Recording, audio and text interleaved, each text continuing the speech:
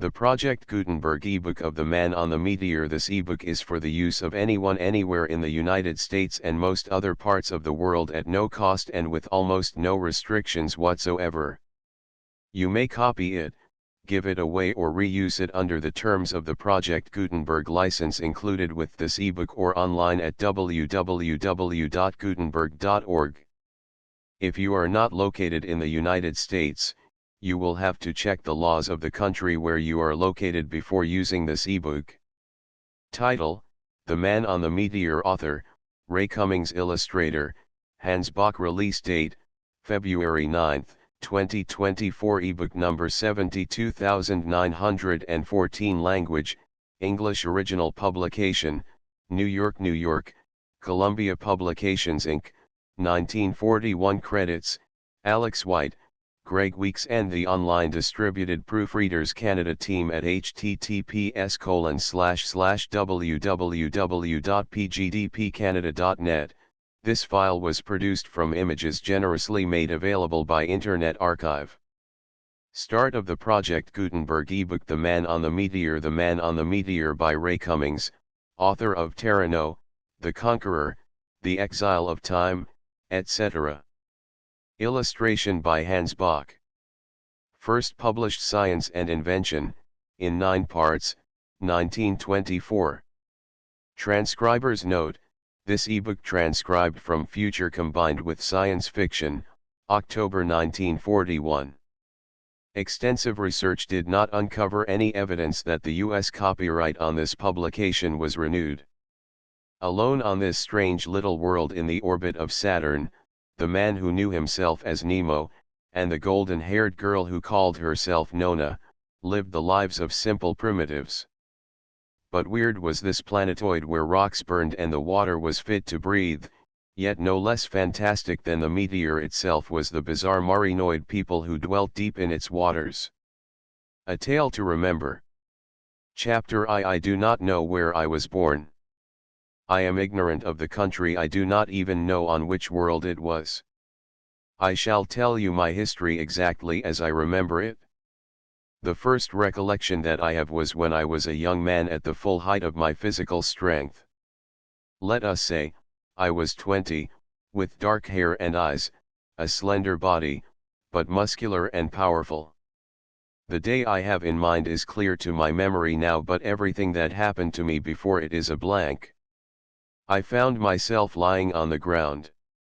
It was dark and there was a sky full of stars and strange flashing lights. I sat up, stiff and sore, and bruised all over. I was encased in some sort of a rubber suit, with a pack on my back. My head was enclosed in a helmet of transparent, rigid material. I felt as though I were smothering, and I tore off the helmet and flung it from me. I drank in a deep breath of the night air. It was pure and sweet, but heady. It made my senses reel like some potent wine. I say that I sat up. That is not strictly true. I pushed my elbow against the ground, and my whole body went into the air. I floated back to a sitting posture. I was light as a feather. The night was calm without a breath of air stirring. Lucky for me, for I would have blown away had there been any wind. I sat there puzzling over my very existence.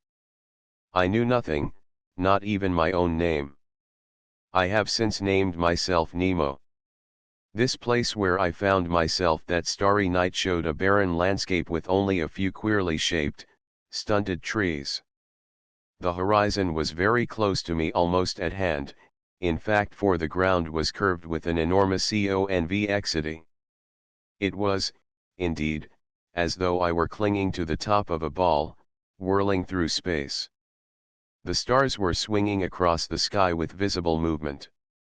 I had been conscious no more than a minute when a moon swung into view.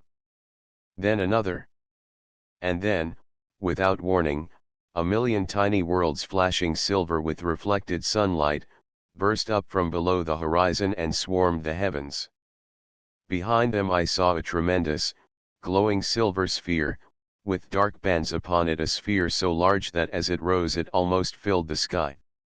I was on a tiny meteor, one of the myriad that swarm in circular orbits about the planet Saturn and form its rings. Saturn, in position outward from the Sun, is the sixth major planet of the solar system. Its mean distance from the Sun is 887,098,000 miles. It is a globe almost as large as Jupiter, 74,163 miles in diameter, to be exact. It has, however, a trifle less than half Jupiter's density and only 1/9 the density of the Earth. With Saturn's rings you are perhaps familiar in a general way. They are concentric, and encircle the planet like a flat hat brim, a brim more than 37,000 miles broad. These rings are composed of billions upon billions of tiny meteors revolving about Saturn, all in almost the same plane and each maintaining its separate orbit, each a tiny satellite, each glowing silver from its reflected sunlight. And it was upon one of these tiny meteors that I found myself. Do not imagine that I knew all these facts at the moment. Far from it. I had no knowledge of any kind. My body was developed to manhood, but I was ignorant of everything, with only instinct and a dawning reason to guide me. I had tossed away my transparent helmet. It left my hand and went through the air like a stone from a catapult. The last I saw of it, it was sailing out over a line of trees. My brain was still confused, but I knew that my body was overwarm. I took off the rubber garment and pack, finding myself in a white knitted affair like a bathing suit, sleeveless shirt and trunks.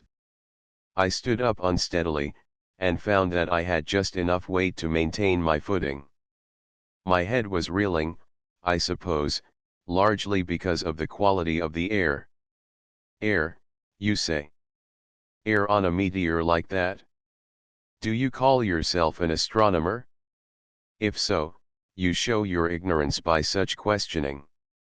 Air, or at least something that served my purposes of breathing, was there, and that I am here alive to tell it must be your proof. I could see perhaps a quarter of a mile.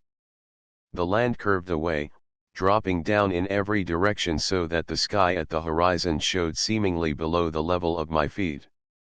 I was visibly on the top of the world. Overhead those billions of tiny worlds were swarming.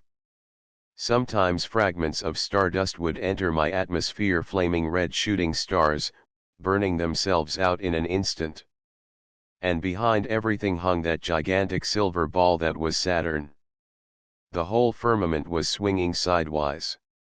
In a few moments half of Saturn was below my horizon. The sun rose behind me, a smaller sun than appears to you here on Earth, but still the same yellow-red color.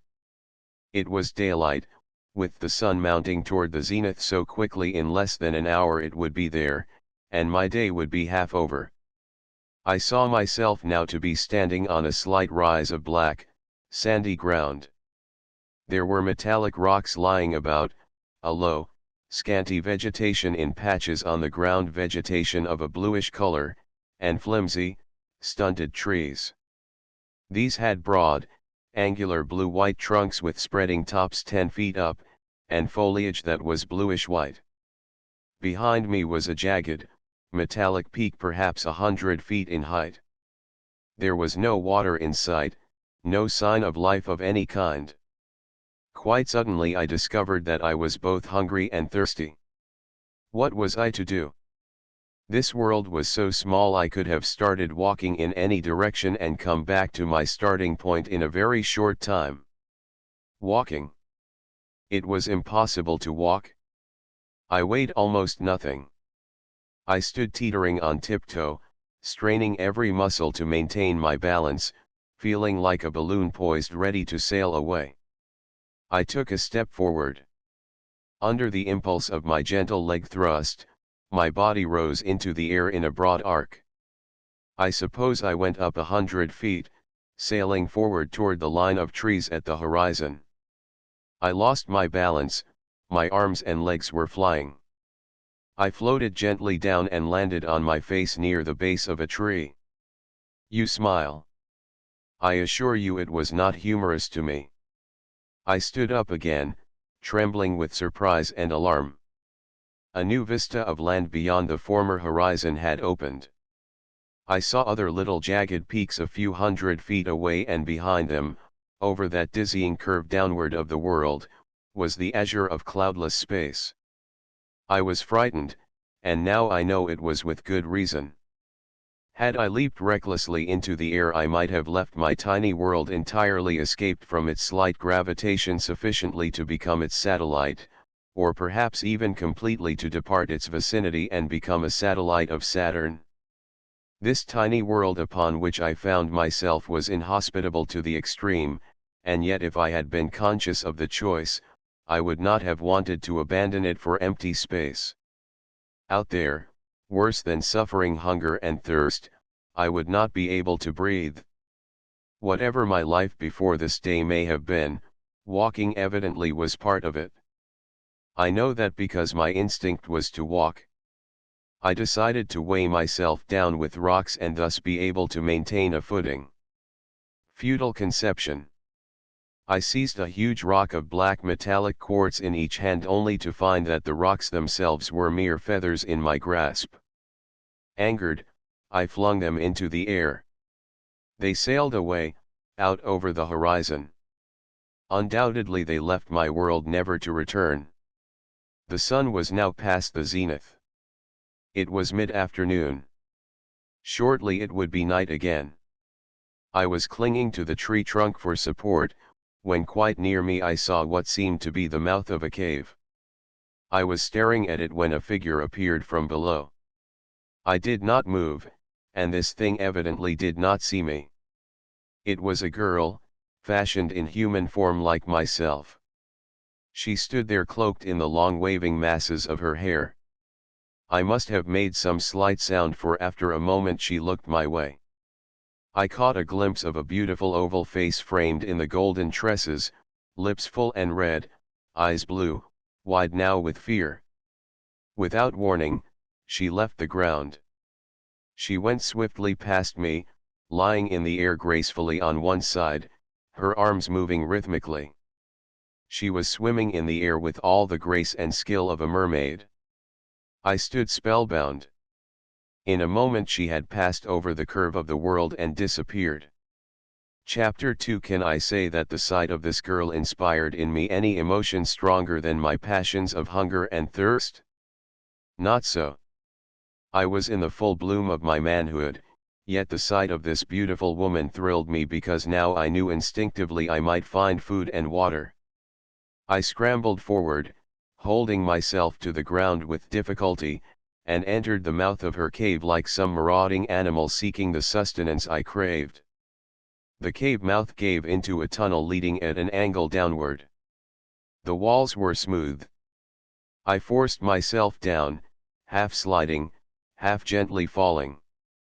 For an instant the thought came to me that I would encounter other living creatures, things to keep me from the food and drink I wanted. Had I met them, humans or beasts, I know I should have fought desperately. It was dark in the tunnel, but soon I saw that the rocks were glowing with a phosphorescence. This grew brighter as I advanced. I went down perhaps 200 feet, then the tunnel opened. I was in a subterranean chamber of indeterminate size, possibly 500 feet square, with a black rocky ceiling some 50 feet above me. The whole place was dimly lighted by the red-silver glow which came from the rocks. The air was denser, with a pungent, aromatic odor. It seemed to strengthen me and clear my head. The sides of the cave were rough and broken with overhanging rocks like shelves. Here and there were other small tunnel mouths. Most important of all, a small subterranean stream crossed the cave, opening up into a little lagoon near the center. It was a thin-looking, milk-white fluid. I flung myself down to it with a splash. It tasted, not like milk, but like pure, cold water, though very thin and light. I drank my fill. The joy of it! There was a pile of blue fabric woven grass on the bank beside the stream. The girl's couch, it proved to be. The robes were very soft, gossamer in weight. I started to dry myself upon one of them. But the water, I shall call it that, evaporated like alcohol, and I was dry in a moment. There was food here. A patch of black soil had queer, fungus-like growths in it. I had no doubt it was the girl's food. There were the remains of a fire, though I did not know what it was at the time. On a stone was some of the fungus which had been cooked. Of this I ate. Upon the couch I lay at ease. The blue robes lay around me like swan's down. My slight weight made me seem floating in them. It was my first conscious moment of physical peace. With hunger and thirst appeased, my thoughts turned to the girl. She was not only the first woman, but, to my memory, the first living thing I had ever seen. Where was she now? Could I capture her? Across the cave I saw something move. The mouth of a passageway was there beyond the stream, and in the dim glow of light I could make out the girl standing there. She was watching me as I lay in possession of her couch. I held myself motionless. After a moment she began coming forward, timidly, yet curiously, to inspect me. She stopped at the edge of the stream no more than 50 feet away. Her hair fell in waves to her knees. She stood hesitating, frightened, yet drawn by a power greater than her fear. I could see the muscles of her limbs tensed for instant flight. I had intended to leap suddenly across the stream, but a strange shyness came over me. Instead, I called to her. Words. I had no spoken language. I called some syllable. It startled her, but she answered a soft little call of shy friendliness. I wanted her to come to my side of the stream, but she would not. I beckoned to her, but she moved backward on fairy-like tiptoed steps. It angered me. I waved my arm vehemently and tried to climb to my feet, struggling with the airy, half-floating robes of the couch. The girl took flight. Her arms struck out, and like a swimmer mounting through water she floated up to the ceiling, landing upon a ledge of rock. Through a tangle of her hair her face peered down at me. And though her eyes were frightened, there seemed an impish, mocking expression to her tremulous smile. Shyness dropped from me. She would obey me, I would make her. I kicked myself into the air and swam as I had seen her swim. But it was not as easy as it looked. I turned over in the air, losing my balance in spite of myself. I reached the ledge, striking my shoulder violently upon it as I landed in a heap. But she was not there. Across the cave, down by the couch, she stood poised on tiptoe, looking at me. And this time her red mouth and dancing eyes were openly mocking. For half an hour I pursued her about the cave, but she eluded me as easily as though she had been a butterfly and I one of your earth children in eager chase. She could have escaped from the cave, but she had no fear of me now. At last, bruised and exhausted by my futile efforts, I sank upon her couch, and again she stood nearby, regarding me. I was angry and sulky. I pretended to disregard her. At last, utterly worn out, I fell asleep. Chapter 3. When I awoke, the girl was sitting beside me. Her soft fingers had been stroking my hair, it was their touch which awakened me. As I moved and opened my eyes, she instantly withdrew beyond my reach. I was hungry, and when I motioned to her and indicated the food, she seemed to understand. I sat quite still, and within a few minutes she was deftly preparing a meal. But I was aware that she watched me narrowly and seldom came within my reach. The fire she produced by rubbing two stones together. It seemed to ignite the stones, with a tiny flickering flame like the burning of sulfur. She had gathered a pile of dried vegetation from the surface above the cave, and when that was blazing she added rocks that glowed like coal. The fire interested me tremendously. It alarmed me, but only at first, for I saw that the girl had no fear of it. I need not go into details. Her manner was proud when presently she indicated the hot food ready to eat, and she watched me expectantly while I tasted it. I smiled my approval and beckoned her to take some of it with me. At which she curled up on the robe beside me, eating the food I pushed toward her. We were friends. Like myself, she had no spoken language. But when we tried to talk, it came fast. I indicated myself and told her I was Nemo. The word seemed to spring readily to my mind. I have no doubt it was some part of my earlier life. She had no name. I called her Nona. It seemed to please her. She repeated it after me half a dozen times, and clapped her hands delightedly. A little later we went up to the surface of our tiny world. It chanced to be daylight, and Nona taught me how to swim through the air, how to handle myself against this lack of gravity. The art came to me quickly. I was soon able to swim about with swift, powerful strokes. My stronger muscles gave me an advantage over her. I could swim more quickly, but I could never attain her deftness, her agility. She would swoop about, dive head downward in a graceful arc, right herself and land on tiptoe. We circled our little globe, swimming at an altitude of 100 feet, and following the sun, and within half an hour were back at our starting point. Everywhere I saw the same bleak landscape. It was night when we returned, for we had overtaken the sun and passed it. But in a few moments daylight came again. Then Nona showed me how to jump. With arms folded, she leaped vertically into the air. Straight up her body shot, her hair brushed flat against her by the downward rush of wind. She held herself upright by throwing out a hand occasionally.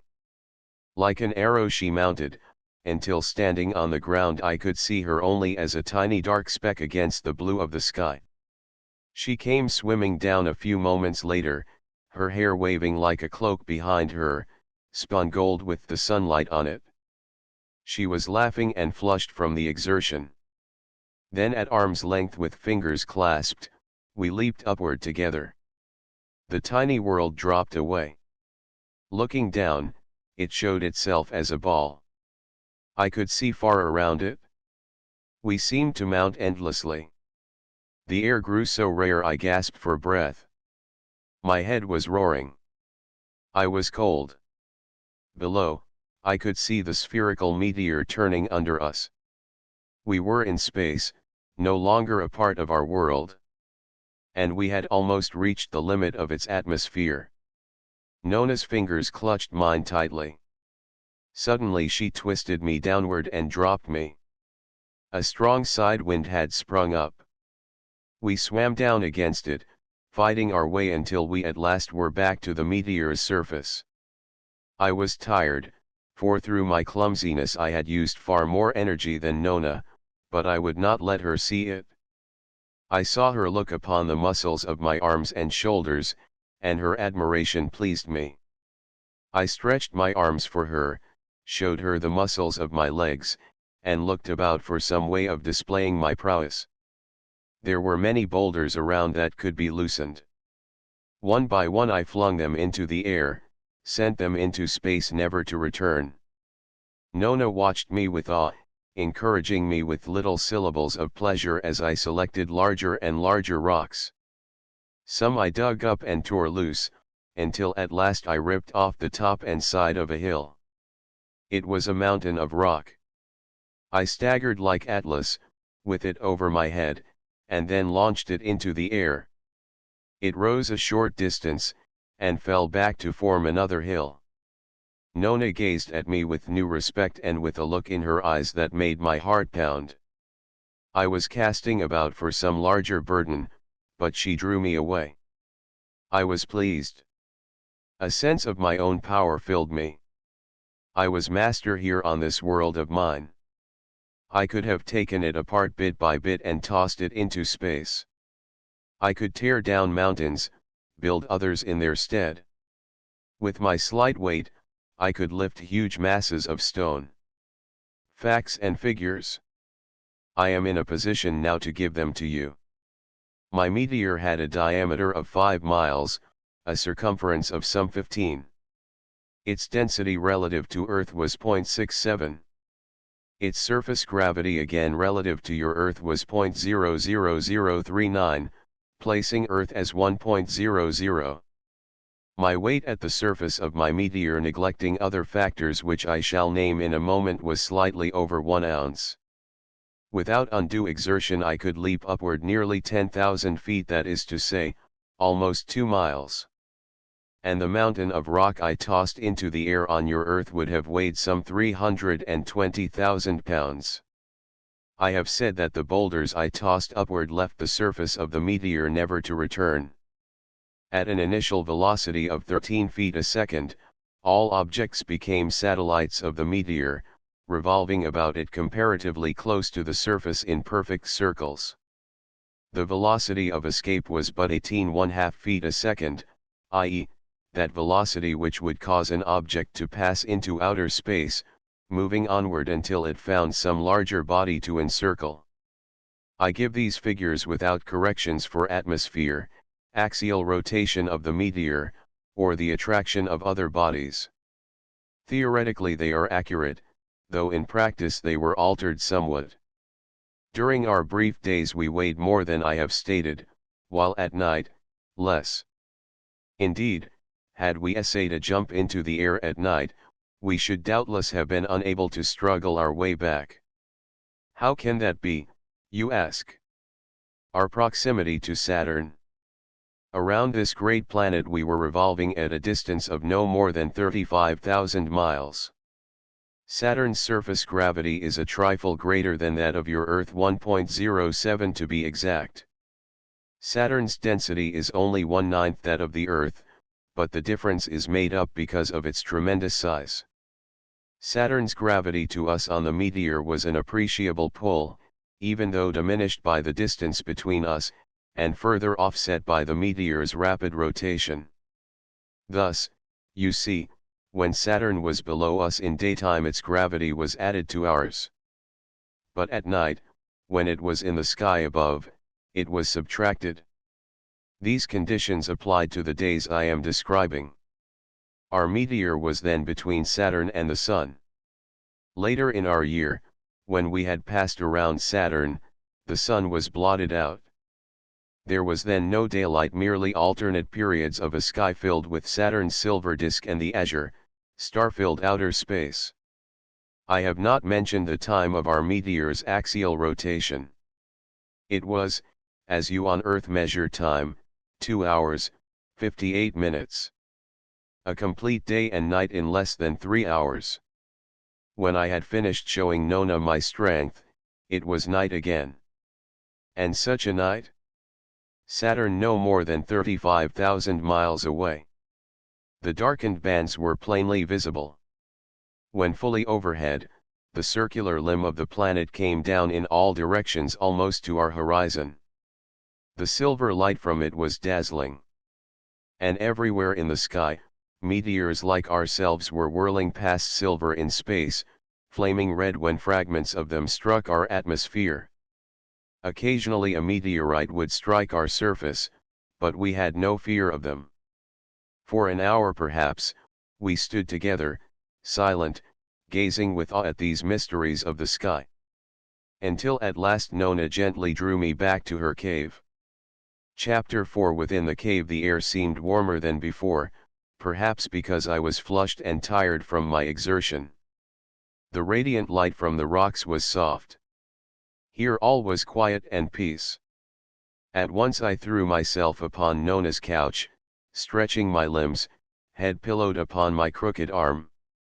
For a time, as before, she stood regarding me. There was in her gaze now no fear, but a curious softness. I sensed it. With sudden thought she smiled, and swam across the cave. She got a stone, hollowed out like a cup. She filled it at the stream and offered it to me. I drank gratefully. Again I was conscious of hunger. The fungus-like food was unsatisfying. I made Nona understand, and she seemed distressed. I could see she wanted to feed me but had no other food. Finally she motioned me to lie quiet. I watched her as she stretched herself prone on the ground near me. Her head was raised, she was looking keenly, carefully about the cave. Then she began swimming, slowly, stealthily, no more than a foot or two above the cave floor, circling about, up along the walls, back overhead following the line of the ceiling. Once, when she was hovering over by the side wall, I saw her grow suddenly alert. I followed her steady gaze, and on a rock 50 feet from her I made out the outlines of something lying motionless.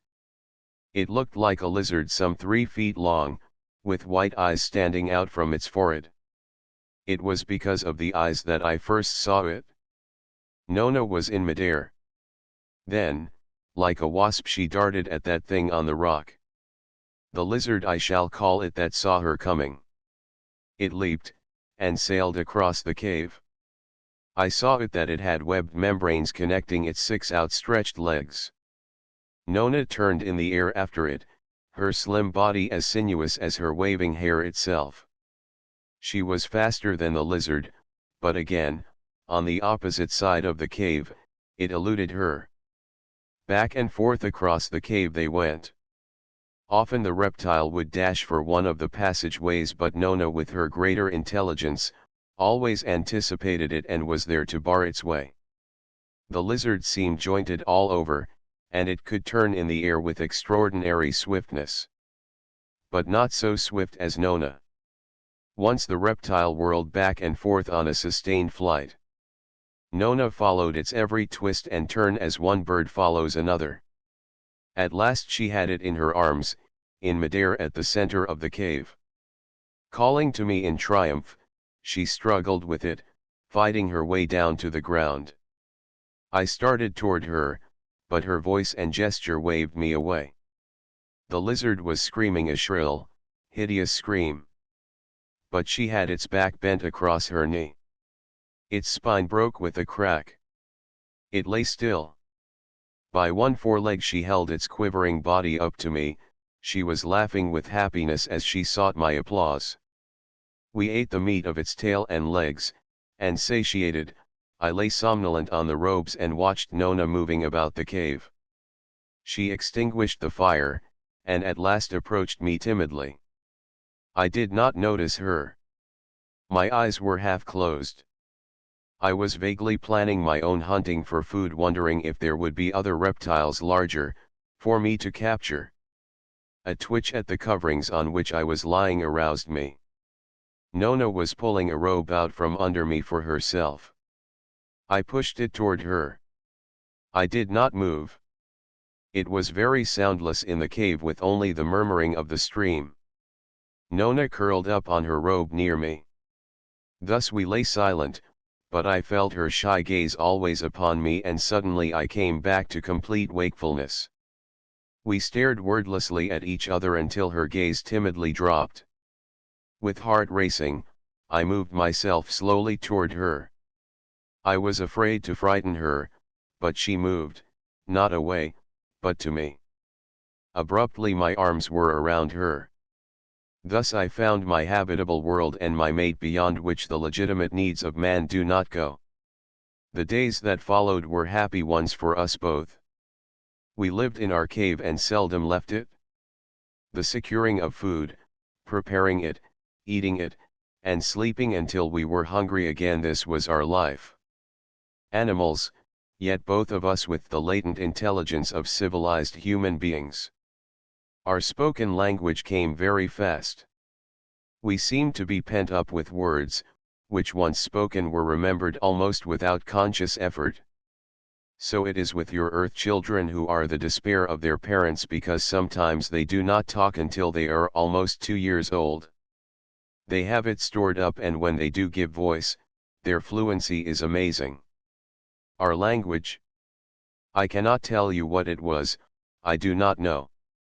It seemed almost as though we were inventing it as we went along.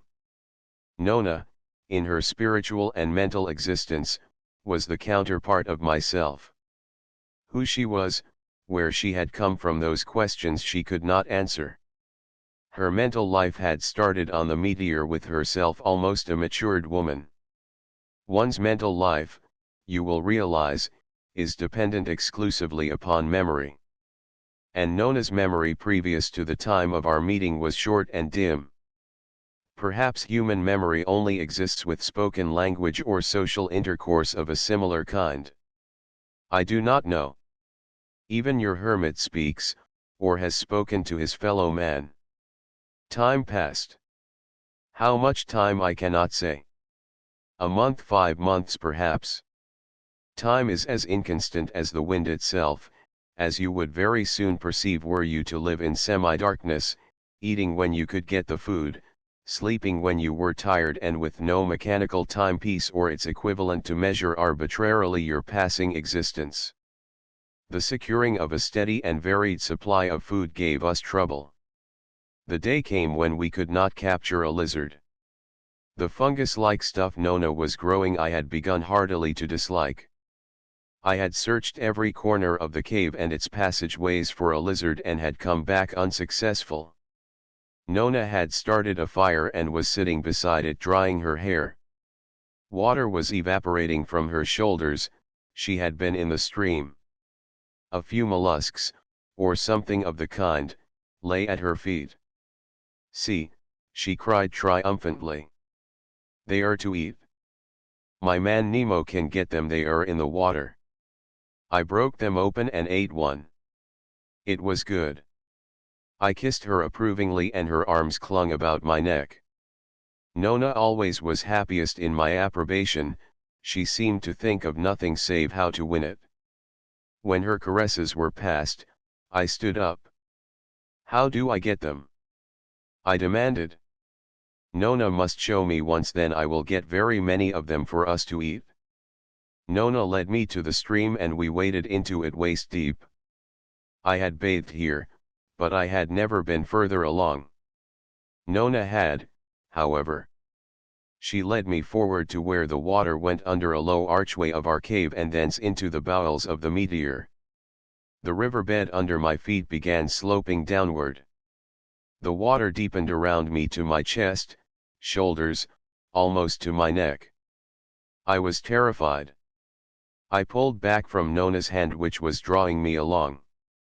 Her hair was floating out like golden seaweed around us.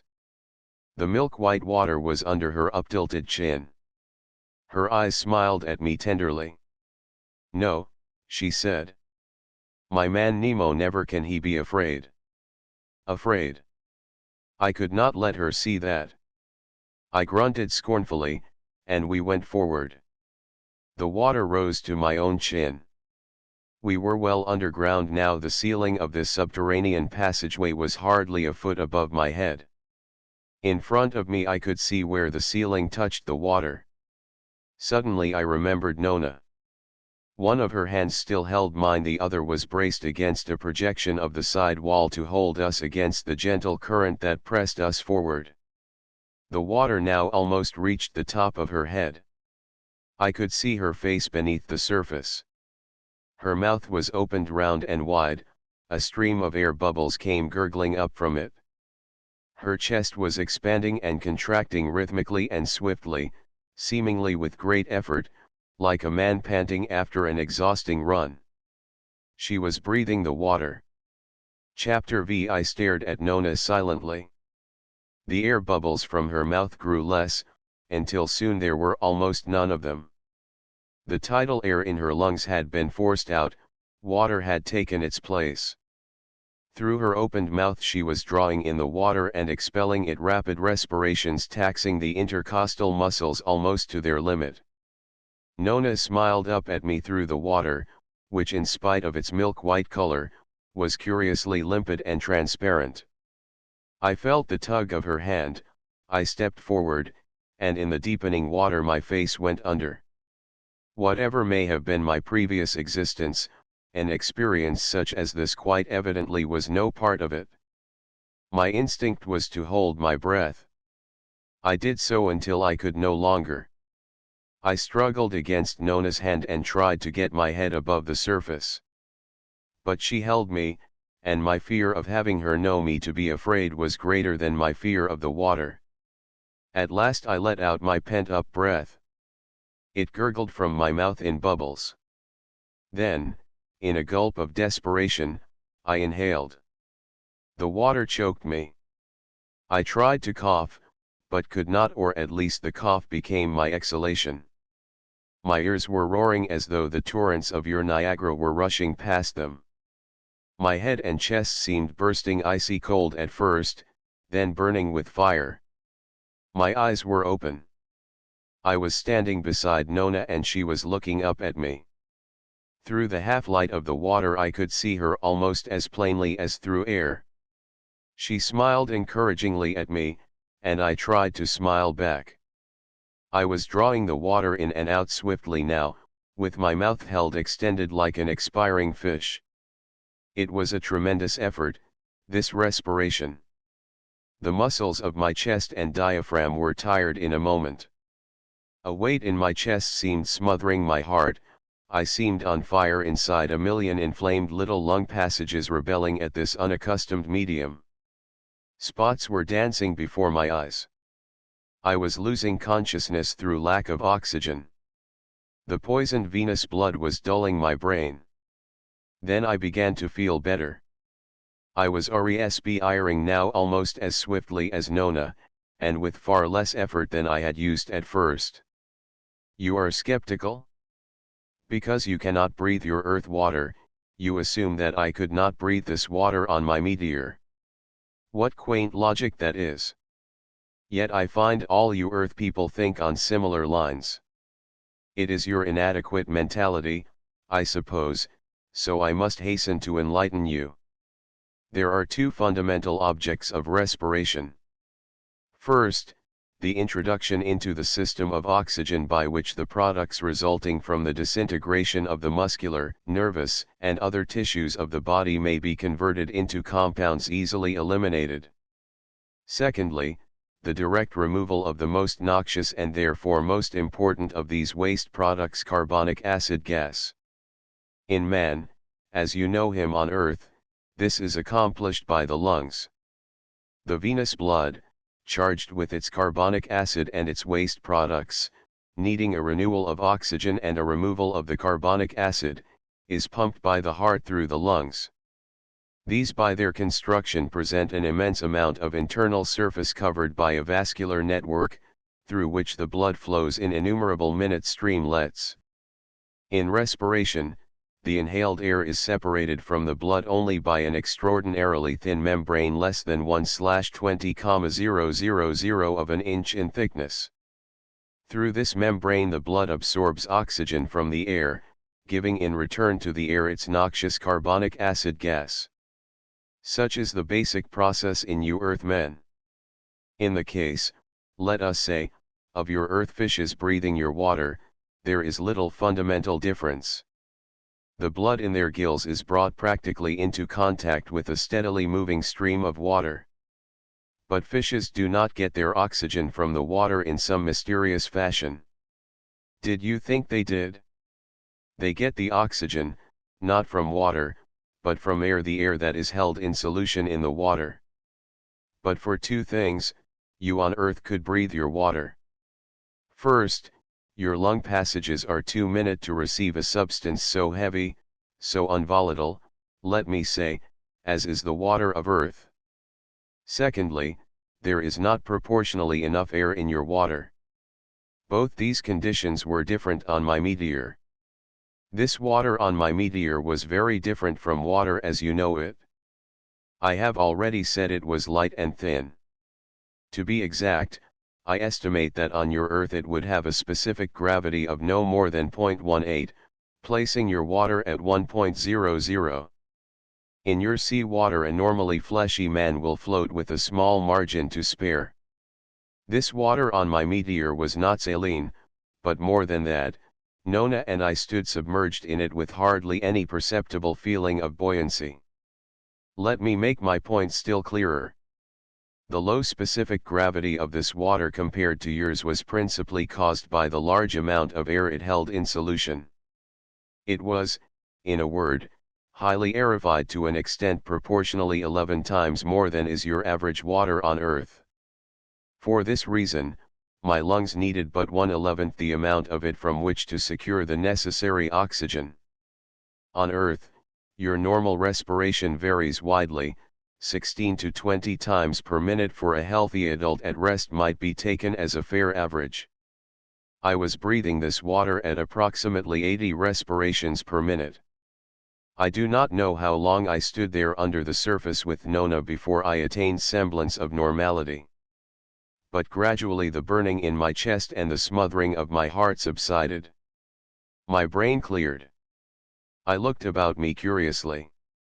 The water was clear and transparent to a remarkable degree. There seemed inherent light diffused through it, like a phosphorescence. We had taken several steps forward and were well below the surface now.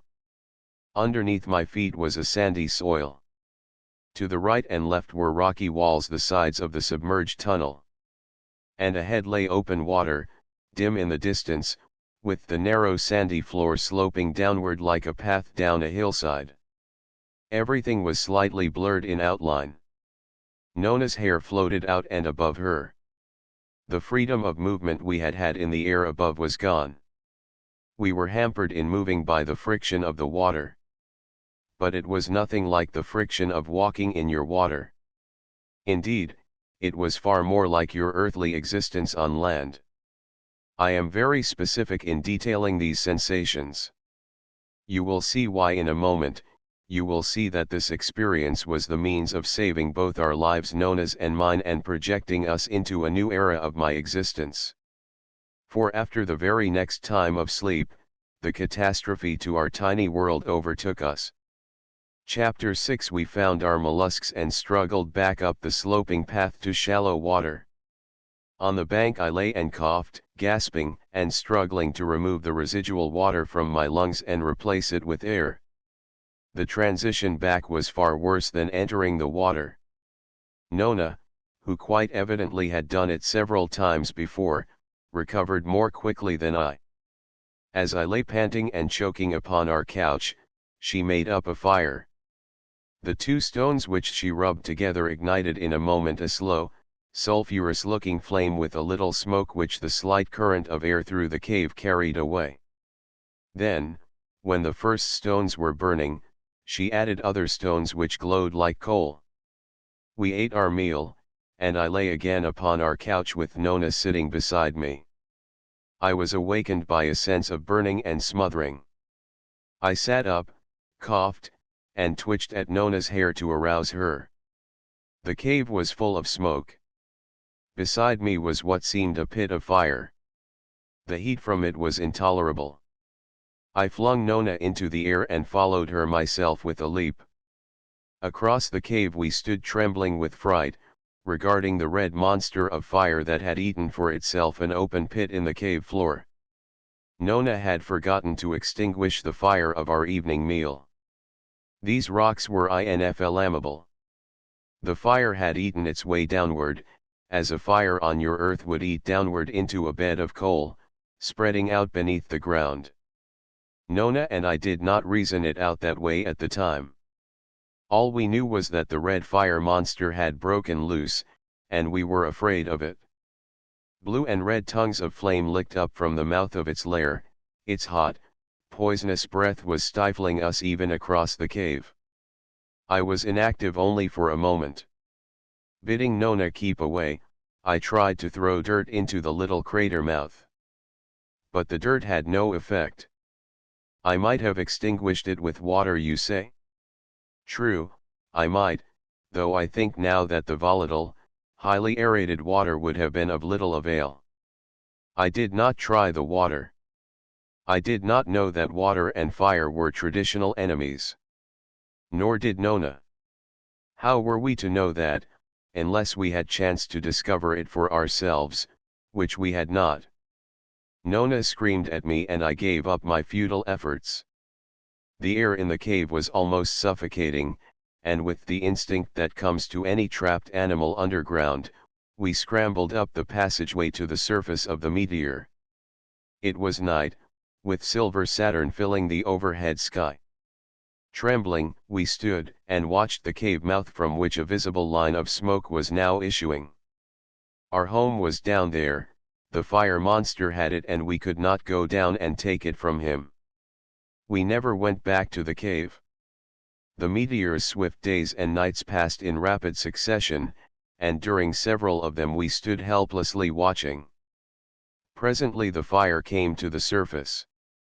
I realize now that it was eating its way downward as well as upward until the entire vicinity of the cave was glowing with molten, burning rocks. The ground all around the cave mouth soon fell inward.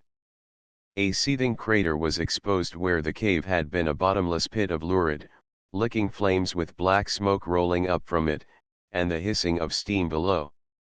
We took instant flight, swimming through the air over our tiny world, until, on its opposite hemisphere we found sanctuary. There was no evidence of the fire here. We were pleased. We would find another cave, another river, and build our home anew. We were both famished. I caught a lizard and we ate it uncooked, for we were both afraid to unleash again the monster that had all but overcome us. Then we slept, and again, when 2 of the meteor's brief days and nights were past, and Saturn was sinking below the horizon to give place to dawning sunlight, we searched for a new cave. No cave was to be found. But there was water. A river several hundred yards wide bubbled up from the ground and flowed in a broad shallow stream toward the horizon. We followed it to a tiny line of hills. Into a hole in a cliff face it plunged downward with an impetuous current. Here we decided to build our home. There were blue rushes along the river bank. Nona gathered them, she would dry them, plait them into robes for our couch. Once I flew back to the fire. I could not get very close to it, for the air choked me. The fire seemed to be burning itself out. It was dull, with flickering puffs of flame in the midst of a thick pall of smoke which hung motionless in the still air. I returned to Nona. "The fire monster is dying," I said. "But it has eaten our cave." I know now what was happening. The fire was being smothered for lack of fresh air to sustain its combustion. Had there been any wind I do not doubt but that the entire surface of the meteor would have been consumed. An almost equally great danger threatened us, however, and presently we were made aware of it. The smothering, smoldering fire gave off steadily a tremendous volume of unconsumed gases. Even without any wind they diffused themselves throughout the meteor's atmosphere. It was so small a world, with so thin a blanket of air about it, an infinitesimal fraction of the air that envelops your Earth. Rapidly it became polluted with poisonous gases from the half-smothered fire, polluted throughout its entire extent.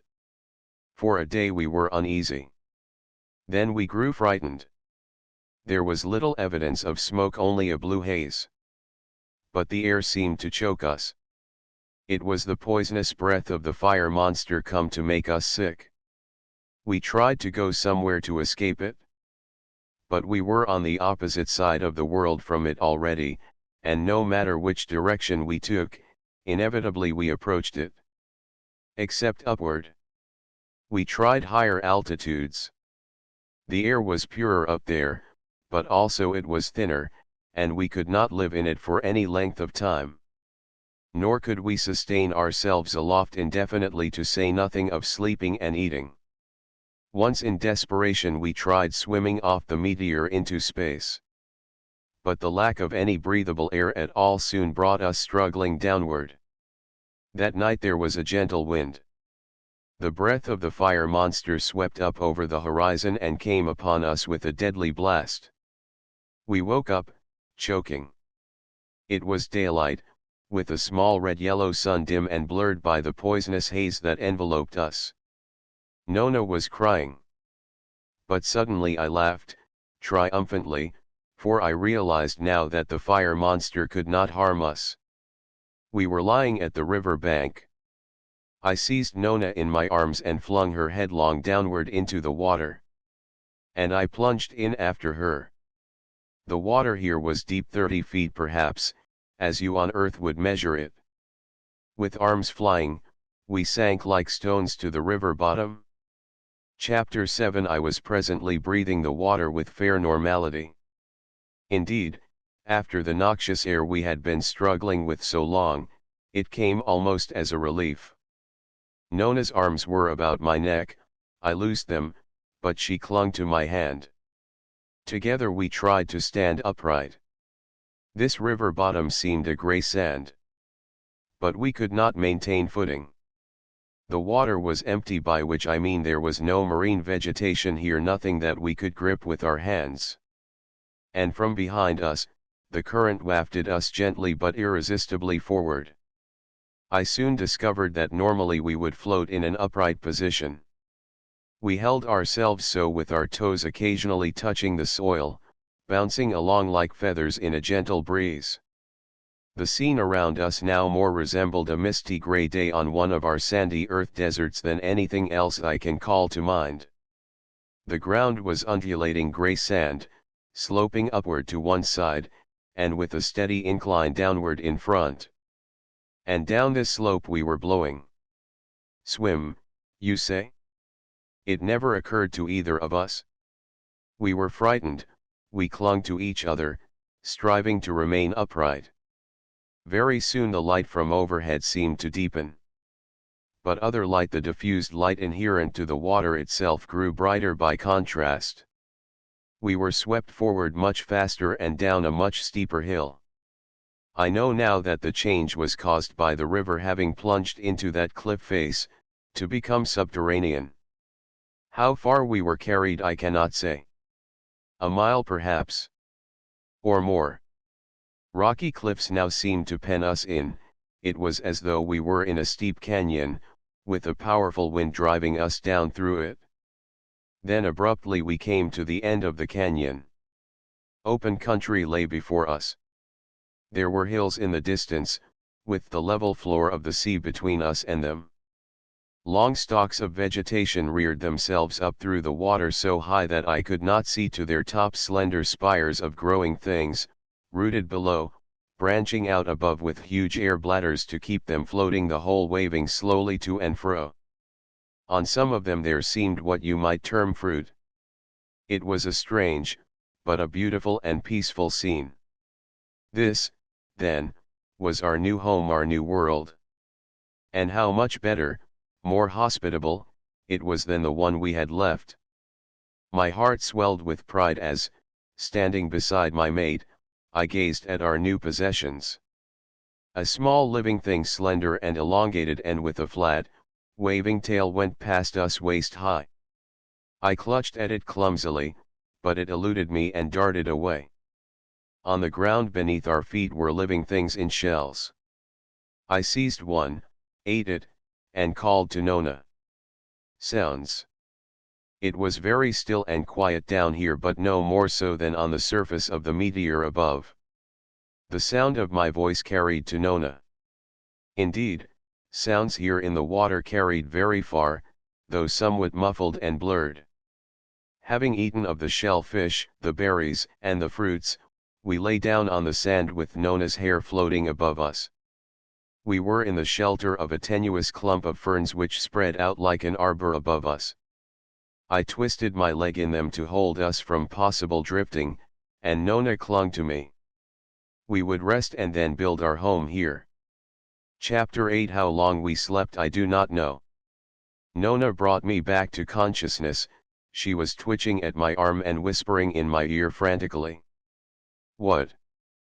I demanded, but she silenced me. She was pointing with a trembling hand. I saw what it was. Half a mile away perhaps, over the sand hills, I could see figures moving. Living things were advancing toward us along the water bottom. I sat up, alert. Living things. I would capture and kill one for food. But as they came steadily closer, I saw that each of them was nearly as large as ourselves, and there were 10 or more of them. I trembled, and Nona and I drew back into the fern to hide. The things continued to advance. Soon I saw that they were upright, coming along the sand as though walking, slowly but steadily. I thought they had not seen us. Nona and I lay very quiet, with our hearts pounding with fright. Soon the things were so close that I could examine them in detail. They were apparently human as ourselves, made after a general plan like our own. I have since named them Marinoids, a name that may serve as well as any other. The males, or shall I call them men, were some 5 feet in height. Their bodies were pink-white, smooth, with a glistening skin. They were clothed crude greenish garments wrapped around them tightly. They had feet and jointed legs, which, however, were connected by a flapping membrane. Their chests were overlarge. There were 4 arms, 2 at each shoulder. The arms waved in the water sinuously, like the tentacles of an octopus. At the ends of the arms were fingers very long and slim, and a huge pincer, like that of a crab. Yet for all that, these beings seemed in human form. The heads were hairy and round, with 2 eyes only slightly protruding, a nose, and a mouth not much different from my own, save that it was larger. The women were slightly shorter and more slender than the men, with long dark hair that floated habitually above them. In this party which now approached us were 10 individuals, 4 of them women. In spite of their size, there was about them, both women and men, a curious aspect of unsolidity. I felt less afraid of them as I realized it. They looked as though I could crush them in my arms. Their chests especially seemed no more than thin, inflated membranes, expanding and contracting with extraordinary rapidity. I wondered, with a sudden flush of triumph, if these things would be good to eat. I whispered it to Nona. "I can capture one," I said confidently. "Wait," she cautioned. The Marinoids were still walking toward us along the sand, slow dragging footsteps combined with a sort of waddle, for their legs were hampered by the membrane which connected them. Their arms were waving back and forth. The backs of most of them were bent, with their faces downward as though they were examining the sand. I must have made some movement. They saw us. They stopped, and seemed to grow suddenly alert. The men consulted together, pointing at us. The women drew partially behind them as though for protection. I struggled upright, in spite of Nona's warning and her restraining hold. I would fight these things, kill them for our food. It would be a glorious feast. My Nona was hungry. I plunged forward. The Marinoids were alarmed, startled would describe their aspect better. The men stood their ground. The women darted upward through the water, swimming on one side with legs waving the connecting membrane like a great fish's tail. One of the Marinoid men had shouted something. I could hear his voice plainly, words seemingly a rasping order. Nona was behind me, following me closely, ready to help me fight. "Quick!" I shouted. "Catch one, Nona." It was so futile. The Marinoid men left the sand and darted at us so quickly that we could not have eluded them had we tried. They were upon us in an instant. I was helpless as they threw me down, and with surprising strength in those 3-foot-long tentacles, wrapped them around me and held me. 3 of the men were thus engaged with me, and 2 were holding Nona. But they did not attempt to hurt us. Indeed, they seemed to avoid doing so. The 6th Marinoid, he who had shouted the order, was hastily gathering long, rope-like segments of the vegetation. At his command, Nona and I were raised upright. The women came down to the sand, and they all inspected us curiously, talking among themselves with words to us unintelligible, but gestures which seemed wholly rational. At last they bound our arms tightly against our sides and started us walking along the sand. They were leading us away, out over the sandy open spaces toward a line of hills in the distance. The women swam above us, the men walked in a group, pushing Nona and me in front. We could run faster than they, and once we broke away. But they swam after us and caught us in an instant. And one of them warned us with a gesture which was unmistakable. Soon I saw what this party had been doing before they encountered us. We passed occasionally, huge receptacles made seemingly of woven sea vegetation. Into these baskets they had gathered various living, shell-backed creatures of the water bottom.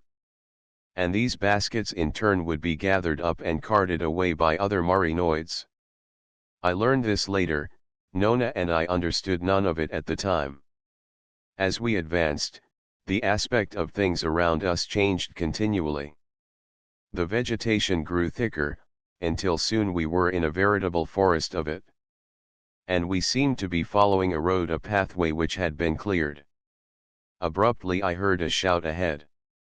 The marinoid women swimming above us came suddenly down. Our leader said something, and they all drew back from the road, pulling us with them. The shout ahead of us grew louder. A moving object came into view, a sort of sleigh made of a huge shell. It was gliding over the sandy road toward us, pulled by a strange swimming animal. In the sleigh were two marinoid men, the larger of them elaborately clothed. The sleigh halted abreast of us. The smaller of its occupants stood up and shouted vehemently. And suddenly I realized that he was shouting at me. My captors were lying prone on the sand, and had pulled Nona down with them. But in their excitement and awe, for this was the ruler of their world, they had left me standing alone. I stared stupidly at the angry figure in the sleigh, and suddenly, in his wrath at the effrontery of my upright posture before his monarch, he launched something at me. I saw it leave his hand. It was long, thin, and pointed. It came through the water like a spear thrown through the air. It hit my head a glancing blow. I sank down to the sand. I heard shouts around me. Nona was screaming. Then my senses faded into blackness. Chapter 9. I take up my narrative at a point some 4 or maybe 5 months, as you here on Earth measure time, after Nona and I entered the world of the marinoids. The human memory retains only high spots clearly, and those 4 or 5 months held nothing which now impresses itself strongly upon me. You will recall that I had been knocked unconscious by a blow on the head. When I recovered, the ruler of that world had passed on his way and our captors were again dragging us forward. We came presently to a city. A city, you say? A city under water. Why not? By a city I mean a closely knit collection of human dwellings where a large number of people lived close together. Is that not a city? This one was the capital of the marinoid world. They called it Rax, a brusque, somewhat guttural monosyllable which I write with those 3 letters. There we took up our abode with the leader of this marinoid party which had captured us. There we learned the marinoid language, and became a part of the marinoid civilization with friends and enemies, hopes, fears and despairs. As I have already told you, our own spoken language was no more than at its beginning. We turned to that of the marinoids readily, and within a few months it was to all intents and purposes native to us. That you may understand this point, I remind you again that our intellects were matured but unused. We learned like precocious children. More than that, this contact with other beings with minds like our own brought us rapidly up from the primitive mental state in which I have previously pictured us. We learned that one great trait of civilization deceit. You will picture us then, Nona and me, as we were at the end of these months with the marinoids. We lived in a dwelling near the bottom and outer edge of the city of Rax. The bottom of the city.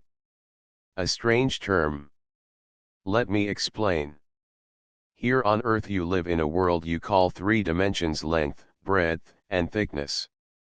By that, you mean your bodies, and all material objects comprise 3 dimensions. Perfectly right. But you live on the surface of a globe. In general, with exceptions of course, your actions take place in but 2 dimensions.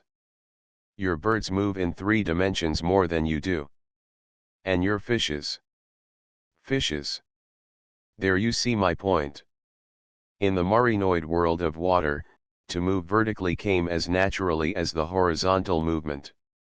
Hence, I say the bottom of the city, for Rax had a vertical dimension almost as great as either of its others. The city was, I should estimate, of roughly circular form, some quarter of a mile long and nearly as broad. Like a huge, low cylinder standing on end. It was a fibrous city of growing sea vegetation. Huge stalks planted like a thick forest of trees in the sandy ooze of the water bottom, grew straight upward 1,000 feet or more. Broad, leaf-like branches spread from them at the top, sustained in an upright position by air bladders. These upright stalks were the vertical girders upon which the fabric of the city was built. For 800 feet up they were pruned of their branches. Parasite-growing vines had been guided laterally to connect the vertical stalks. And upon these, other rope-like vegetation was woven.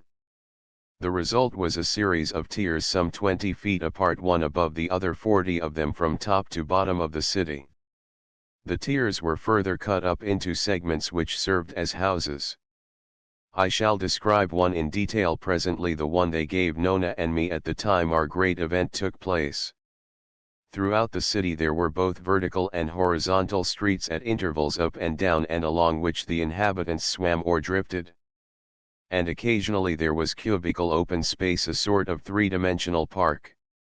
One of these, the largest, occupied the exact center of the city, with the ruler's home contiguous to it. Have I made myself clear? The fabric of this entire city, the very walls and rooms of its honeycombed houses, was living, growing vegetation of the sea. It grew rapidly. It was easily trained to grow in desired directions. A third of a man's lifetime, no more, would grow such a city as this. One species of vegetation? No, there seemed 100. Each one of them had its specific use and adaptability. It was curious stuff. You have marine vegetation in your great oceans of earth. You may conceive what this was like. Tough, smooth, somewhat slimy main stalks. But porous like the stalk of your banana tree. The leaves were intricate and beautifully shaped, and there were millions of tiny air pods growing everywhere. When I first saw the city of Rax, I remember marveling at the ingenuity that could build it. But soon I marveled at the greater ingenuity that could maintain its interior form. The main stalks changed little from year to year. But a constant pruning, altering, uprooting, and replanting was necessary throughout every detail. The very walls of a man's house were of varying form. Yet, since each man was responsible for his own, it was easily done. Above the city, the great branches of the main stalks spread out green-brown wavering things, a lacework of great ferns with hundreds of pods twice as big as a man's body, the air bladders which sustained the entire city. I have said the water was calm. Not a ripple down here save those made by the animate things themselves. Nature was passive. The half-twilight never altered, the temperature remained always the same, no storms, not a sound of the world disturbed its peace and calm. Thus stood the city of Rax, tenuous, wavering gently throughout its every fiber. A city which, with one of your earth swords, I could have cut loose from its moorings and slashed to destruction. And you shall hear how one day I did something like that to a similar city. Not destroyed it indeed, merely, but first I must tell you what happened before the coming of our boy, Nona's, and mine, our little son. Chapter X. We lived first in the home of Ken, the leader of the Marinoid party which captured us. He was in charge of gathering the shell food from the water bottom in the open spaces beyond the city. I must sketch all this briefly, there is so much to tell you. We were at first, curiosities to the Marinoids. But we proved our friendliness, and when we learned their language they made us welcome among them. Our history, what little we had to tell them of the outer world of air, the meteor, the heavens, the great universe of which we are all so infinitesimal a part, none of this could they comprehend. But and you of earth, mark me well, these Marinoids did not scoff. They were not unduly credulous either. Their rulers sent for me, and with 1,000 ingenious questions sought to test the truth of my words. I am sure now that it was this knowledge I held of things they had never dreamed of, which raised me to a position of importance among the Marinoids. That, and my physical prowess, which very shortly I was forced to demonstrate. At all events, I did become a figure of importance in Rax. The ruler and hereditary monarch, whom I shall call king for simplicity, consulted with me frequently after a few months. When boy was born they gave us our own home. Ken had been very good to us, we counted him our best friend. He swam about the city with Nona and me, helping us to select from among the vacant dwellings. Can you picture us upon such a journey? The horizontal streets were like square tunnels 20 feet broad and equally as high, top and bottom a tangle of woven, green-brown vegetation, carefully pruned, sides formed by the rows of houses. There were windows and doors to the houses, with removable screens of vegetation. The streets were artificially lighted. In the open water outside the city there was enough light inherent to the water itself to give a sort of twilight. But within the city, shut in by all this vegetation, it would have been too dark for comfort. At intervals along the streets a transverse strand of vine was stretched. From it hung a huge pod half as big as a man perhaps. The pod was a vegetable air bladder, of a variety whose walls were exceedingly thin and translucent.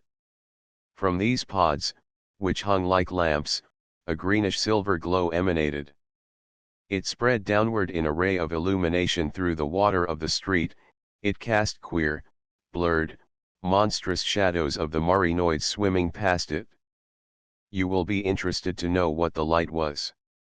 Small, self-luminous organisms were gathered from the open water and placed, hundreds of them, in the translucent pods.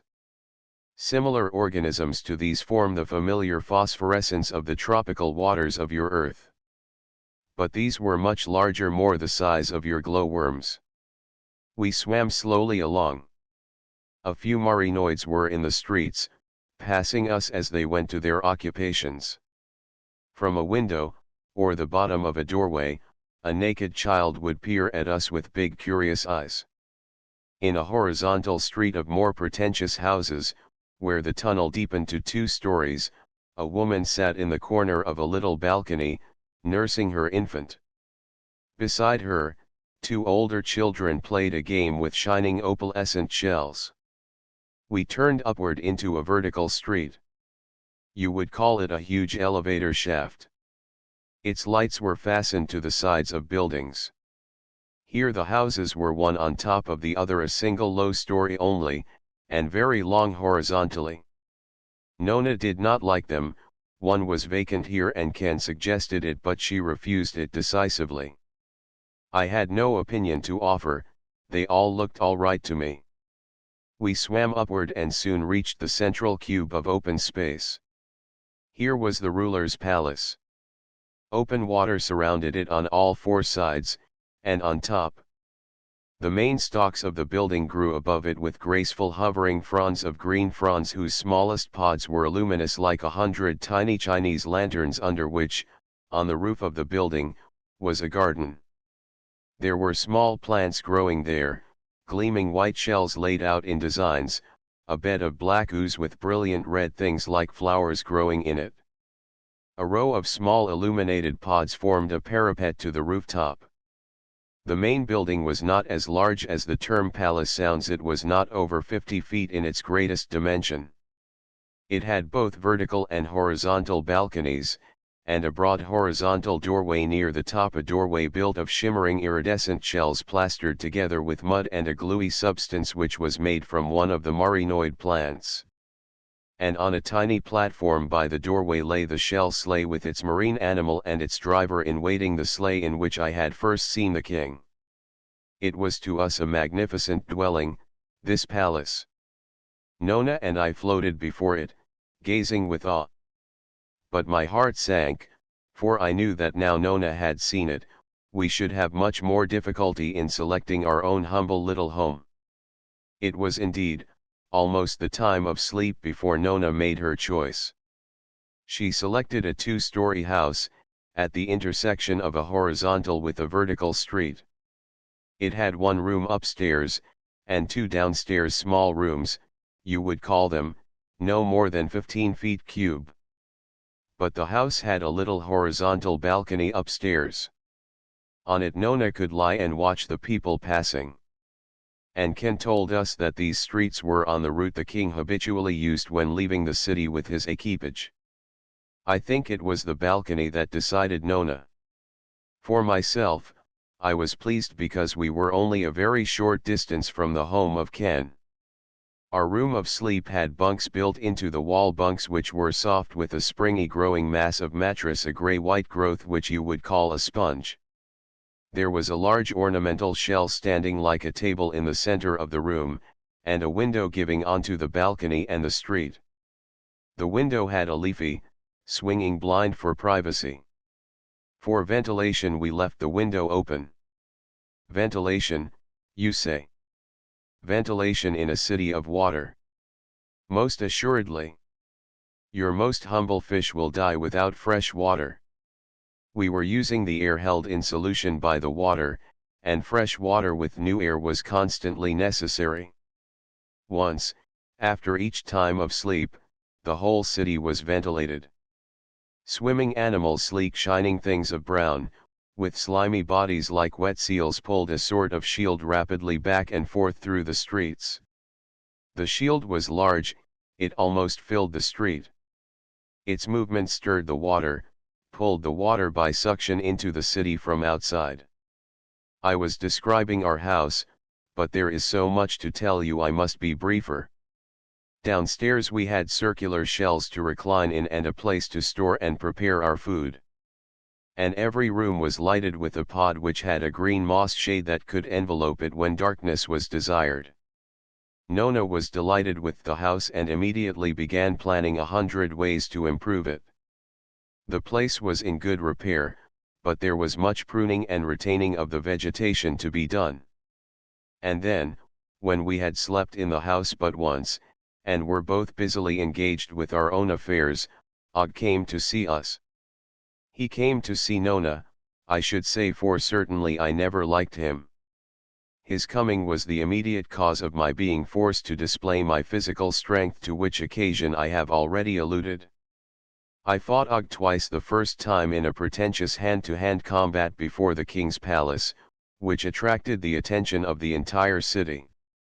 It was a queer combat, unfortunate for me. I shall tell you about it at once. Chapter 11. Og stood in our little doorway, talking to Nona. He was a young man about my own age. I have since learned he was not full-blooded marinoid, but that can come later. He was somewhat taller than Nona, but shorter than myself. His legs, with their connecting membrane, were bare to slightly above the knee. From there to his shoulders, he was dressed in the characteristic marinoid fashion, a single-piece garment of green woven grass. On his bulging chest he wore an ornament, a flat, circular affair of many tiny shells linked together. His 4 tentacle-like arms waved before him. The hair on his head was thick and matted, but short. With one of his pincers he would occasionally brush it, a gesture evidently intended to impress Nona with his grace. Og's face, with features not much different from my own except that his mouth was larger and his eyes slightly protruding, was nevertheless most unpleasant. His chin was weak, his expression egotistical, and more than that, I never liked the way he looked at Nona. A queer sort of being this Marinoid for me to be jealous of. If you are thinking that, you are wholly wrong. We were living in a Marinoid world, and in all that world only Nona and I were queer looking. It was we who were abnormal, not they. Nona, with her flowing hair and her short gray-green Marinoid jacket, was to me the most beautiful creature in the world. But, as Ken pointed out, our eyes, Nona's and mine, were set too deep in our head to be of real use in seeing sidewise. Our mouths were too small to admit the water comfortably, and our chests too small and immobile to handle it properly.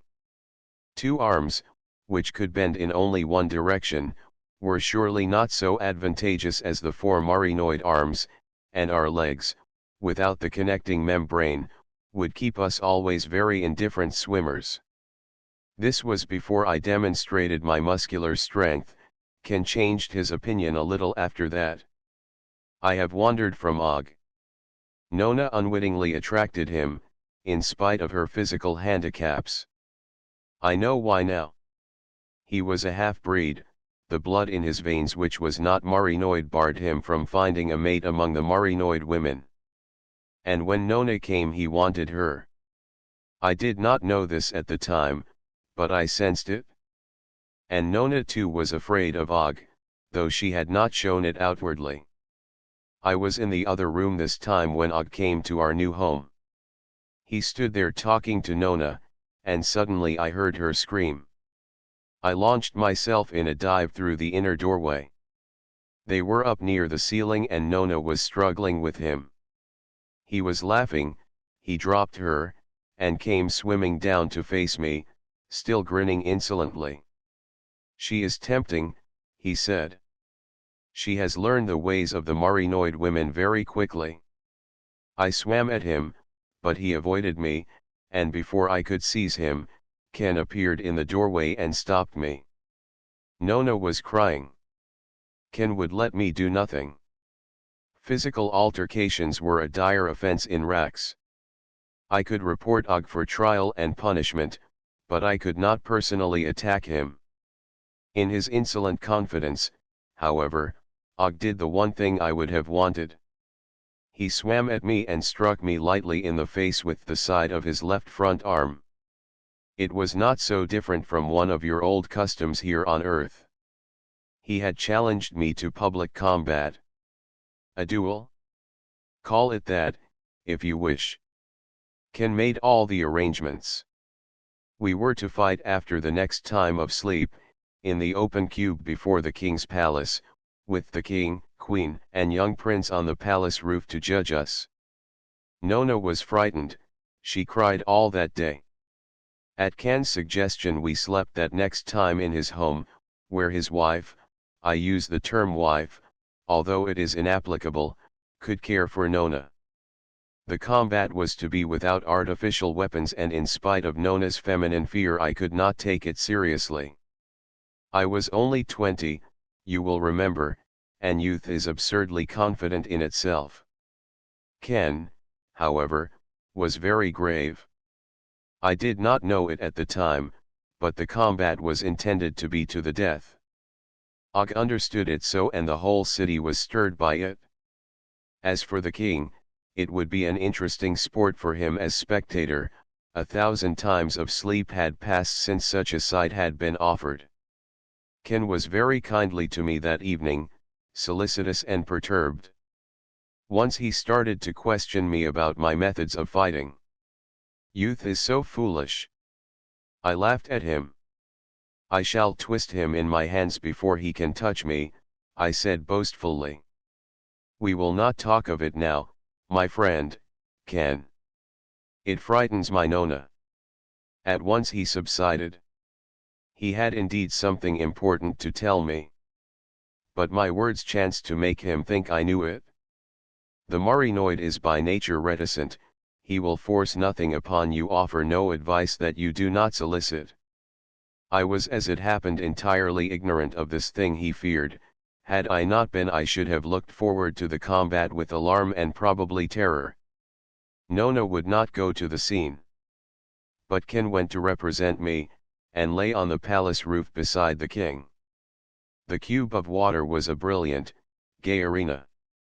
Illuminated air bladders were hanging from the palace balconies and from the foliage above its roof garden.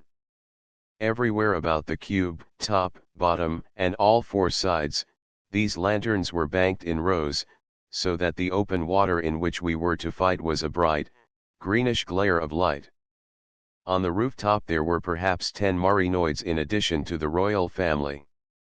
They were reclining behind the row of lamps, and these lamps were shaded like the footlights of one of your theaters. Across the cube, facing the palace, were a few balconied houses of the more important inhabitants of the city. Their lights, too, were shaded to throw the beams outward toward the open water. These balconies were all crowded with Marinoid men and women. At every street entrance to the cube other Marinoids were crowded, 100 or more of them lay prone on the lower surface, their gaze directed upward. And above, a swarm of others clung to the roof of the arena, or hovered in the foliage, staring downward. The king's sleigh was gone from its platform, a group of his guards stood there instead. Occasionally one would swim out to warn back a trespasser. When Ken and I arrived, the figure of Og, nude save for a loincloth, was hovering alone near the center of the open water. His legs were moving very slowly, his forearms waving as he sustained himself. Every eye in the crowd was upon him. His face bore a confident, leering smile, the challenger waiting for his opponent. Shouts arose as Ken and I pushed forward through the crowd. Ken took my outer garment, and with a grave word of encouragement, left me. My gaze followed him as he swam upward to join the king's party. A hush fell upon the crowd. The water now was soundless, then suddenly Og called to me a sneering shout of defiance. I was not afraid, I was sorry Nona was not here to see me fight. Slowly I mounted upward through the empty water to meet Og. And then the queen did a curious thing. Her soft but commanding voice rang out over the stillness. She ordered me up to the rooftop. I obeyed, hovering respectfully before her. I hope that you will win, she said softly, yet loud enough so that all might hear. You are badly equipped to fight, but you are in the right. There was some applause, for Og was not popular in Rax, but she silenced it. Go do your best. She dismissed me with a gesture. As I was turning away, my heart swelling with pride at the incident, the young prince, he was about my own age, and had already shown some liking for me, called out softly but vehemently, Nemo, do not let him touch your head and feet at the same time. No, I said, and I thank you both. I swam slowly back to meet Og. I had no idea what the prince meant, but I followed his warning as well as I could, until in the heat of the fight, as you shall see, I forgot it. Og was waiting, facing me alertly. His arms and legs had ceased waving, his body was tense, he was sinking slowly downward. I followed him down with no more than 10 feet separating us. I wondered when he would come at me. I would wait, then grip him around his chest and crush him with my superior strength. The silence in that bright, glaring water was oppressive. We were sinking nearly to the bottom of the arena. Without warning, I doubled my body and dove forward, rushing at Og with all the strength I could put into my swimming strokes. Chapter 12. I was a good swimmer, there are none like me among the humans of your earth. But I soon found I was not the equal of Og. He eluded my first rush. With his arms close against his sides, his body slipped between my outstretched hands. He mounted upward, a pink streak through the glaring water. I was after him. Up in the foliage, almost directly over the king, he hovered, waiting for me. The contemptuous smile on his face maddened me. As I came up, he turned sidewise into another dive, but I gripped his ankle as it went past me. The crowd was shouting as we floundered, churning the water. I was trying to turn and clutch Og around the body. But he twisted away. I knew, if I could once get him in my grip, I could crush him. But he seemed to know it also. I still held his ankle, and he did not try to kick himself loose. He seemed to be maneuvering for something. He was swimming forcibly downward now, using his arms but leaving his legs limp. It drew our bodies through the water in a single straight line, like one boat towing another. Then Og turned into a sharp circle. I still clung to him, and his body, bent like a bow, went over mine. The movement brought his head near my feet. One of his arms swept down, made a clutch for my ankle, but missed. I heard the shout of mingled horror and relief from the crowd. I was now above Og. Our turning movement confused me. The bottom of the arena was over my head in another instant, then the side and top swung past. Og made another clutch at my ankles, and warned at last of some danger which I did not understand, I dropped him abruptly and swam away. He did not chase me, but turned over a few times more and then hovered in the center of the cube. Into the upper foliage I swam. I was breathing heavily. My chest seemed constricted. I was not physically able to undergo such exertion without distress. I realized it. The excess oxygen my blood was demanding could not be obtained by my lungs from water. I would have to get my grip around Og at once. Some of the spectators were now shouting at me derisively. They thought that after this first encounter I was now afraid of my adversary. Afraid. I was beginning to be in truth. I ground my teeth, and turning, head downward, again dove for Og. He waited, quietly, he was tense again, his body slowly sinking. 10 feet from him, I brought myself up short. We faced each other, both sinking gradually. Once he slid forward, and made a pass at me with an arm. But I dove away, returning at once. We were nearly at the bottom of the arena when Og suddenly threw all 4 arms above his head. His body was bent forward, crescent-shaped. It seemed to be my opportunity. I rushed at him. He retreated, and as I came into an upright position for another lunge, his body bent over me like a bow. One of his feet touched one of mine, and simultaneously his fingers struck my head. For a brief instant I was conscious that his touch seemed to burn. A tingling shock ran through me. Then, inert and unconscious, my stiffened body sank slowly to the bottom of the arena. Chapter 13 I recovered my senses, and heard dim voices around me. I did not open my eyes, but lay quiet, half in a dream. I remembered the combat. I thought, perchance, I was dead. I recall now how vague musings floated through my brain. I had been alone on a meteor, then I found people's civilization. Unhappiness and strife had come with them. To be really happy and at ease, one ought to be alone in his world. And yet, there were friends to be found as well as enemies. There was Ken, and the Marinoid prince. He was my friend, he had warned me against Og. And there was love to be found, too. Nona. The thought of Nona stirred me to fuller consciousness. The voices around me seemed to grow louder. I opened my eyes. I was in a bunk at Ken's house.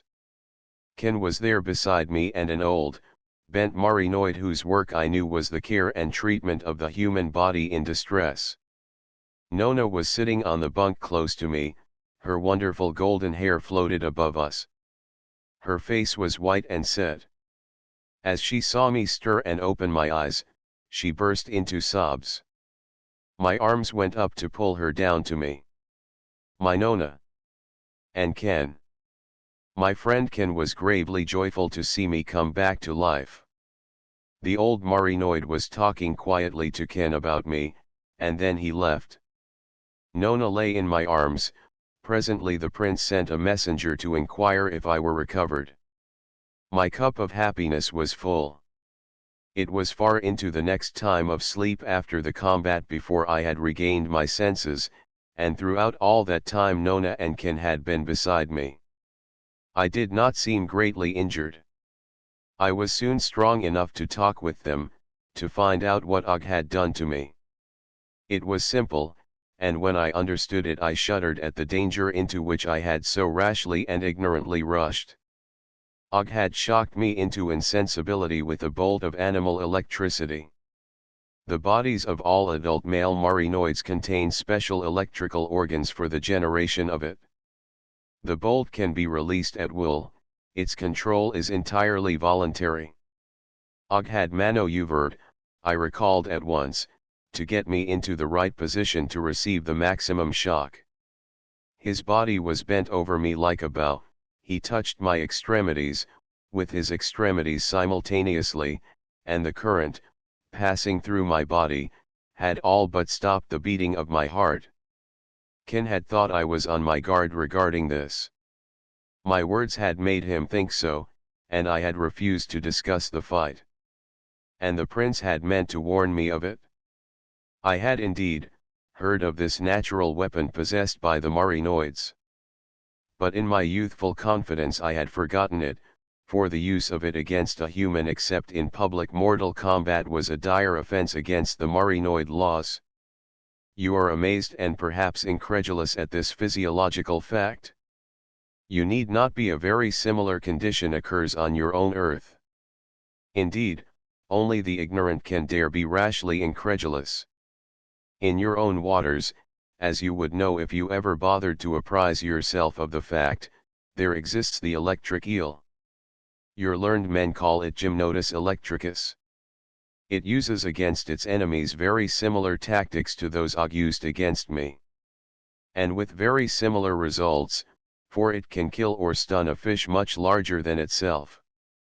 Many an ignorant native fisherman in the smaller streams which empty into your Orinoco River, has learned this fact to his cost. And, to multiply instances, you have the torpedo and the whole family of rays. It was from them your scientist Galvani made his study of the electrical properties of muscles and nerves, applying his discoveries to the higher animals and to man. I was soon recovered and a wiser man than before. And I swore to myself that never again would I ignore the proffered advice of a friend. My first desire was to fight Og again at once. With the knowledge of what I must avoid, I knew I could defeat him. I went to the place he lived, but he was not there. The news that I wanted another combat which was my right spread through the city. Og had doubtless hoped I would die. When I recovered, and searched for him, he could not be found. After the next time of sleep, I learned he had left Rax. Shellfish gatherers, working under Ken, reported seeing him swimming alone toward the water of wild things. He did not return. The region known as the water of wild things was where he had been born, some said, and his only relations were among the half-savage beings living there. I was content. With Og gone, my second fight with him, indeed, was postponed for a considerable time. There was nothing in Rax to disturb my own and my Nona's happiness. We had our home, our love, and our son. Chapter 14. I go back again in my memories to that year in the underwater marinoid city of Rax, the year of quiet and peace for Nona and me, which followed the birth of our son. Boy, we called him. Everyone called him that, for he was the only child of his kind in our world. It was a wonderful, happy time for us both. In all the universe there was never another like our boy. So thought Nona and I. Pink and white, with his laughing blue eyes, and soft blonde hair on his little head, he would lie cradled in the big white shell that stood in the center of our living room. The tiny bits of vegetation which often floated in the water past his face were his toys to snatch at and demolish, and Nona, who fed him, crooned to him, and when he was no more than a month or two old guided his baby flounderings into swimming strokes, was the center of everything around which his infant world revolved. For myself, almost an outsider with these two, it was enough to watch them playing together, to see the light of motherhood in my Nona's eyes, and the glory of it on her face. The time unmarked by daylight or darkness down here in the water glided by, and for us the passing days meant only that boy was growing larger, his limbs were lengthening, his neck would now support his head, he could swim and soon he would begin to talk. Thus can happiness exclude one from the world around. Yet it must not be inferred that we lived at home in complete seclusion. There were happy times with our friend Ken and his family in his home when boy would lie there asleep and we others would play at a game of floating shells. And there were other times when I went hunting with the prince. He seemed to like me, and his friendship, I must confess, was to me a great joy and pride. Like many another prince of your own earth, Prince Adder was a sportsman.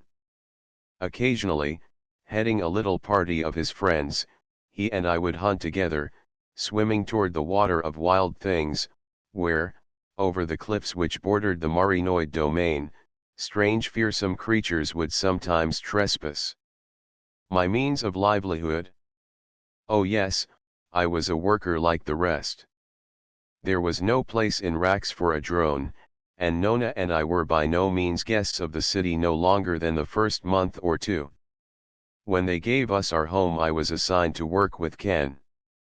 After each time of sleep, we swam out with our baskets into the open spaces beyond the forest which surrounded the city. We would gather up the shell food that lay on the sea bottom. It was continually sifting down from above, and what we collected was later gathered and driven into racks, to the government storehouses. Ken's wife worked with us, for women, even though married, were obliged to work for the public good a portion of the time. After boy was born, Nona, too, often joined us, though this was not obligatory, for the care of infant children discharged a woman of the debt of working otherwise. There is so much that my memory holds to tell you of this strange Marinoid civilization. But you, with your life to live at high speed, would weary of me if I were not careful. You want everything at a glance, and you shall have it. Let me say then that during this peaceful year there were occurring in Rax a series of mysterious incidents of an exceedingly sinister character, incidents which shortly were to lead us into the most stirring and critical period of Marinoid history. But we did not know this at the time. Life wherever in the universe it may be found runs on a similar plan. It's like a puzzle, a jigsaw puzzle whose picture remains undefined until you fit the last segment into place. So it was with these ominous events that now occurred one by one in Rax. And the absent Og, I may say, was at the bottom of them. Each in itself seemed relatively unimportant.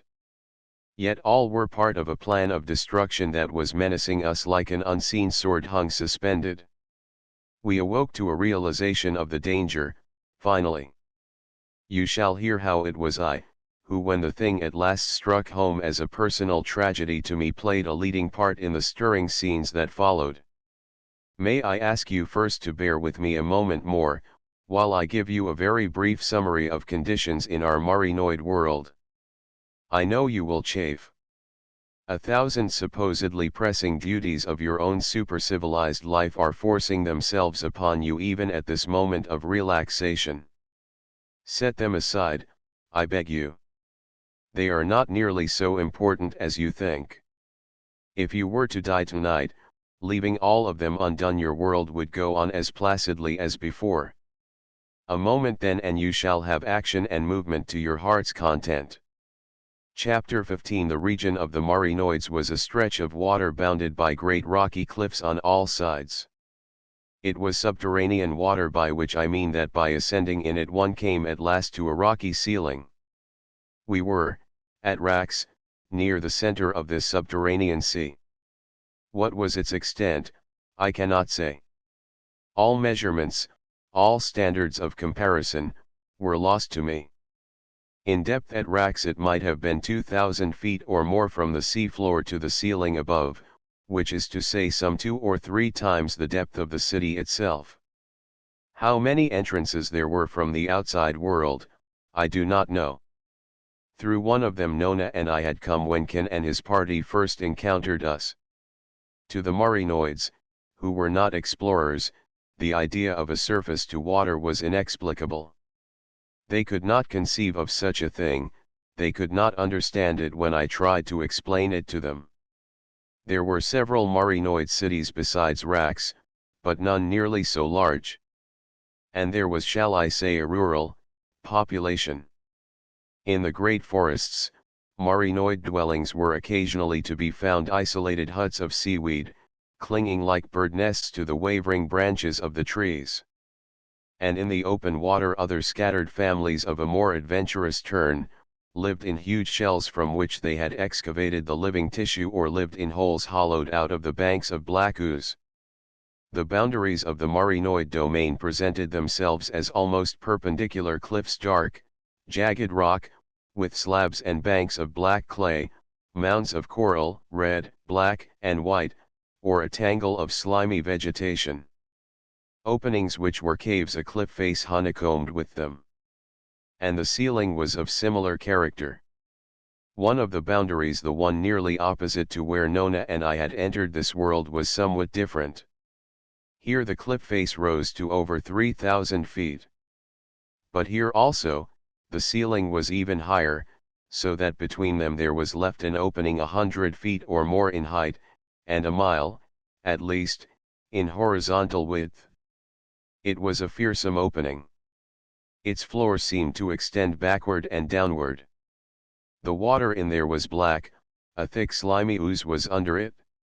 And there seemed to be in it the suggestion of a noisome stench that lay beyond. This was the entrance to another region, of unknown extent, the water of wild things, as the Marinoids called it. What might lie in there, none could say. A few had penetrated into it a short distance, and returned with lurid tales which none believed.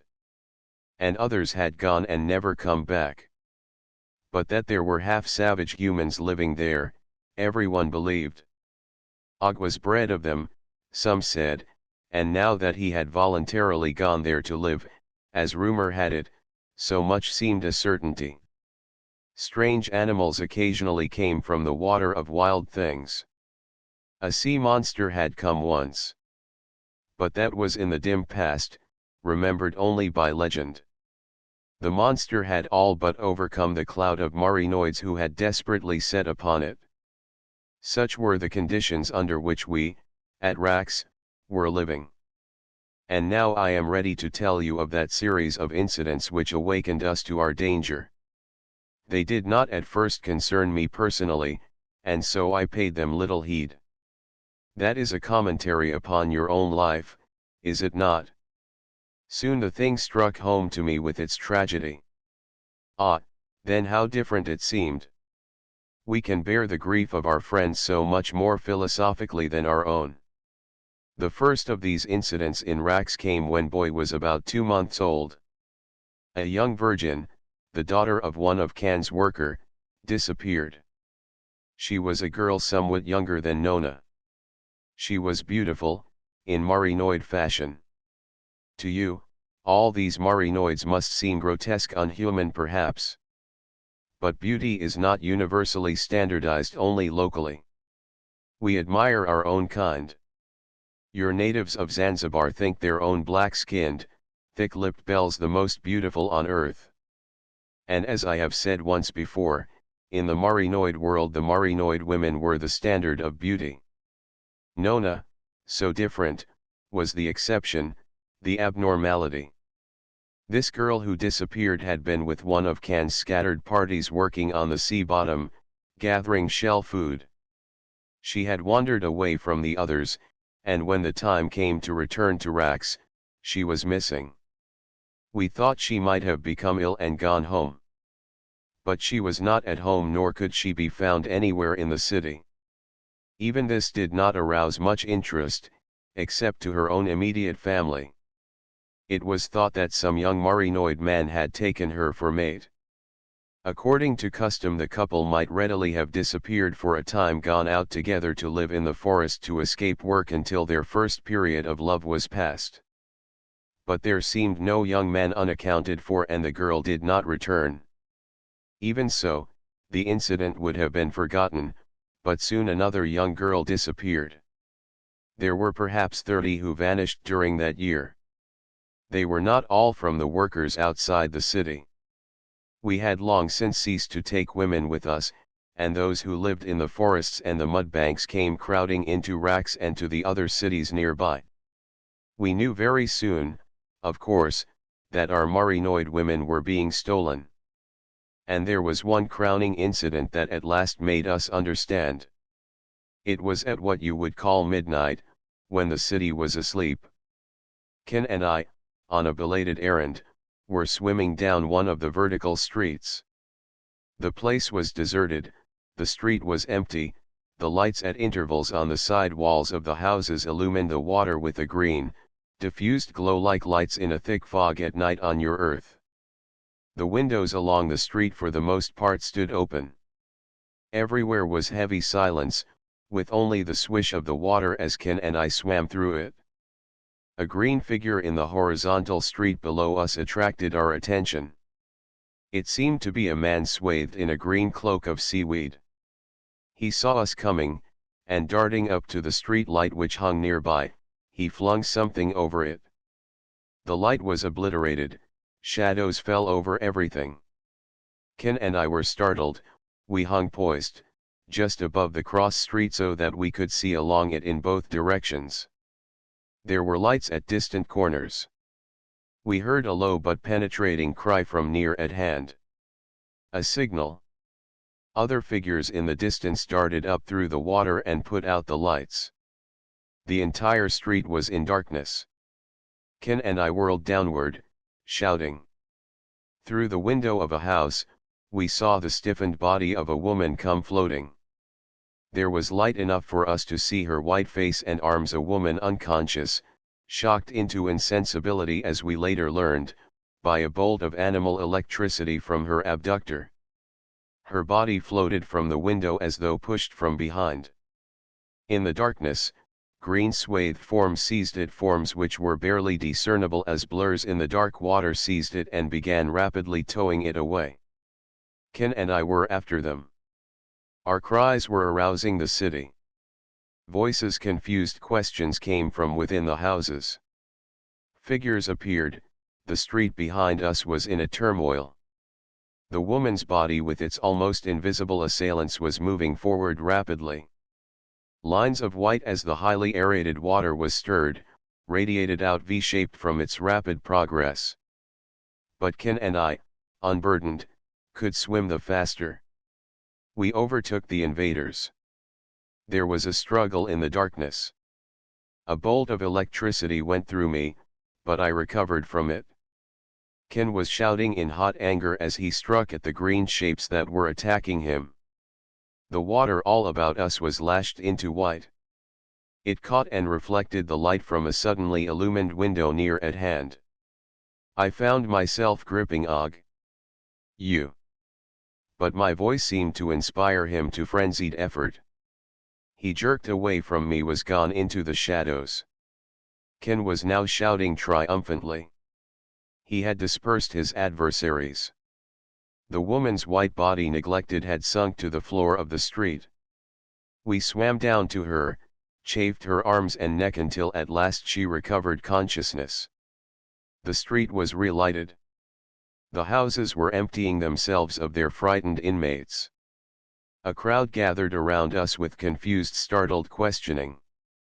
But Og and all his cohorts had escaped.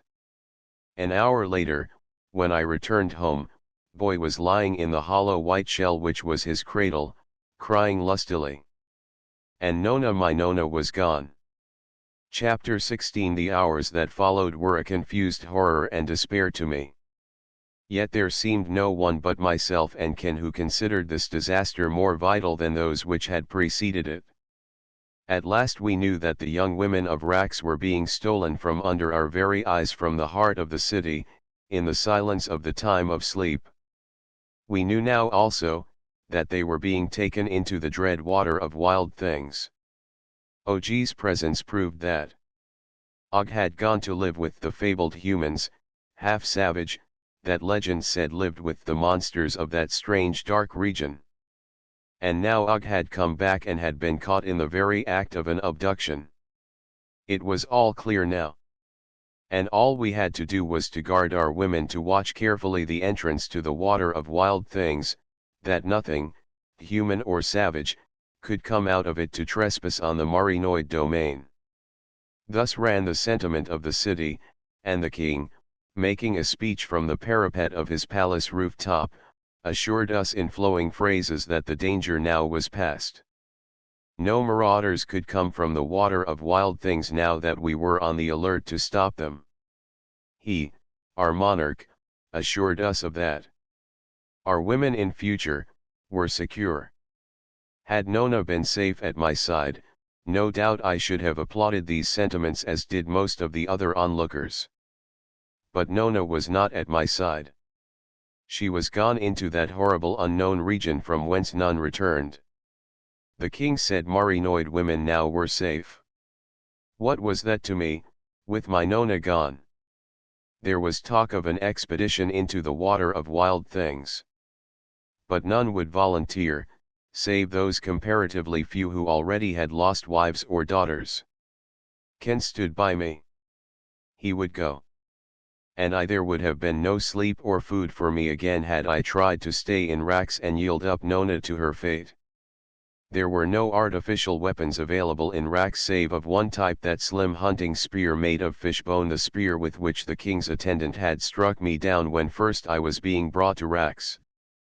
These spears were all the prince and I had had for our hunting expeditions. Other weapons. The Marinoids had had them in times gone by. But once a lifetime before civil war had broken out between two of the Marinoid cities, and when it was over all weapons save the simple spear, were abolished. There seemed no need of weapons.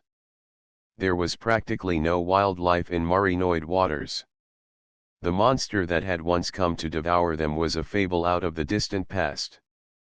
And so they lived on in a false security, making themselves defenseless so that they would not be tempted to fight, and forgetting that their very defenselessness must prove an irresistible temptation for some enemy to attack them. We organized our meager, pitiful little rescue party. Led by Ken and me, with Ken's wife to care for Boy while we were gone. There were no more than 50 of us in total. Then, quite without warning, Prince Adder signified his intention of joining us, commanding us in person. Can you guess the joy it brought to my heart? Our prince, disregarding even the commands of his father, was coming with us. Adder, for so I called him now in the intimacy which had come between us, was younger than myself. A slim, clear-featured youth, with a boyish smile, but eyes which had in them the look of one born to command. And Ken, a man past the zenith of his life, whose arms were no longer limber with youth but with a body strong and sturdy nevertheless. With these two to help me, I felt that I could conquer whatever strange creatures we might encounter and get my Nona back.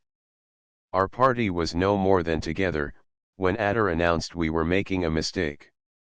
There were 50 of us, practically unarmed. We were too large a party to go anywhere in secret. We would, by our very numbers, be but provoking an attack. Adder's plan, in brief, was that he, Ken and myself, should slip quietly into the water of wild things and see what conditions were there. Then, perhaps without ever having been seen or forcing an encounter, we could return and plan an expedition in greater force, a force sufficiently great to ensure success. To me, whose one and only desire was to follow Nona and get her back, the prince's words seemed rational indeed. What did I care for the safety of those other Marinoid girls who had been stolen?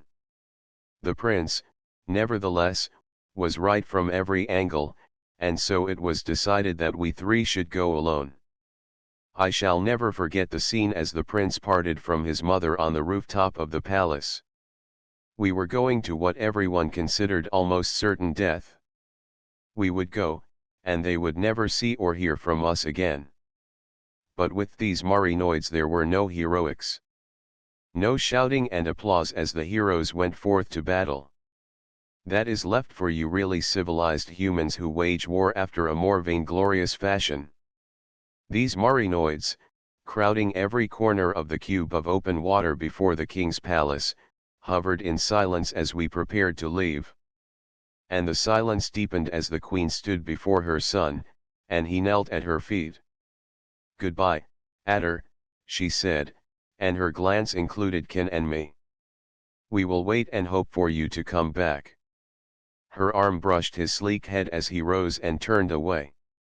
We departed, and her brave, inscrutable smile followed us, as between those silent, solemn ranks of spectators we slowly swam along the streets and out of the city. And presently, with tumultuously beating hearts, we three with only our slender spears, were approaching that dread black opening which marked the entrance to the water of wild things. Chapter 17. We entered the opening, swimming in a group with Adder leading. It was already new territory for us. Our hunting expeditions had never taken us even as far as this. We were always content to remain in Marinoid waters. As we advanced, the rocky ceiling overhead was closing down on us, until soon there was no more than twice the length of our bodies between it and the floor. On both sides the dark water stretched out as far as we could see into blackness also. We were descending now at an angle of perhaps 45 degrees. We had gone what you would call a mile possibly, when we came suddenly to a tangle of coral, a barrier that reached from floor to ceiling. I call it coral. It might have been a petrified vegetation. An all but impenetrable thicket, white like the frosted underbrush of your northern winter forests, it seemed to bar our further progress. We stopped, consulted, and swam to the left and right. But the tangle extended in both directions to the edges of the mile-wide passageway. "It is this," said Adder, "which keeps our own region free of monsters. They cannot easily pass a barrier like this." He was smiling at Ken and me.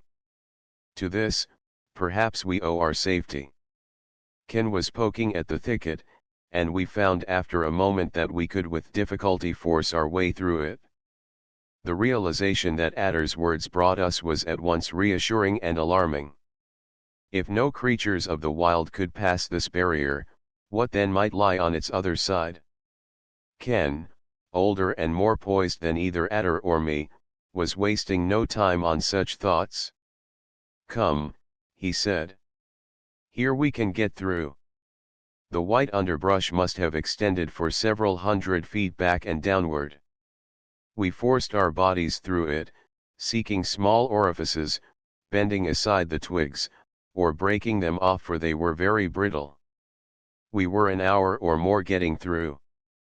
A few small bottle-shaped fish with protruding, ball-like eyes on the sides of the head, lurked here and there. They watched us curiously, unafraid, almost resentful it seemed, with their sidelong glances and their hasteless movements to avoid us. But we paid them little heed, for such as they often wandered into Marinoid waters and were easily killed with our spears. The tangle of white underbrush gave way at last into open water. Again we saw the ceiling and floor close together, the same narrow slit sloping sharply downward. With the white underbrush gone, the water seemed darker, so dark that we could hardly see each other a few lengths away. It was warmer, too unpleasantly warm, and to our nostrils came the taint of that stench now unmistakable. We had been swimming downward for what seemed an interminable time when abruptly the floor beneath us dropped away into a perpendicular cliff. Simultaneously the ceiling had heightened, disappeared into the watery shadows. We found ourselves poised with a vast void of ink before us. It might have been illimitable for all we could see of its boundaries. And empty. There was nothing but blackness, but it was that pregnant blackness that seems, not empty but merely to conceal. "We must go down," said Adder. I could hear that he was trying to keep his voice steady. They would live down on the sea bottom. We descended along the side of the perpendicular cliff. 1,000 feet? 3,000? I cannot say. The water grew steadily warmer until its heat began seriously to oppress us. The thought came to me suddenly that we were well into the bowels of my meteor. Its internal fires, now very close perhaps, were heating the water. My meteor. How remote the outside world, the outer surface, the heavens, Saturn, the stars, and the vast, unfathomable distances of the stellar universe seemed to me now. I had been born out there somewhere. It was the first time in ages that such a memory had crossed my mind. "Look," cried Ken softly. We huddled together against that black cliff face. Below us in the void, a glowing point of light was moving. It seemed miles away, but it was no more than 20 or 30 feet, for as it approached we saw it was a long, sinuous thing with an illuminated head ahead that glowed phosphorescent luridly green. We held our breaths. The thing went past us quietly, without seeming to notice us. It was a ribbon-like thing 30 feet long, 2 feet high, and no more than a few inches thick. A pallid white ribbon of puffy slime, frayed and tattered at its edges, it undulated gruesomely from end to end. In a moment it was gone, into that void of ink from whence it had come. Again we descended. Other creatures passed us, headless things of black with illuminated parasites clinging to them, great fishes, star-shaped, with a brilliant green head in the center and each point of the star as long as our bodies, fishes, or were they animals? That were all head, it seemed. We took heart, for none seemed to notice us. But there was a balloon of white jelly. It floated past us quite close. It was larger than any one of us. It seemed harmless and Adder swam beside it. Then suddenly the thing expanded, lost all its form and like a cloud of white mist, enveloped him. He screamed and we rushed to his rescue. In an instant we were all three plunged into a confused, frantic horror for which I can find no words. Like thick white glue that was sticky, yet slimy, this almost imponderable stuff fought with us. Fought, I say, for it was using an intelligence against us. We floundered, flailing the water with frantic arms and legs. A noisome stench from the gluey stuff sickened us, the feel of it made our flesh crawl and the gorge rise in our throats. It was uncannily flimsy stuff. We could tear it into shreds, fling it away, but always it came back, to weld itself together. There was an intelligence in it. Not a centralized power of thought, like a brain, but an instinct for battle that must have been inherent in every smallest fiber of it. We escaped at last. How, I do not know. Perhaps the thing wearied of us. And as we struggled away exhausted, with its horrible gluey particles which we had breathed in choking our lungs, we saw it floating off, ragged but still balloon-like, its original shape almost unimpaired. We reached at last the bottom of the void. It was not level, but tumbled as though some cataclysm of nature had tossed it about. Banks of black ooze, 100 feet high, were honeycombed with holes. Valleys were beside them, valleys bristling with stalactites of black and white coral which stood up like pointed spears to impale the unwary trespasser. And there were miniature volcanic-looking peaks cone-shaped. From one of them a stream of water almost hot, was issuing. Frequently now, we saw lights, and all of them were the naturally lighted heads and bodies of swimming creatures. They moved about lazily, confidently, ignoring us, and we knew that when they were hungry they would feed, either upon others smaller of their kind or upon us. Over this tumbled, broken sea bottom, where occasionally a giant crab or something of the kind would scuttle from a shadow into one of the deeper shadowed holes, we swam at an altitude of about 50 feet. We carried no light, and our bodies were shrouded in green-black cloaks. We still held our spears poor, useless, futile things.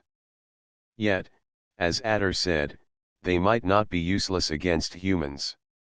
And it was the humans, with their greater intelligence, that we now feared most.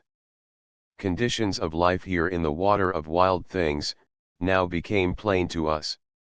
These wild creatures were for the most part inoffensive up to the point of satisfying their own need for food. They fed upon each other and thus reduced their number. The humans, in open battle with them, were doubtless helpless. But the humans had the intelligence to hide to escape. And the creatures of the wild did not bother unduly to pursue them. Does this seem illogical to you? I assure you, it is not. The conditions we found, here in the water of wild things, in the bowels of that meteor flying amid the rings of Saturn, were almost identical with those which prevailed in the early periods of your own Earth's history. There is not, and never has been, a wild creature as predatory, as ferocious as man himself.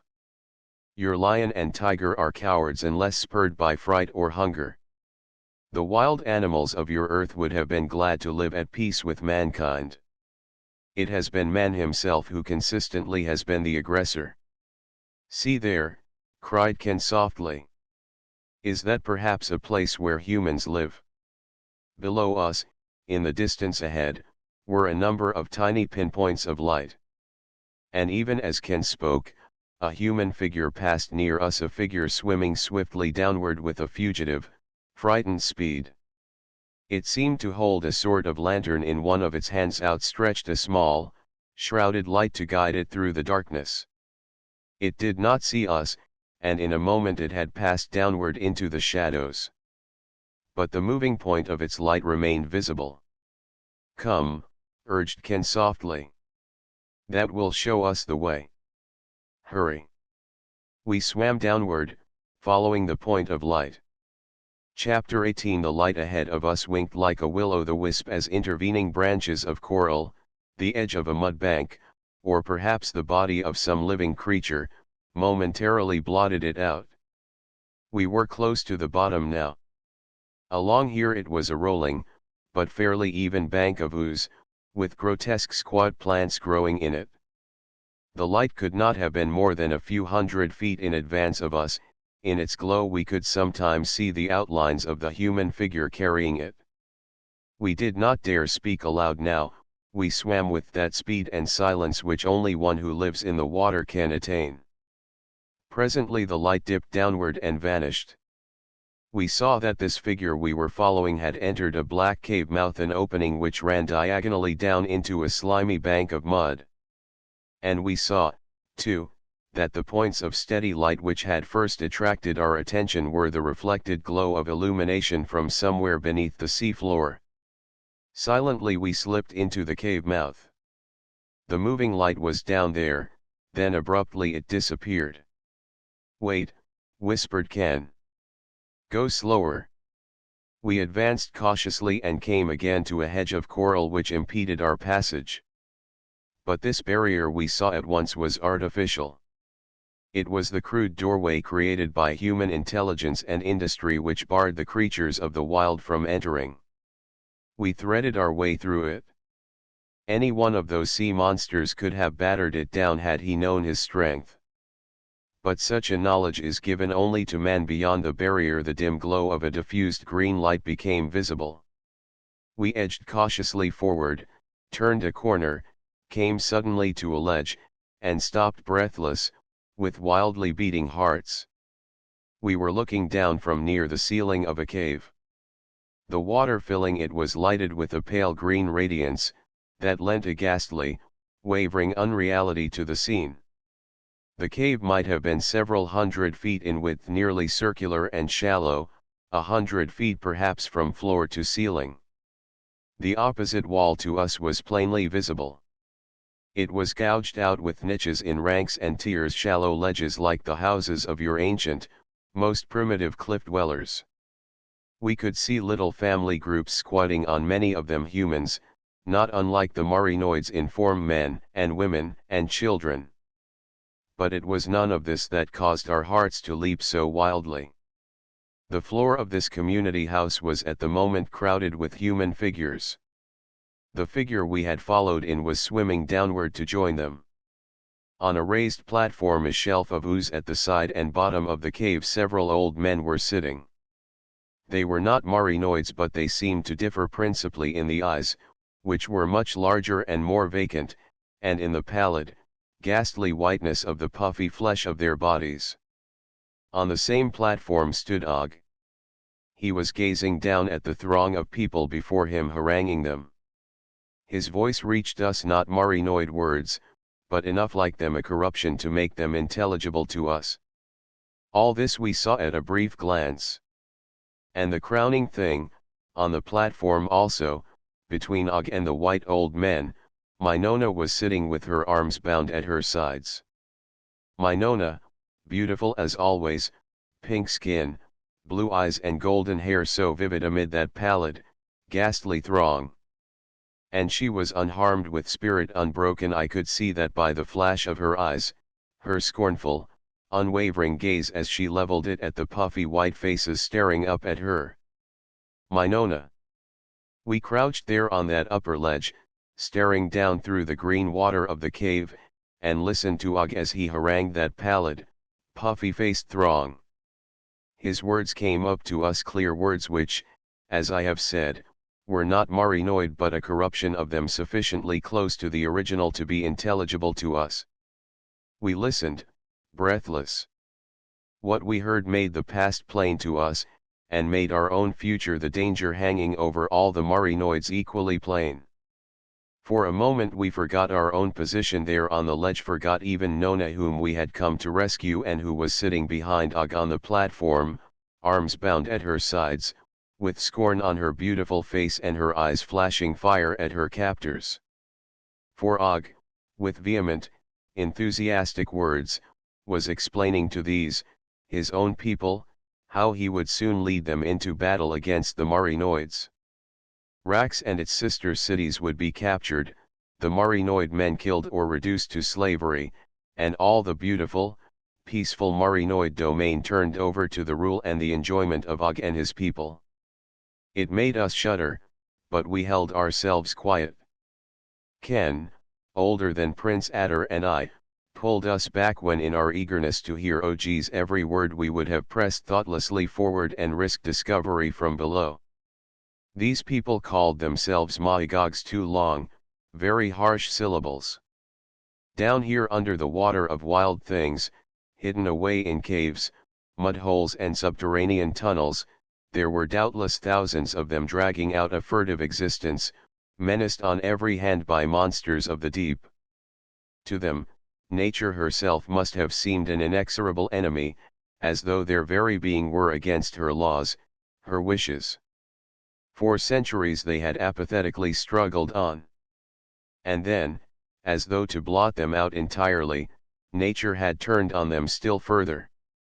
Of recent years the pallid, dull-eyed Maigog women had borne but one female to 3 males. The Maigog women were dying out, soon the race would become extinct. With this dearth of women of their kind, Maigog men of the more prepossessing appearance, a generation before, had smuggled themselves into the Marinoid race.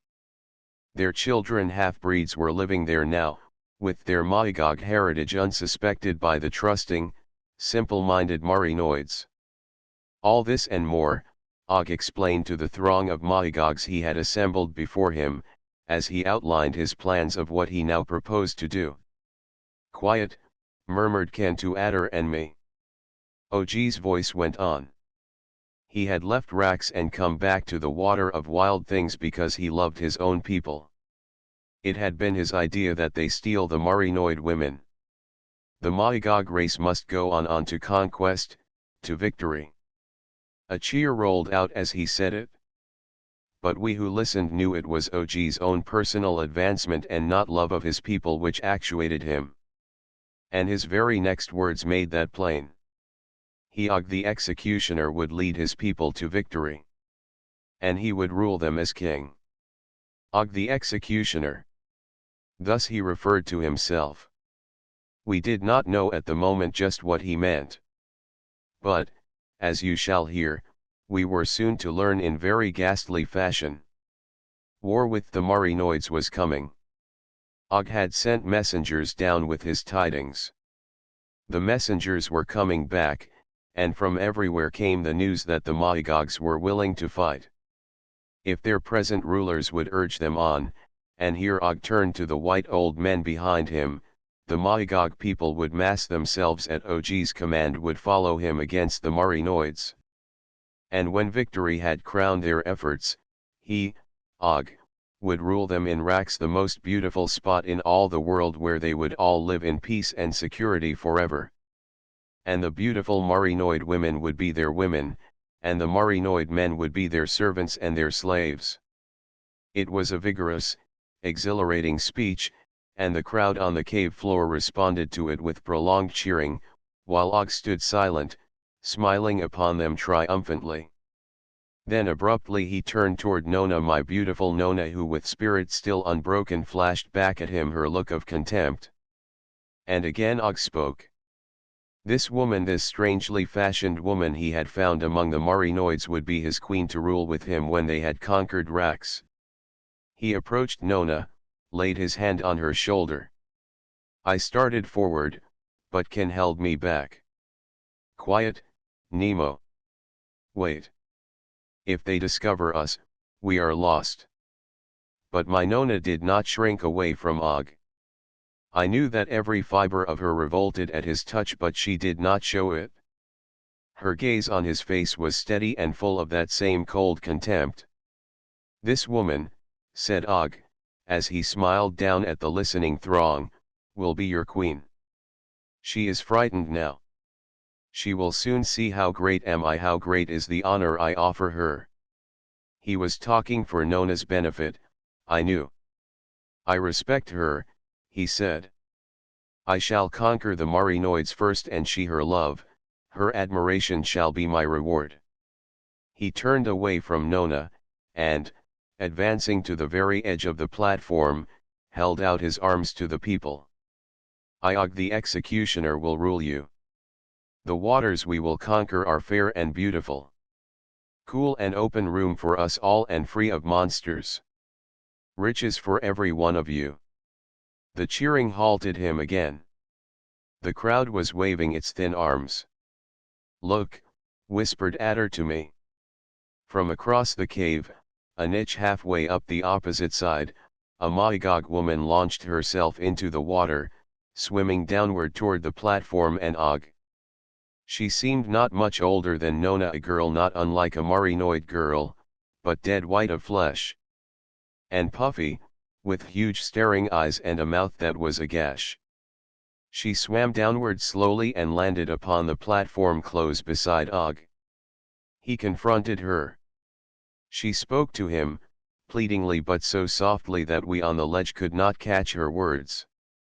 Then she gestured toward Nona, and then she threw her arms about Og's neck. He struggled to release himself, while the crowd, silent now, looked on. A moment, and Og was free, standing erect. The Maigog girl was lying on the platform where he had thrown her. She rose to her feet painfully, flinging at Nona a glance of unutterable hatred. Then again she appealed to Og, a gesture of love, despairing, desperate. It seemed to madden him. He stepped forward and struck her across the face with the flat of his arm. She fell backward, righted herself in the water, and swam slowly, limpingly away. A moment more, and she was back in the wall niche from whence she had come. Og, with a scowl, went on talking to the crowd, telling them of the coming Marinoid war. Never once did he look up to where the girl was crouched above, watching him silently. But my gaze was no longer for Og. Across the cave from me, almost at the same level and almost as far from Og and Nona as I was, that Maigog girl crouched tense. There seemed something ominous in every line of her, something that filled me with a dread, a horror. Og's speech rolled on. The crowd applauded. Adder whispered something to me, something about us three going back to Rax at once, to get help to rescue Nona and to prepare for the coming war. But I did not heed him. That girl on the rock across the cave was still crouching there. The baleful gaze of her huge eyes was downward to the platform, and my heart leaped into my throat when suddenly I realized that she was staring, not at Og, but at Nona. And then I saw her hand go to her grotesque green robe. It came back, her pincer held a very short gleaming spear like a dagger. The crowd was silent, hanging now on OG's words. Of all that throng, only I was watching that menacing figure on the ledge. Abruptly the silence was split by a scream, the Magog girl screaming as though at last her rage and jealousy had broken the bonds of her reason. I saw her dive, head downward, diving and swimming, with the blade extended straight for Nona. My own reason left me. I leaped forward, thrust back Ken and Adder, who would have stopped me, and plunged from the ledge, plunged downward in a long, swimming dive toward the platform where my Nona sat bound and helpless. Chapter 19. Plunging head downward, it seemed as though the platform, with Og, Nona, and the white old men upon it, was sliding swiftly upward at me. To one side, level with me, the Magog girl was coming down also. We two formed the sides of a V, converging at Nona. It all happened very quickly. No more than a few seconds went by as I made that downward plunge, yet during that time my head whirled with 1,000 frightened thoughts. And one of them stood out predominant. The Magog girl, in murderous frenzy, would reach Nona first, would stab her to death before I could intervene. I was conscious that the crowd had fallen silent. Behind me, high overhead now, I heard Adder shouting. Soon the platform was close under me. The Magog girl, too, was close, unswerving, seeming not to have seen me. A spear, thrown by someone in the crowd, a crude, heavy sort of spear, came up at me, but I avoided its ponderous flight. Og, in alarm, had slid away. The white old men were cowering. Nona's face was upturned to mine. I twisted sidewise, flung myself at the Magog girl. Our bodies met, the impact threw us both down upon Nona. The Magog girl screamed again, but her screams were almost lost in the shouts that now came from everywhere. I was hardly aware of intercepting the blow of that dagger. It struck my forearm, seared me like a firebrand. But then I caught the girl's wrist, twisted the weapon from her. She screamed again, screamed with baffled fury. The water around us was white with her struggles. Adder was beside me. Quick, Nemo. Nona is free. Nona, come. With his spear edge, Adder had cut Nona's bonds. The Magog girl was swimming away, still screaming. A figure came at me, a Magog man, with Og prudently behind him. I plunged the girl's spear into the figure's bulging chest, and waved my spear at Og as the Magog sank at our feet. Overhead, Ken was poised in mid-water, shouting defiance at the frightened crowd. I turned. Nona was free. She was mounting upward toward Ken, with Adder covering her retreat. Nemo! Nemo! It was Nona's voice. Og was backing away, looking for a weapon with which to attack me, and shouting at the crowd to head me off. I mounted after Adder and Nona. Higher up, Ken was now fighting a Magog who had risen to attack him. Then the Magog's body slowly sank, with Ken's spear buried in it. In another moment we were again on the ledge from whence we had come, and my Nona was safe with us. For a brief instant I held her in my arms. But Ken was dragging us all back into the passageway. Below us the cave was in turmoil. Og had gathered around him a dozen or so who had weapons. They were coming after us. Frightened groups surrounded the bodies of the two we had killed. One of the white old men had recovered himself and was bawling orders. And over it all the Magog girl was laughing and screaming with hysterical triumph because Nona had escaped Og and was gone. Nemo! Come! Ahead of us lay the dark passageway with its barrier of coral. Beyond that, another length of passageway upward to the open water of wild things. We swam hurriedly forward, but my arm was still around my Nona. Soon we were in the coral barrier. Behind us, down the passageway, we could hear Og and the others shouting as they followed us. We threaded our way through the coral, slowly, laboriously, as one would force a way through the thick frozen underbrush of your winter forests on Earth. But it was a shallow barrier 200 feet through, no more. Again we were in the open passageway, and Og and his party were approaching the barrier from the other side. We hastened onward and upward. It was a short distance only, and we were at the mouth of the tunnel. The open water of wild things loomed before us. Somewhere up there through that inky void was the entrance which would lead us into Marinoid waters. Adder gripped me, as with Nona beside me I would have launched myself out of the tunnel mouth. And I heard Can's low exclamation of dismay. A light had leaped out of the blackness, a single huge light of green, and then, behind it, a myriad others. Like tiny green stars they dotted the void. We had no time for conjecture. The darkness out there took shape, a sinuous, serpentine shape. The thing was coming toward us. Its huge head seemed to radiate green fire, the body and tail behind the head were black, but like barnacles, 1,000 luminous parasites clung to it, and glowed. We drew back, but not before the serpent had become aware of us. It turned over with a long, gliding undulation and came at the mouth of the passageway. But it came hastelessly, lazily, as though in its own good time to pick up this food that was offered. I caught a glimpse of opened jaws, fangs half the length of my body. And its breath, a fetid stench, seemed to precede it. Trembling, we flung ourselves back down the dim tunnel. Ahead through the coral, the vague reflected radiance from the cave was visible. In the coral we could hear Og and his followers, calling to one another as they threaded their way through. There was no choice.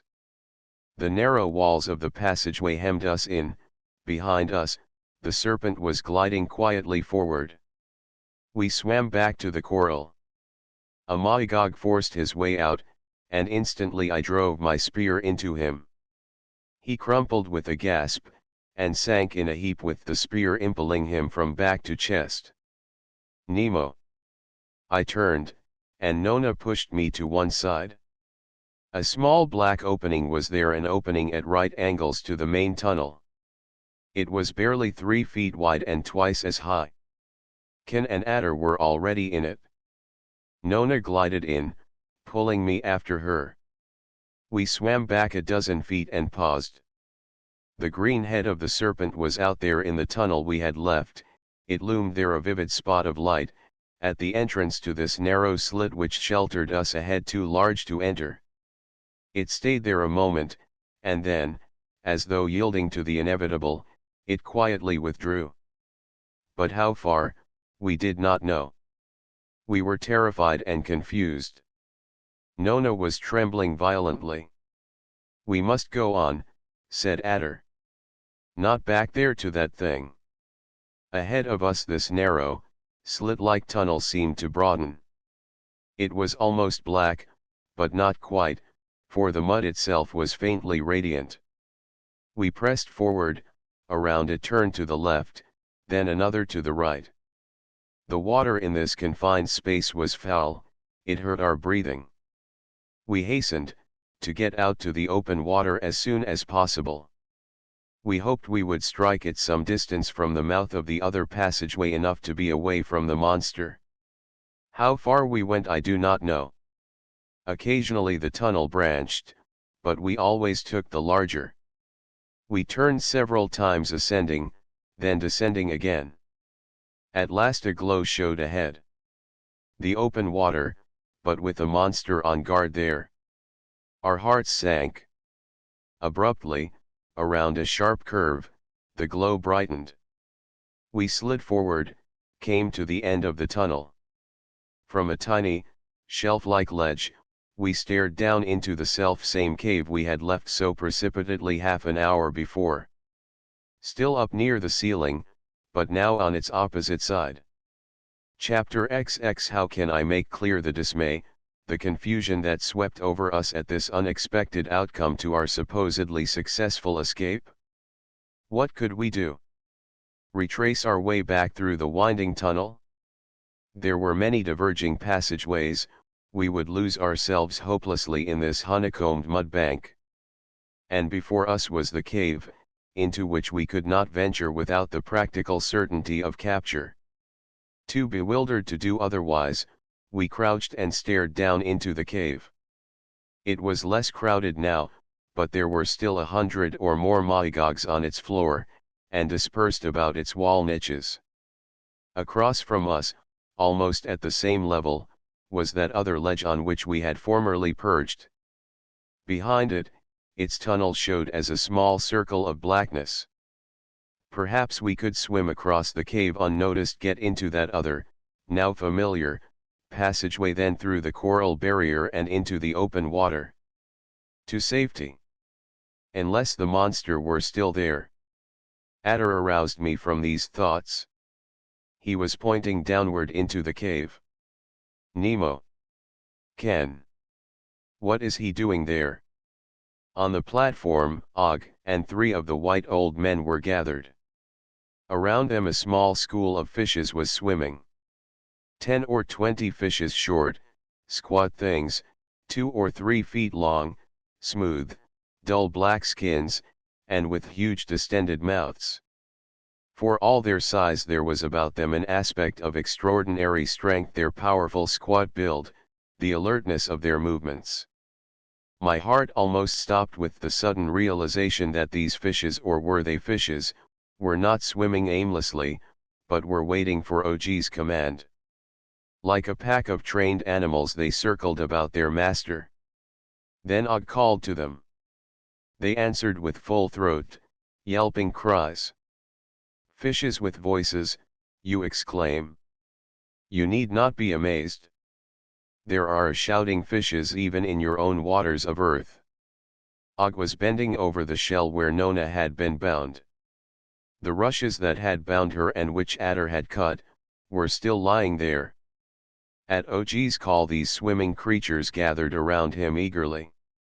The sound of their voices yelping, whining was blood-curdling. Og was raising up the severed bonds holding them out, and the fishes were smelling of them. Then, in a pack they gathered, and Og, leading them, swam with them across the cave up near its ceiling to that other ledge from whence, with Nona, we had made our escape. The black fishes entered the other passageway, with Og and half a dozen other Moigogs after them. As they swept down into it, their gruesome cries died away into the distance. You, with your knowledge of similar things, will doubtless think it stupid of us to be puzzled at the meaning of all this, at its danger to us. Yet we had no way of knowing. We stared at each other, relieved that these ugly black things which uncannily answered OG's commands, had disappeared. Nemo. You are hurt. It was Nona, who now had noticed that my arm was bleeding where the Moigog girl's dagger had ripped it. Nothing, I said, and I wiped it against my robe. We tried to plan what we should do. Could we cross the cave? The Moigog girl was still down there, near the platform, with eyes alert to everything around her, eyes that still smoldered with hate and jealous rage. No. To enter the cave would be to court almost certain discovery. We would have to retrace our way, find some other tunnel to lead us out into the open water. We were starting back, had gone perhaps 100 yards, when far ahead of us down the narrow passageway, we heard sounds. Yelps. Cries. Whines. Not human the cries of those squat fishes with their huge slimy jaws. Panic seized us. We darted back toward the cave. Then forward again, trying to find a side tunnel. But along here there was none. The yelps grew louder, OG's voice mingled with them.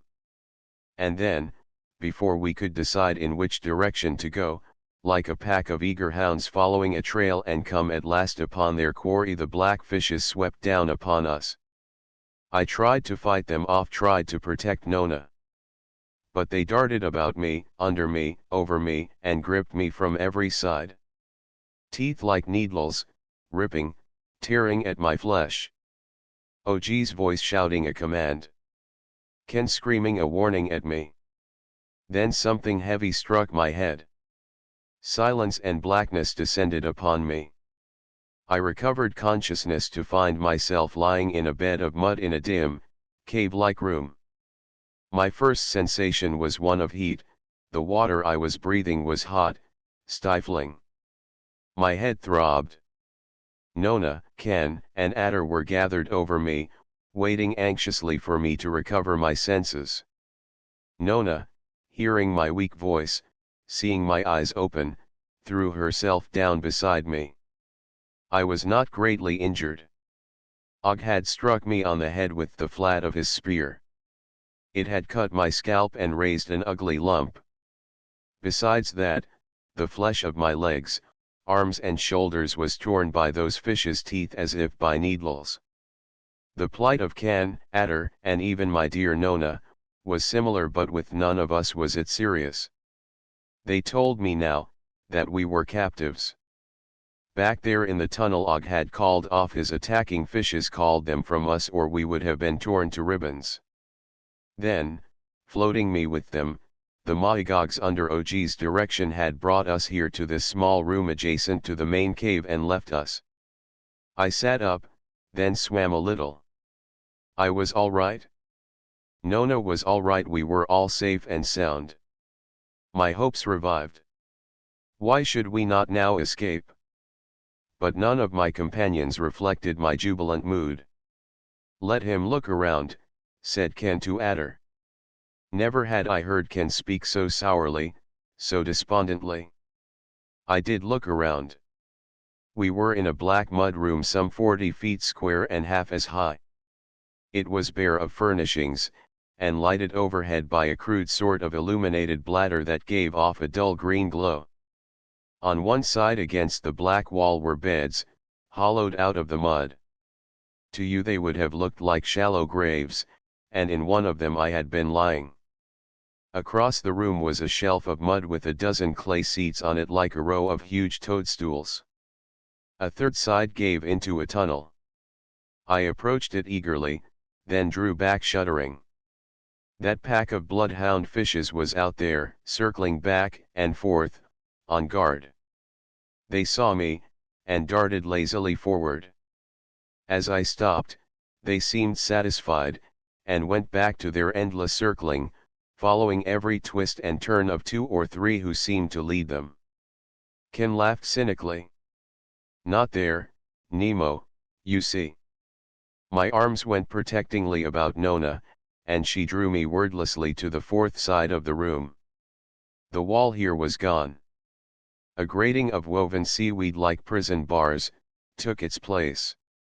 I stood on a precipice, gazing through the bars into a black void of water. Can I make you understand the shuddering fear that possessed me? This water out there was moving swiftly downward, like a torrent, or a subterranean waterfall. Its current, drawing the water out of the room, flattened me involuntarily against the bars. I had never seen swiftly moving water before. I felt as you would feel gazing from a great height into a dizzy abyss. And this water, I could see, was boiling hot down there. But for those bars, I should have been whirled down into it. And from far below I could hear a faint sizzling, as of water dropped on a bed of embers. I forced myself away from the grating, back into the center of the room, and now I was aware that all the water in the room was coming from the tunnel and passing in a current through those bars. "You see," said Adder, trying to speak calmly. "You see now." But Og abruptly entered from the tunnel. He hovered before us, leering. Nona shrank against me, and I folded her in my arms. Og did not glance at Nona. He said to Ken, "Have you decided?" "No," Ken answered. "He is but this moment recovered. We tell him now." "I will wait." Og turned away, swam over to the grating and gazed through it to that boiling, tumbling water. Then Ken told me. Og offered us freedom, us 3 men. He would send us back to Rax. The price of it was Nona's promise to be his queen, a willing, smiling queen. None other would the Maigogs have. I could feel Nona shudder against me, but she said no word. "No." I shouted. "No. No." Og heard me and smiled. "There is another way. Tell him, Ken." And if we did not agree, if Nona did not give her promise, Og, the executioner, would open the grating and let us 3 men slip out down into that boiling water. Our helpless bodies would be sucked. As Ken said it, my Nona burst out, and Nona, too. "That is best." But even that, Og heard. "No," he smiled. "Not Nona. She will stay here with me to rule as queen when I have coaxed the smiles back to her pretty face." I was suddenly aware of another figure in the room. That Maigog girl had slipped in from the tunnel. She heard Og's words. Her face smoldered with fury, but it was Nona, not Og, at whom she gazed so balefully. And I knew then that if ever Nona were left with Og, if we men were killed, this woman would kill Nona if she could. Og faced the girl. "Well, Ma-arit. Why do you come here?" he addressed her gruffly. "Did I not tell you to stay away?" She gestured behind her. "The time is on us. They are ready, coming now." "And Og, I knew that you had forgotten." Og grinned. "Yes, girl, you speak well, I had forgotten." It was doubtless very amusing, he was chuckling as he whirled on us who were hovering in a huddled group. "A fortunate occurrence, my friends from Rax. You shall swim aside now and watch me as I perform this little duty of mine. You shall see how cleverly, how gracefully I do it." He was still grinning, his voice was ironical, mocking, but his eyes were gleaming at Nona. "It will help you to decide, my queen, help you to choose the fate of your Nemo, your little toy Prince Adder, and your kin the Shell Gatherer."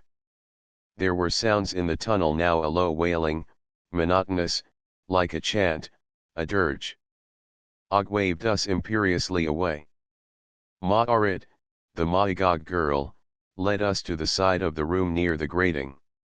We followed her, but I kept myself between her and Nona. And there, flattened against the mud wall, we watched and listened. The wailing swelled in volume, then ceased abruptly. From the tunnel a line of figures came swimming, Maigog women, 8 of them. Each held a child, an infant hugged to the mother breast, 2 or 3 older little boys dangling in the water held by the mother's hand, and one, a boy almost half grown, swimming close by his mother's side.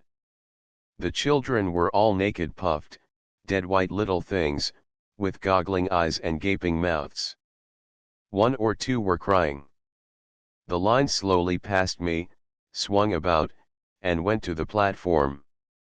On that row of toadstool seats the mothers took their places. They sat there drooping, hugging their children. The older boy huddled against his mother's knees, his face, turned my way, showed great, staring eyes, dark with a terror but half understood. He was whimpering a little, but his mother silenced him with a low-spoken word. Og, swimming slowly, went the length of the line, counting the women, searching their faces and the faces of the children. Evidently he was satisfied that all who should be, were there. "You are ready," he said. My gaze, following his, swept the line.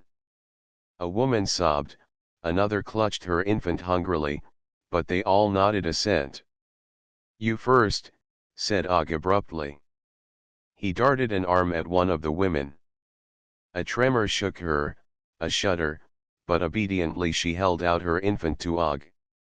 He took it, swam with it to the grating, and opened a little gateway that was there. As he held the infant poised, his glance turned to me, his eyes were grinning sardonically. Adder was cursing softly. I started forward, but Ken held me back. "No use, Nemo." OG's arms went up, he slid the infant through the little gateway. I heard its mother scream, but my eyes, fascinated, were on that black, tumbling void of water. The baby's body, caught by the current, floated out and downward slowly at first, then more swiftly. Gradually it turned over. An infant face, big eyes full of staring surprise, a puny wail of protest as the water grew hotter. Down it went, whirling, now a tiny white blob, white, then pink, then turning red. I sank back, sick and faint. And Nona, who had not looked, whispered tremblingly to me the meaning of it all.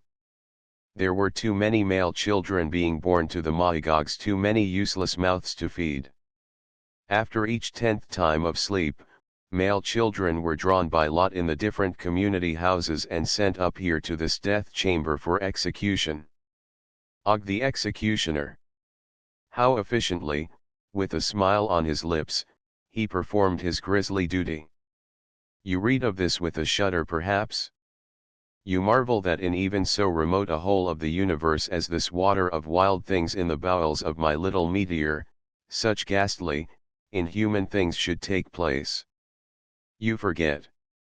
Can you not recall that on your own fair earth, not so very long ago, they cast infant girl babies into the sacrificial waters of the Granges, to the hungry, eager jaws of the crocodiles? I did not look again.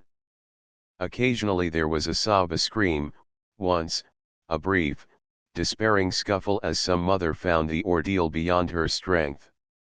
The little half-grown boy, as he passed me with OG's hand in his, gazed at me with a dumb, terrified appeal. I hated myself as I looked away. Then it was all over.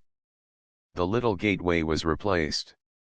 The mother's empty arms swam silently out into the tunnel, through the parted ranks of those alert-eyed, guarding fishes. Maarit, the girl, had disappeared. Og was again alone with us. His lips were leering triumphantly. You see how well I do my work? Quickly, without confusion. The leer abruptly faded into grim menace, his eyes blazed at us. You may take your choice. The hot water, there his gesture was to the grating, or the cool, sweet water of Rax. But in either case, Nona shall be my queen. He turned away. At the tunnel entrance, he paused. Soon I shall come back for your answer. He was gone.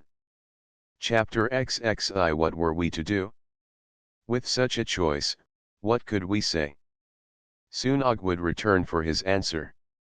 The water of the cave still seemed ringing with his grim, sardonic voice. Hopelessly we sat down for discussion. Nona sat on one of the seats where but a few moments before a Mahigog mother had dropped and yielded up her infant to the boiling torrent beyond the grating. I shuddered and pulled Nona away. On the floor, near the center of the cave, we gathered in a huddled group. I braced my feet in the mud, for the current pressed us toward that ghastly grating, beyond which lay death. The cave was silent save for the sinister hiss of steam beneath it. In the lurid green glow of the lamp overhead our faces were livid, death-like. Death hung all about us. An unseen, imponderable specter, it seemed to lurk in the very water we breathed. We were alone yet not alone either. At the tunnel mouth those squat black fishes circled back and forth on guard. Occasionally 2 or 3 would enter the cave. Poised before us, their eyes seemed gauging us. Uncanny eyes. Eyes almost like those of an intelligent dog whose master has set him to guard an enemy and who is watching suspiciously, expectantly, that enemy's every move. We lowered our voices subconsciously, as though fearing that the black fishes would hear us and understand. At first we had little to say. It was all so hopeless. We could not allow Og to return us to Rax and yield up Nona to him. That was unthinkable. And yet, if we did not, the memory of those infants' bodies as they slid downward into the boiling torrent made us shudder with a fear that is implanted deep in every human heart. Cowards! I do not think you could call us that. But the man who tells you he has faced death in a calm moment of physical inactivity without fear, is a liar. We were all of us afraid, numbed, confused. Abruptly Adder laughed. But his laugh was hollow. We must plan something, he said. We sit here like terrified children. It was Ken who outlined the situation for us. Og, he said, undoubtedly wanted us to accept freedom. He could easily kill us now and keep Nona, but he wanted Nona's promise to be his willing, smiling queen. None other would the Maigogs have. We could, therefore, count upon OG's returning us 3 men to Rax, if that were our choice. But could we? It was I who voiced the question. Ken had suggested that possibly we could get to Rax and return at once with others to help us rescue Nona. How do we know that Og will not betray us at the last moment? I demanded. How easily can he take us to the entrance to Marinoid waters, and there murder us? Returning here, he would tell Nona we were safe in Rax, and hold her to her promise. It was thus, doubtless, the crafty Og was planning. He wanted Nona's promise, and yet certainly he would not want us 3 men back in Rax, with our knowledge of the Maigog plans, and of the coming war. Then Nona herself suggested a possible way out of our desperate situation. I shall tell Og, she cried, that we cannot be sure he will live up to his promise. If he returns you to Rax, I will agree to be his queen. His smiling queen. She shuddered, and her body pressed against mine. I shall tell him that. And, Nemo, do you not understand? I shall tell him he must take me also to the Marinoid entrance so that I may see you 3 swim safely into Marinoid waters. He will do that, no doubt. And there at the last moment you will fight, we will all fight. Her white face turned to me, her beautiful lips were pressed grimly together. Fight, my Nemo. Then we shall escape if we can surprise him. Or at least we shall all die together. To such a desperate plan our despair forced us. It seemed the only way. We discussed it for how long I cannot say. And then, abruptly we saw Og again in the tunnel mouth. The black fishes were swarming about him, fawning upon him with their gruesome whines of pleasure. He stopped to stroke one of them. You have decided, he said to us. Yes, said Adder. Fear seemed to have dropped from our young prince. For the first time since we left Rax, he dominated Ken and me. He stood now fronting Og, unflinching, his face white and set, his eyes smoldering. But his lips were smiling. We do not desire death, he said. We will return to Rax, and she will give the promise you ask. He turned to Nona, signing her to speak. You will trust him to send us safely to Rax, he added. No, cried Nona. And she added, with a flow of woman's words, the proposal we had planned, her insistence that she be taken along to see us safely into Marinoid waters. Og listened silently. Then he gazed from one to the other of us. The crafty smile on his face made my heart sink. You think perhaps to escape with her on the journey, he suggested. And when we did not answer, his arm waved away the idea. I shall take care that you do not. Then to Nona, you speak well, my queen. For your promise I will do much. You shall go. Again he was silent, pondering. I could almost see some new murderous scheme taking form in his brain. He added suddenly, of course, you shall go, queen of the Mahigogs, if that is your wish. He turned toward the tunnel mouth. The black fishes were crowded there, staring at us. Og's sardonic laugh rang out. Patience, little black ones. You will go with us, of course. You will go to see that my queen does not escape me. He swung back to Adder, and said curtly, during the next sleep time we will start.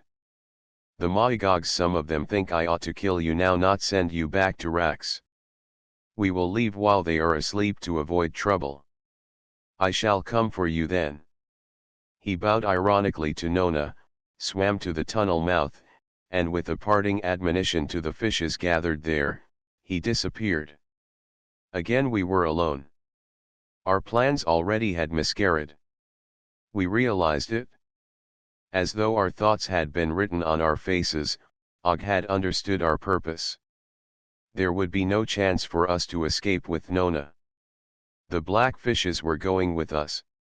And during that coming journey, we knew Og intended to kill us men, kill us, and still make Nona think we were safe, hold her to her promise.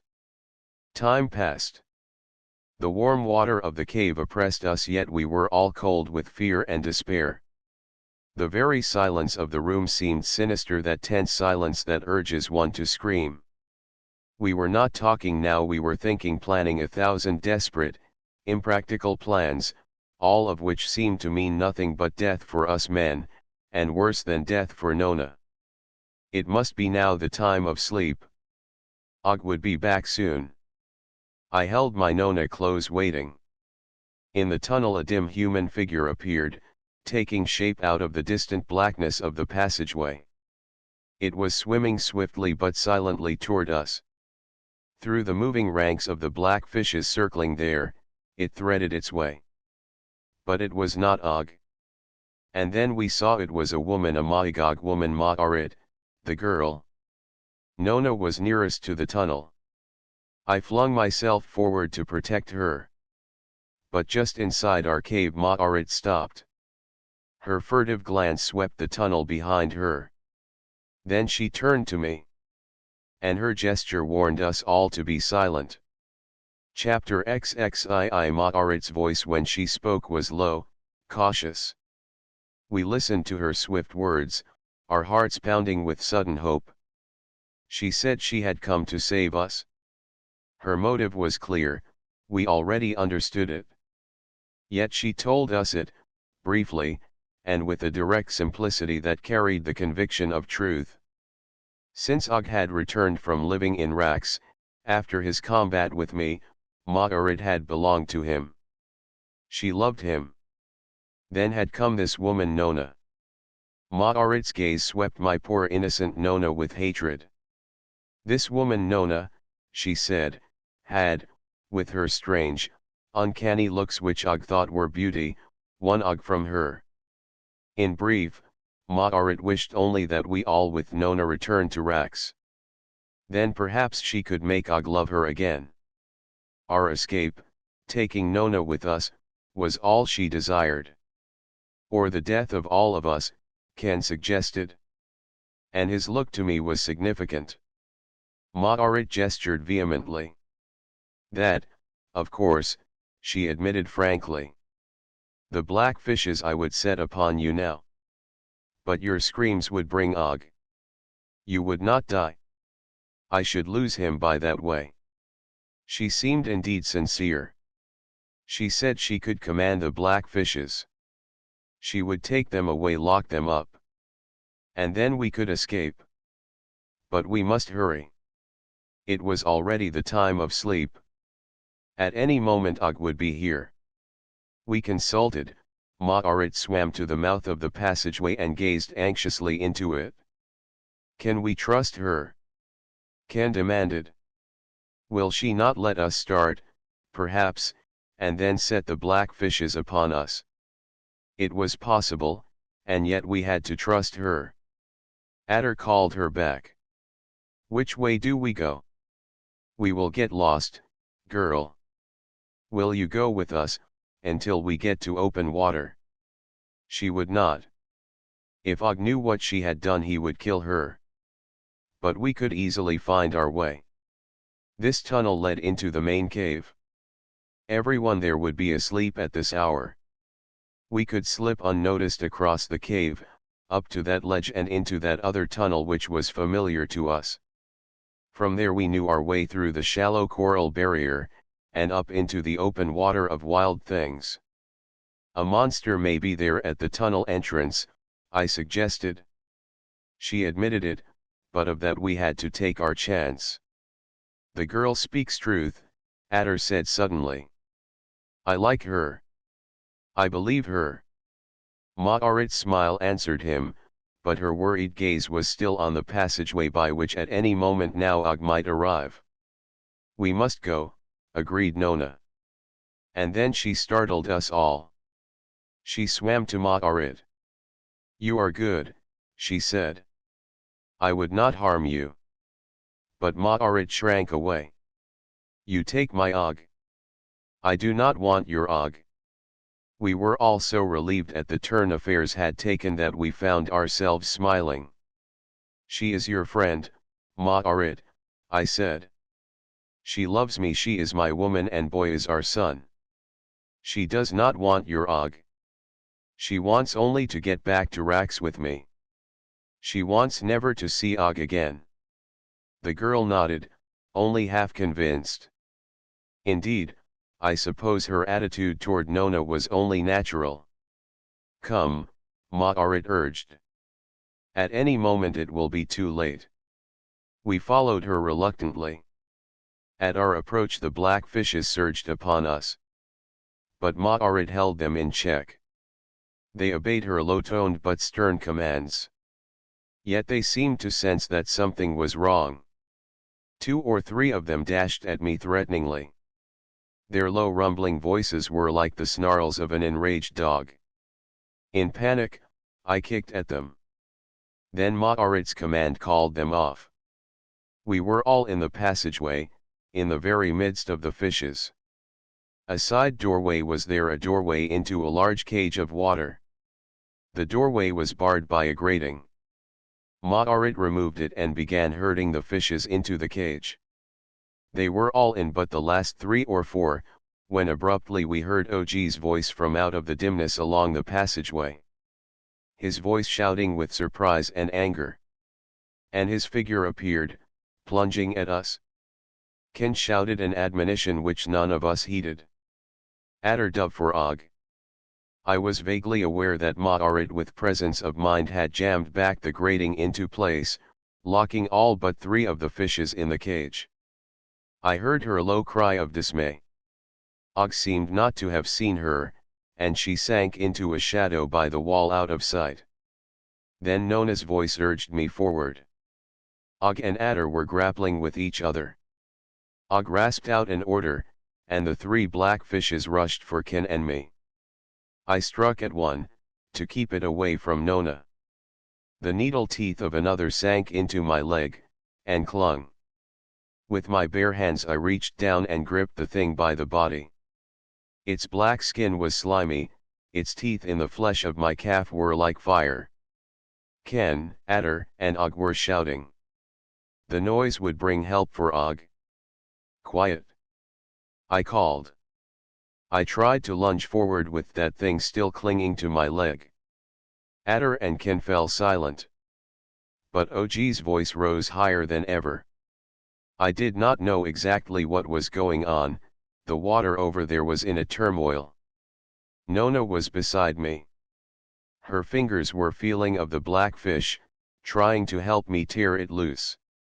Then I found its jaws, pulled them apart. It lunged away from me. I swung up into the water and looked about. Adder and Og were still fighting. Ken had shocked two of the fishes into insensibility. Old as he was, he still possessed sufficient power to stun them. The third fish, the one I had repulsed, made for him. I left Nona and dove forward toward Og and Adder. They were circling each other, both trying to get into position to give the electric shock. Then, from out of the shadows beside them, a figure appeared, lurking there silently. Ma'arit. I had forgotten her.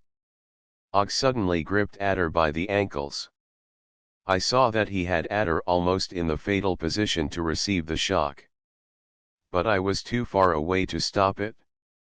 I called a warning. But Adder seemed confused. And then I saw Ma'arit slide silently forward. She kept behind Og, where he could not see her. In her hand she held something white, a heavy shell, or something of the kind. It swung through the water, struck Og on the head. He relaxed from Adder, his unconscious body sank to the floor of the passageway. Ken had by now disposed of the other fish. Adder joined us, panting from his exertions. We were all free to escape. "Come," exclaimed Ken. "The cave will be aroused. We must hurry." Ma'arit was crouching over Og's stunned body. Her arms were around him, she was crying softly. "Go," she said angrily. And ignoring us, she fell to caressing Og. Frightened at what she had done, she was begging him to open his eyes, speak to her, tell her he was not badly hurt. We hastened away. It was not far to the cave. We dashed into it, recklessly. It was more dimly lighted than when we had last seen it. The main floor was empty. There were family groups in most of the wall niches. Many of them were still asleep. Others, awakened, were looking sleepily about for the cause of the distant disturbance. We dashed without pause up into the cave. The familiar ledge and tunnel mouth were easy to locate. The Maigogs saw us. An uproar arose. But before any concerted effort to stop us could be made, we were up across the cave, over the ledge and into the tunnel. "Safe," exclaimed Adder. "Hurry." There were shouts behind us. But without Og and the black fishes we did not fear any of the Maigogs who might try and follow us. We were soon through the coral barrier. Another few moments and we were at the main tunnel mouth. The open water of wild things stretched above us. For a moment we hesitated, looking cautiously up there.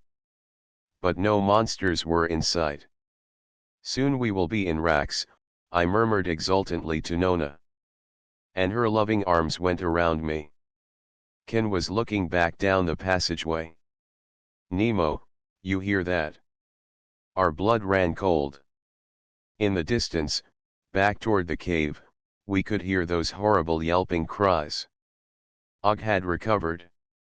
He had let loose the black fishes upon our trail. They could outswim us. We could not hide from them. And this time when they caught us, Og would not call them off. There was nothing to do but try and get across the water of wild things before we were overtaken. The way before us was open. Every second we hesitated made our chances less. We plunged up into the black void. Swimming in couples, Nona and I followed Ken and Adder. They led us close along the sea bottom. Coming in, Ken had been careful to remark the lay of the bottom so that he could find his way back. We swam fast, too fast for talking save an occasional monosyllable. Behind us we could hear the cries of our pursuers. Growing louder, steadily, but slowly. It was a stern chase, and if we could hold our present speed a long chase. On we swept, just above the sea bottom. Occasionally giant crabs would scuttle away from us, alarmed by our swift movement. To the sides, lights sometimes showed the lighted heads of monsters. But none came near us. A thing all spines drifted past, but it did not molest us. A giant clam, larger far than any one of us, was lying on the sea bottom in our path. It opened its shells as though hungrily to suck us in, but we avoided it. We came at last to the side wall of the black void of water, the wall alongside of which we had descended. Up there, a few thousand feet, lay the entrance to the Marinoid domain. If we could get into that entrance into the coral forest before the black fishes caught us. We swam upward, along the line of wall, a few hundred feet off. Directly beneath us now, following every twist of our trail, the pursuing fishes were yelping. They were much closer. And Nona was tiring. It was the longest, most sustained fast swimming she or I had ever attempted. Adder and Ken were drawing away from us. They did not realize it, and I did not call to them. Perhaps, if we too gave out, they could go on and save themselves. Then Ken looked back. They slackened their pace and we caught up with them. Go on, I panted. But they would not go faster than we could go. And we all knew that very soon now we would be caught. We were perhaps 2/3 the way up the wall when suddenly Ken and Adder swung sharply out to one side. Nona and I followed, as one fish follows the turns and twists of another. I looked to see what was wrong. Overhead, directly in our former path, loomed the black, unlighted bulk of a giant monster, huge and fearsome beyond anything we had ever before encountered. Chapter XXIII. We had no time to decide what we should do. The monster saw us. Beneath us, almost in sight now, the black fishes were mounting. And further below them, dim and muffled in the distance, we heard OG's voice shouting a shrill command to urge them on. We darted out sidewise, away from the wall. Adder was leading, and single file, we others followed. Then Adder turned suddenly and doubled back upon himself. Strung out in a line, we turned with him. Making straight for the jagged cliff face, we passed close under the monster, between it and the mounting black fishes. The monster was slow, ponderous in its movements. It was coming down, and as we darted under it I stared up and saw it plainly. A gigantic black thing. A spherical head, 20 feet broad, a thick, elongated body 100 feet or more in length. There were no fins, and no tail. The head had two great protruding eyes, gleaming green, and beneath them a circular mouth, a mouth which even undistended was large enough to suck in our bodies. And around the head, fastened to it framing the face, were a dozen arms. They were waving tentacles with a sucker disc at the end of some, and a hook at the end of others. A squid. You perhaps explain. It was, indeed, fashioned somewhat after the plan of the squid of your earthly waters. Let me call it then, a squid. It came down ponderously, waving its tentacles and floundering with its unwieldy body. Avoiding it, we struck the cliff face. A depression was there, a sort of ledge. On it we huddled, panting. Nona and I were almost exhausted. We must go on. Ken whispered. The black fishes, they will find us. And that giant thing, it can suck us up. But Adder silenced him. Adder knew what he was doing. And most of all, this momentary inactivity was allowing Nona and me to rest. We could not have gone much further in any event. The giant squid had swung awkwardly to follow us. Then evidently it heard the yelps of the uprushing fishes. It hesitated, turned downward. It was below us, and out from the wall, but still in plain sight, and we saw the black fishes sweep up to attack it. On every side the monster was assailed. There must have been 200 or more of those ugly, squat little things. The bulk of the squid dwarfed them into insignificance, but like bull terriers worrying a prostrate elephant, they tore at it. The squid floundered. Its lashing tentacles hooked the fishes and flung them away. Its mouth sucked them in and swallowed them. But scores of the fishes gripped the tentacles and clung, others bit and tore at the soft, puffy flesh, still others swarmed at the monster's protruding eyes, gouging them. The squid was in distress. It pulled itself to the wall below us and clung with its suckers. Then it let go, and ejecting a great stream of water from its mouth, forced itself swiftly backward. But the swarm of fishes still tore at it. One of its eyes went out. Its lacerated flesh gave a stench to the water that sickened us. Ken was plucking at me.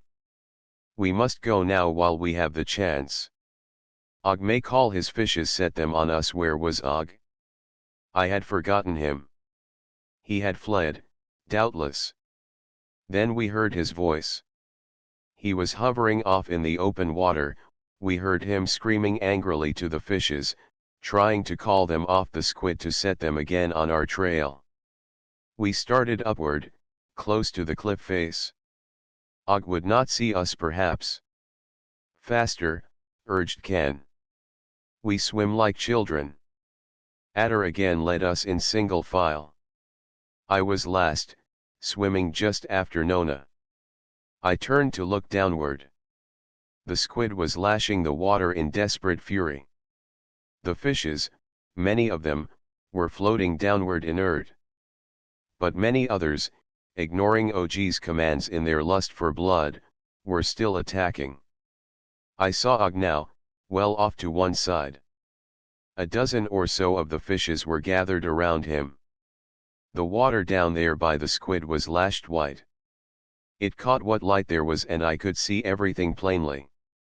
Then, as the squid rolled over with a last despairing effort, I saw a great stream of inky black fluid issue from it.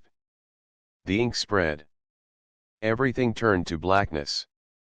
The squid, as a last desperate measure, had emptied its ink bag and under cover of the darkness was trying to escape.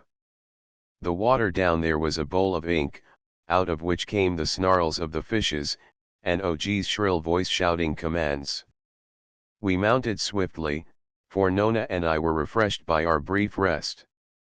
Soon we were within sight of the horizontal slit in the cliff, the entrance to home.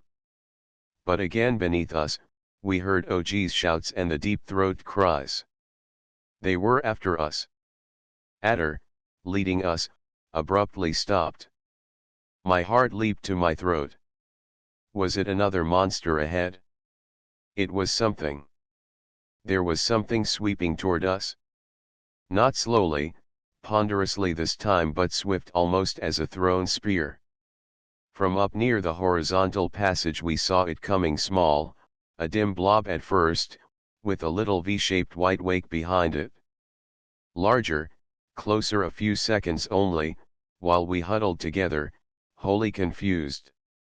Turning in an arc, this new thing swept at us, slowed down its flight, and stopped beside us. We shouted with the relief of hysteria. It was our Marinoid King Adder's father alone in his sleigh, driving his dolphin-like animal which could pull it faster than any of us could swim. We were safe. Into the sleigh we climbed. Nona sat in the seat beside the king. Og and his black fishes were approaching, but we were away, gliding through the water with a speed that soon outdistanced them. The sleigh itself was constructed to be slightly heavier than water, so that it could glide along the sea bottom. But now it was buoyed by tiny air pods fastened to it, so that of itself it would neither float nor sink. We started away after no more than the briefest of greetings with our king. We three men clung to the rim of the sleigh behind. Its rapid motion threw our bodies out horizontally, like men clinging to the tail of a speeding airplane in the rush of air. Never before had I moved through water so fast. It roared in my ears, blurred my sight, and choked me. Dimly I saw the passageway speeding past beside us. We were paralleling it, not entering, but heading for its further end. Then we seemed to go still faster. I coughed, choked. The press of water against my mouth stifled my breathing. My lungs were full and I could not exhale. I heard Adder's voice shout, "Nemo, your arm, put it before your face." The rushing water tore away his words. But I understood. I clung with my right hand to the sleigh, with my left arm crooked before my face. In the back eddy of water behind it, I breathed again. And then I saw that all the others were doing the same. Had I not done it, I should have been drowned, as you perhaps have choked a fish to death by towing it rapidly through water. We dashed onward, with the water roaring past. Then in a gentle arc we swung to the left and slackened to normal swimming speed. A mud-ooze floor was close under us, a ceiling came down overhead. We were in the slit, headed for the coral forest. The coral barrier. I gasped as I thought of it. How had the king come through that barrier with his sleigh? I was now crouching, clinging to the sleigh at Nona's side. I asked the question, but no one heard me. They were all talking. The king had an arm about my Nona, paternally, affectionately. "I am glad you are safely returned, my child." Adder was asking, "My father, what made you come for us?" The king answered very gravely, "Your mother, she was worried, Adder." His eyes were laughing. I had to slip away, unseen in the time of sleep. Our people would not like their monarch dashing off alone to possible danger. But though I am an old man, there is lust for fighting in me yet. Then I made my question heard. The king sobered instantly. "Much is coming to pass in Rax, strange things I learn every hour, and all of danger to us and our people." He told us then that upon the heels of our own departure into the water of wild things, it had been 2 eating times before, as I well knew by the hunger which possessed me. The Marinoid guards had noticed an open swathe cut through the coral forest. They found it, and reported it to the king, a 30-foot wide lane. Evidently it had been recently done by the Maegogs. In our own hasty search for an entrance, we 3 had overlooked it. The king, hearing that, had decided to drive a short distance into the water of wild things and look for our return. As he spoke, our sleigh reached the coral forest. We passed along it a short distance, and arrived at a grating 30 feet square. The situation was now plain to us, and hastily we told the king what we had learned from the Maegogs. Og, sure of the coming war and his own leadership, was preparing to strike at once. He had this lane cut through the coral to give free passage to his Maegog army in its attack on Rax. This grating Og had put there to keep the monsters from wandering into Marinoid waters. He was going to conquer those waters, and he wanted no monsters there to harass the future of the victorious Maegogs. The grating was easily removable. The king had swung it aside to get his sleigh past, and we swung it now, to return. Soon we were speeding out across the cool, sweet Marinoid waters. They were dim with twilight. Peaceful, beautiful, a garden of paradise to us, returning now from that foul water of wild things. It was still the time of sleep in Rax when we arrived.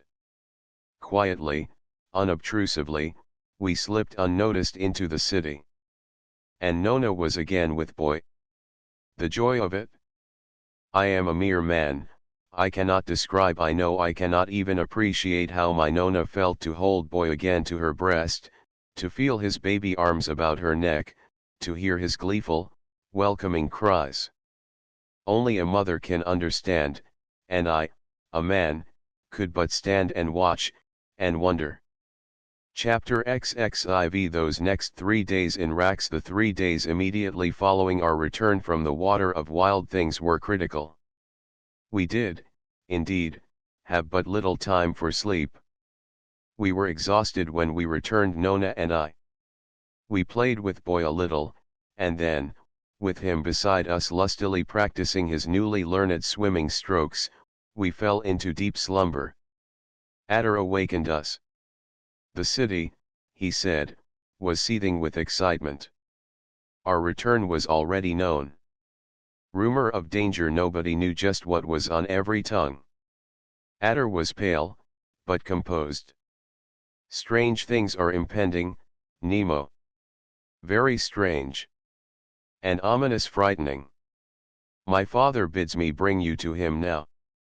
He said it so ceremoniously, so solemnly, that his tone alarmed me more than the words.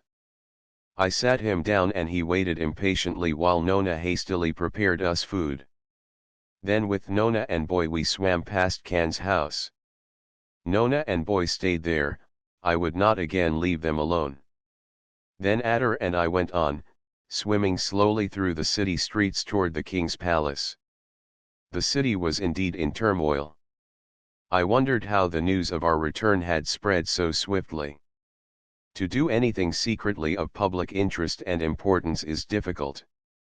And yet how should the Marinoids know already that danger was all about us in the water? How could they know that war with the Maigogs was impending? The city knew it, rumor of it was everywhere. The streets had almost a holiday aspect. At every intersection groups of swimmers were gathered. Passers-by were hurrying to and fro, aimlessly. Women cluttered the balconies. A holiday aspect, did I say? It was not that. The crowds hung poised, talking in low tones, the swimmers gazed often behind them apprehensively, the women on the balconies stared down with solemn, frightened eyes and hushed their children with overstern commands. Terror, not joy, was in the water that morning, a nameless terror, born of the unknown. I whispered something of the kind to Adder. Soon they will know what the danger is, he answered. Then will come enthusiasm, the desire to fight. The terror will be forgotten. Father's speech to them will fix that. Yes, I said. We must give them that, or we are lost. As we swam forward through the streets, the people recognized us. Occasionally a few would cheer, but for the most part they stared at us silently. Some followed us, soon there would have been a crowd in line behind us, but Adder dispersed them imperiously. Adder!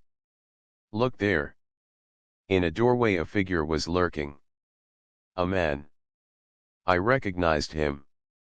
He had never married, and I remembered that they said no Marinoid girl would take him for mate because of his Maigog origin. The half-breeds.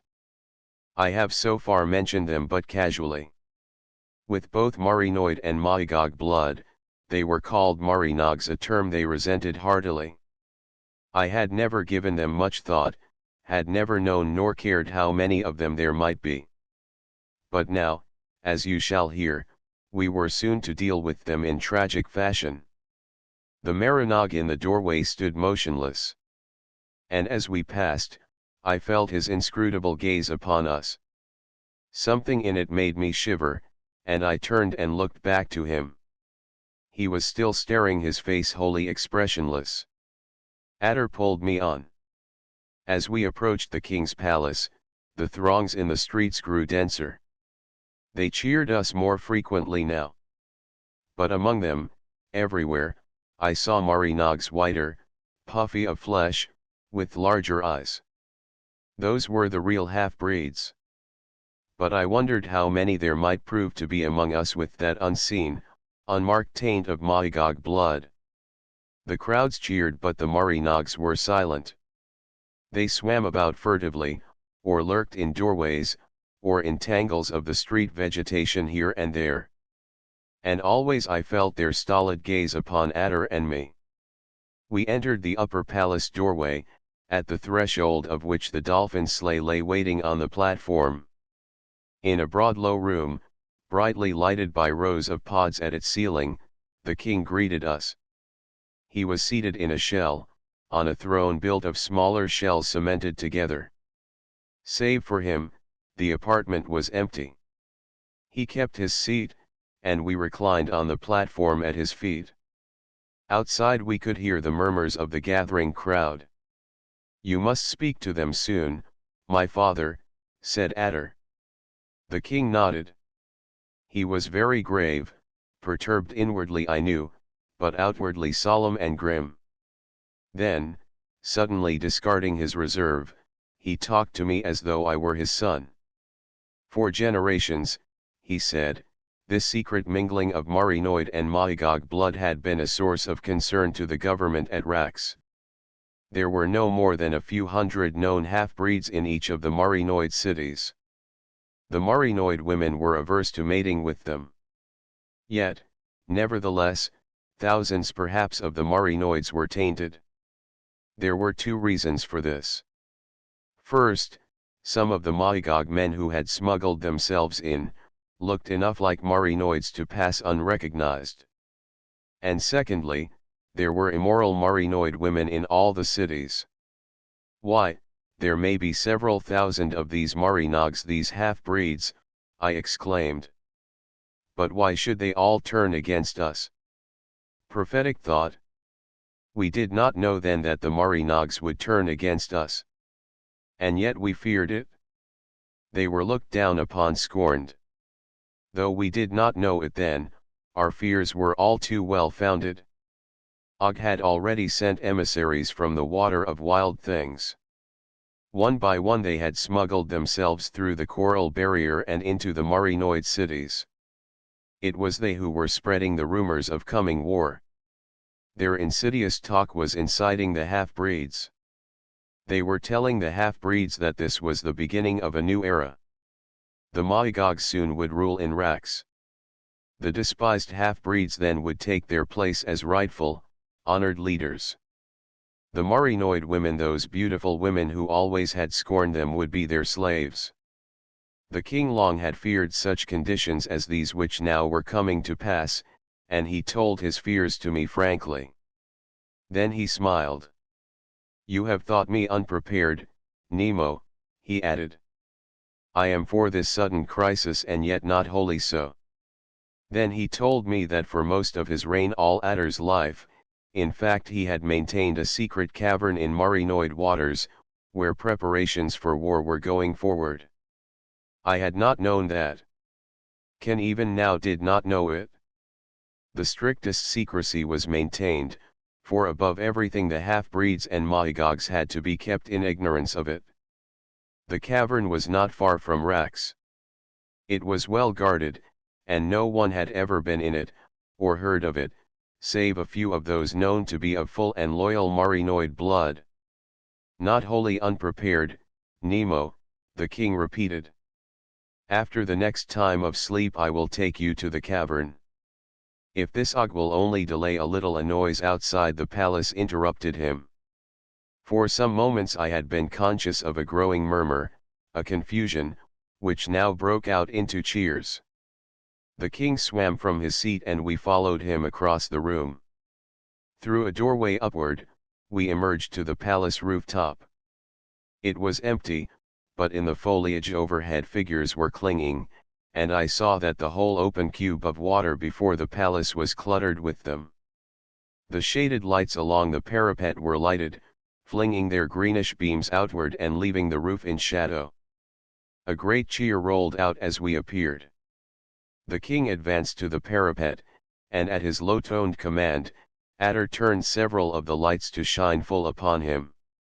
He stood there facing the throng, his figure, thrown into bold relief by the light upon it. The cheering continued. Figures fluttered overhead, seeking places of vantage. Then silence fell, and extending his forearms outward to his people, the king spoke. Adder and I crouched in the shadows at the king's feet, but between two of the illuminated pods, I could see plainly the green glowing water before us, with its silent, expectant throng of faces. The king spoke slowly, carefully at first. Gradually his voice rose in power, the smile faded from his face. With grim, forceful words, he told of the Magog peril, bid all his loyal subjects hold themselves ready for his commands. A burst of cheering interrupted him. The crowd waved its arms. In the confusion many of the spectators overhead lost their holds, or were crowded from their places. Then again silence fell over the water. And in the silence a single voice shouted two words. A female voice, the shrill voice of some Marinoid girl. Loyal subjects. She called it out cynically, quoting it from the king's last sentence. She was directly across the water from me. I saw her plainly, a girl who was considered one of the beauties of Rax. A half-breed man was passing near her, and obviously she was aiming the taunt at him. Loyal subjects. And then she added, that does not mean you Marinog. It roused the half-breed to frenzy. He dashed at the girl, struck her in the breast with his arm. Instantly there was confusion. A dozen swimming figures cut off my view. Out of the melee the Marinog came diving. I saw him escape in the crowd. The king was trying to cover up the incident by going on with his speech. But they would not listen to him. From everywhere came shouts. Down with the Marinogs. Half-breeds. Tainted blood of the Magogs. The king's speech had precipitated the very thing he had been trying to avoid. In a sudden fervor of patriotism against the Magogs, the people were openly taunting all of Magog blood among them. There were many half-breeds in the crowd lurking in secluded spots, eyeing the king with their huge, solemn eyes. They began slinking away, and most of the crowd let them go. Except the Marinoid girls. Perversely feminine, the girls swam around them taunting, laughing, jeering. The king looked down anxiously at Adder and me. Then, with sudden dominance, his roaring voice stilled the confusion. Silence all. Your king speaks. Are you Magogs that you defy the majesty of your king? You are unjust to the half-breeds. The half-breeds are loyal. Their Magog blood is forgotten. Tainted they were by heritage, but their taint is washed clean by our Marinoid waters. They are your brothers. You must love them.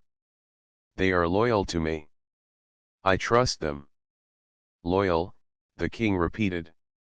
And when the war is over and we have defeated our foul enemies from the water of wild things, the loyal half-breeds will be honored among us. A crowd is easily swayed for the moment. Soon they were cheering the half-breeds, exhorting them to remain loyal. The girl whose taunting words had started the trouble was swimming toward us across the open cube of water. Some instinct at that moment caused me to glance overhead. A figure was clinging to the foliage directly above the king, a half-breed man. I saw his arms fling something downward. Something long and thin, and gleaming green-white in the glare of lights. It looked like a spear. But it came down more slowly. And then I saw it was swimming. A needlefish the length of a man, with a nose 2 feet long, pointed and stiff as a rapier. With increasing speed it was swimming downward directly at the king. A second or two of confused thought, too rapid for action. The needlefish was darting downward faster now than a thrown spear. The king was unaware of it. The fish's rapier nose would run him through from back to chest.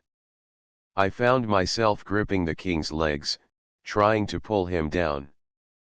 But another figure from near at hand dove at him. The Marinoid girl who had taunted the half-breed. Her arms went around the king's neck. A flash of silver as the needlefish came at them. A choking female cry. The girl's body sank to the rooftop at the feet of the startled king. On her face, inert, she lay with the fish like a sword blade buried in her back. The king was unhurt. He was shouting commands at the excited crowd. Overhead there was a scuffle, a scream of anguish. The half-breed's body, he who had launched the needlefish, came slowly down to us. I saw a dozen spears from the enraged crowd sticking in it. We lifted up the girl, grotesque to my mind with her 4 arms, but by Marinoid standards one of their greatest beauties. She was still alive. Thoughtlessly, I pulled the fish from her wound, broke its sword-blade nose across my knee, snapped its slim body as one would snap a length of string. A thoughtless act. From the wound the girl's blood gushed. It spread like smoke in air, the water all around us was pink. Adder had his arms about the girl. Then he got to his feet, and with a command to the crowd to disperse, he swam away to fetch the man of medicine. The king and I knelt by the girl. Adder would be too late, she was dying. "Child," said the king gently, "soon you will be healed and strong again. And never shall I forget what you did for me today." But she shook her head weakly, her lips, twisted with pain, were trying to smile at him. Her words were low, halting, the king and I bent lower to hear them. "Loyal subjects. I was loyal. Didn't mean to start any trouble. You forgive me?" "Yes," said the king. "Don't talk now, child." "Loyal," she repeated. "Everyone should be loyal to his king. I'm glad I could show to die for." The blood gushing from her mouth stopped the words, but her eyes were still smiling as they glazed and the light faded from them. Chapter XXV. "Nona," I said, "do you wish to go to this merrymaking?" "Ken, should I take her?" It was 2 days after the attempted assassination of the king. I had not yet seen the cavern where the king was preparing for war. I was going there after this next time of sleep. We in Rax, the king, Adder, Ken, and I were much perturbed at the turn affairs were taking. We knew now that OG's emissaries were among us. But they kept themselves hidden, talking secretly to the half-breeds, to all who sympathized with the Mahigogs. We knew all this, but we could do nothing about it. There was no police force, or army, or anything of the kind in this crude Marinoid civilization. Soon the king would organize an army. We were planning to do that almost at once, as soon as the final preparations in the cavern were complete. And meanwhile the king wished to do nothing that might precipitate further trouble with the half-breeds. An internal revolt, on the air of foreign warfare, that was what we most dreaded. It was at this juncture that some of the king's counselors suggested a public celebration, such as was always held at the birth of a child to the royal family, or on other festive national occasions. A celebration. When we were at the brink of war. To me, it was a mistake. It could do nothing but humiliate, antagonize the half-breeds. They could not take open part in it, the Marinoids would not permit that. Yet, said the king, we had our own people to think of. There is a certain human quality of mind which turns to merrymaking on the eve of danger. You on earth have seen that in your own history. The Marinoid morale would be helped. To laugh, sing, shout, and make love, and then go to battle. That was what the people wished, and against my advice, the celebration was to be held. Now, in Can's house, where Boy was asleep with Can's children, we were planning to go to the cube of water before the palace where the festival was to be held. Take me, cried Nona. I want to go with you, my Nemo. Never had my Nona seen public merrymaking. The woman in her was very eager to go, to take part in it. And I took her. With Can, we started after that next meal, and Can's woman stayed at home with Boy and her own children. My last moment decision to take Nona seemed somewhat superfluous, for all that day she had been getting ready to go. Clothes. My Nona was as interested in them as any woman of your own earth. She had made every preparation, and soon she swam before us, laughing with excitement and delight. I gasped. For the first time, I saw her usually upflowing hair bound down to her shapely head, coiled and braided, and with a garland of tiny marine flowers in it. A new, close-fitting suit, with a girdle and anklets of dull green, which by contrast made her smooth skin shine like polished pink marble. "You like me, my Nemo," she laughed. And she eyed me sidewise through lowered lashes as though I were not her mate, but only one who wished to be. Then we started. The streets, more brightly lighted than usual, were bedecked with flowers. The light slanting down through the water from overhead lent queer grotesque shadows to the figures swimming beneath them. The crowd was all moving toward the palace. Marinoid men and girls gaudily dressed, the girls, I noticed, all more scantily robed than upon less festive occasions. In couples and little groups, they swam along. The water rang with the gay voices of the girls. A cart passed us, a sleigh driven by a swimming animal, the equipage of one of the king's advisors. But its owner was not in it now. It was loaded with Marinoid girls.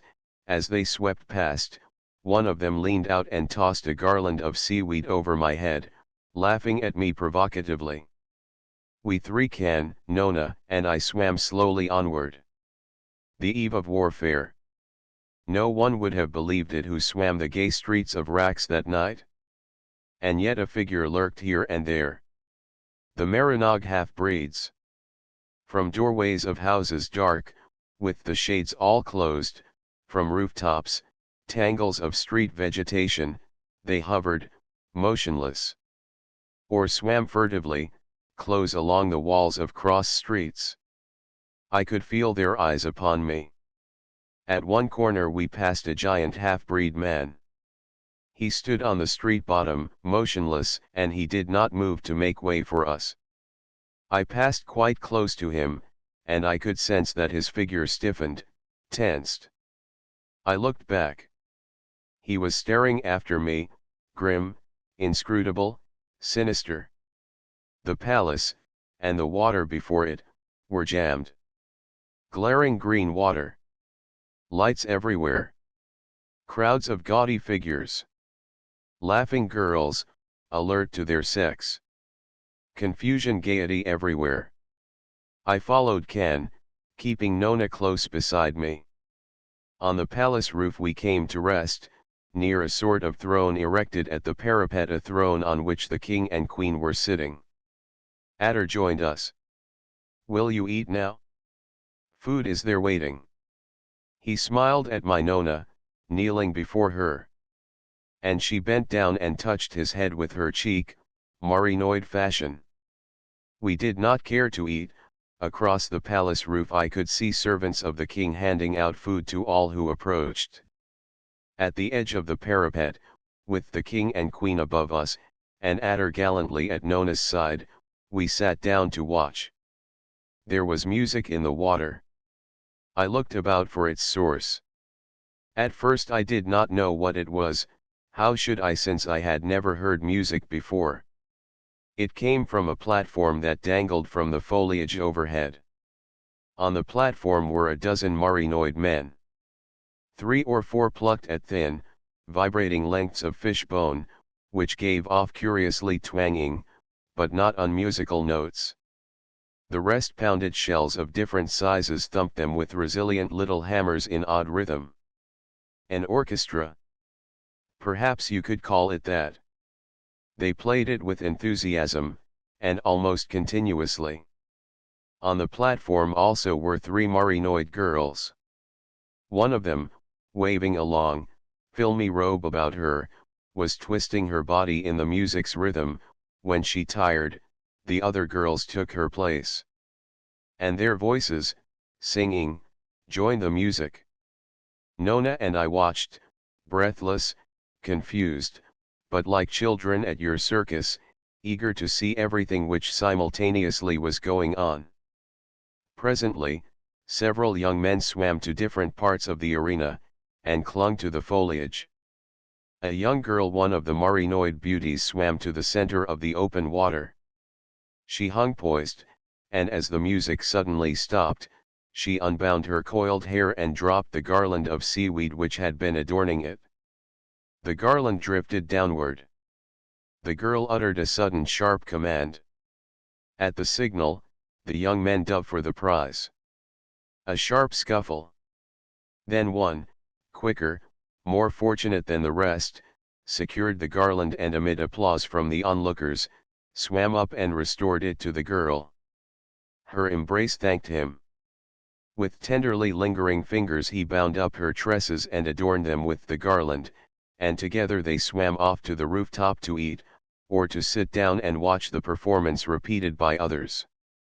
In another section of the water, the couples thus chosen were dancing. I can call it nothing else, swimming in close embrace in time to the music. And there were other games, the details of which I could not grasp. Combats between young men, bloodless, but real enough for all that, with the maiden's favor always as the prize. Nona and I sat enthralled. I was disappointed in my Nona. She wanted to join in the games. But I would not let her, of course. We were getting hungry. I turned to find that Adder was no longer with us. On the throne behind us the king was adorning a Marinoid girl just chosen as the most beautiful. But where was Adder?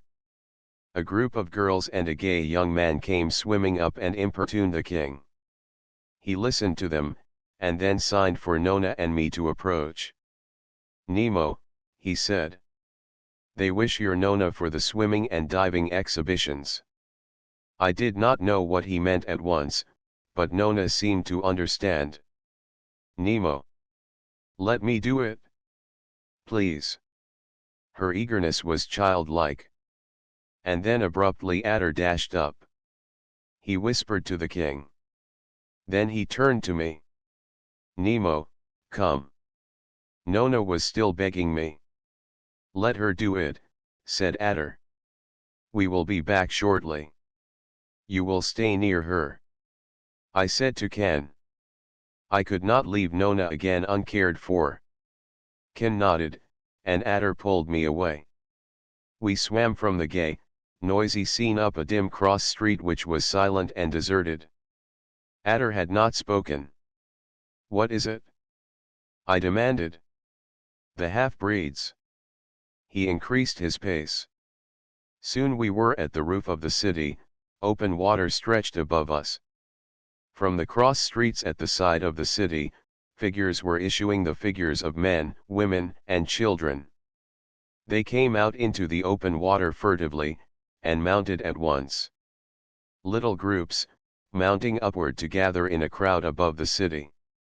And then streaming off in a line, single file, a swimming line of figures which already extended out of sight into the dimness of the distant water. The half-breeds, Marinogs, all the Maigog sympathizers were leaving Rax. Rats leaving a sinking ship? Was it that? Or a gathering for action somewhere else? The water of wild things lay in that direction. Were they going there? Or to Ghana's sister city, to Rax? Ghana also lay that way.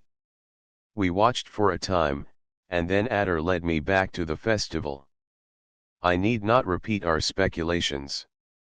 Our questions soon were to be answered. We reached the rooftop. The swimming and diving exhibitions were in progress. Marinoid girls of beauty and grace, diving from the overhead foliage down across the brilliantly lighted cube of water. I saw hoops of woven weed being held in front of the palace, a dozen of them at intervals.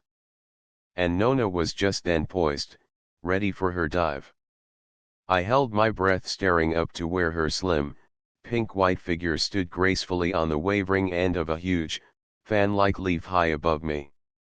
A signal, shouted by the king. Down Nona came in a head-first dive. She hardly made a ripple as she passed through the water. Through one of the hoops she passed, then swimming zigzag through other hoops, up and down, slowly turning over to pass a hoop feet first, then doubled up, spinning like a ball, and at last straightening out again, swimming up and finishing on tiptoe before the king, graceful as a swallow alighting. My beautiful Nona. Even the Marinoids, strange as her mermaid beauty was to them, applauded her loudly. And the king smilingly touched her radiant cheek with his. My own cheeks burned with the pleasure of it, my pride in this girl of mine. Presently she was back at my side, and I was holding her close, while still they applauded. Then other girls dove. Then we ate. And I, with Nona only, swam in time to the music. Gaiety. The pleasure of the senses. And then like a thunderclap came a woman's shrill cry of horror.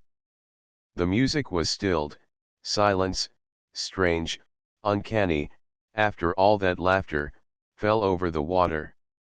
A little knot of people were approaching the king. I hurried there, found a Marinoid girl of Ghana, a girl with frail body torn and bleeding. We laid her down, and to the king she gasped out her news. The half-breeds had risen into revolt. From Rax and all the other Marinoid cities, they had gone to Ghana. The city was in terror. Bloodshed. And the Marinoid girls who resisted the half-breeds were being killed. The half-breed revolt. It had come. Chapter XXVI. Once before, I had been to Ghana. It lay to one side, but fairly close to the entrance to the water of wild things. Like Rax, it was built of marine vegetation, a narrow cylinder standing on end. There was a slight current to the water here. The city, sustained upright by its airpods overhead, nevertheless leaned to one side under pressure of the current. From a distance, it looked like your leaning Tower of Pisa. It was a beautiful city, less densely populated and more beautiful than Rax. Its exterior surfaces, its sides and top, were laid out in parks and gardens. Large houses, many balconied, with ferns and flowers. And the entire top one broad public garden. In the king's sleigh we went there now. The water between the two cities was deserted. We passed straggling figures coming from Ghana, broken, bleeding figures, Marinoid refugees escaping for their lives. They came on, swimming slowly, painfully. We passed a girl, floundering, then sinking inert. Ahead lay the dim distance. The water was pale green with its glowing, inherent light. Then it began tinting red. Adder gripped me, trembling with the horror of what we knew lay ahead, and the king urged his dolphin faster. Then, Ghana. The outlines of the city loomed before us. A ring of hovering predatory figures surrounded it. We could see other figures launching themselves out from the streets, desperately, and the waiting figures surging upon them. We halted our dolphin, and presently, still at a distance, we mounted over the city, to gaze down into its garden roof. A crowd of mermaids were huddled there, huddled in groups, trying to hide in the clumps of ferns. But the half-breeds sought them out. Swords flashed silver, then red. Faint screams of agony floated up to us. Slowly we passed over the city. A Marinoid girl clung to an airpod. 3 men, dead white of flesh, saw her there. They dove at her, their arms entwined her, tore at her robe. 2 of the men swam aside, laughing. The other persisted, and at the girl's resistance he suddenly drew a dagger and plunged it into her breast, furious because his comrades were laughing at him. There was a balconied, terraced home. Through the red haze that now stained the water everywhere, we saw a man and woman and little child huddled in a corner of the roof. From a roof doorway to the house below, a group of half-breed men appeared. They rushed at the Marinoid man, a scuffle, and the man lay dead. 2 of the assailants dragged the woman away. She was fighting them, screaming with terror, and they cuffed her face to subdue her. 2 half-breeds were left with the child. One drew his sword, but the other held him back, producing from his robe a struggling white thing, a needlefish. Then they tossed the child upward into the water, launched the fish at it. Through the child's soft body, the fish bore its way. And everywhere it was the same. We swung upward, beyond sound of the screams. But the red in the water followed us. Figures were plunging from the city at every point, but few escaped the waiting ring of half-breeds. The water darkened with the blood that was added to it. Slowly, sick at heart, we retraced our way to Rax. And then the crowning blow. Our guards at the entrance to the water of wild things had been set upon and defeated. A few had escaped to bring the news. Og's Magog army was advancing through the coral. With our preparations still incomplete, the Magogs were striking. The war had begun. The Magogs were striking. The war had begun. I do not like to remember in detail the scene around the king's palace which followed this sinister news. The city, so gay, so carefree a few hours before, was a turmoil of confusion, of terror, almost of panic. To the palace the people crowded. The cube of water was jammed with a frightened, expectant throng, a throng that looked to its ruler for protection, for advice, for commands.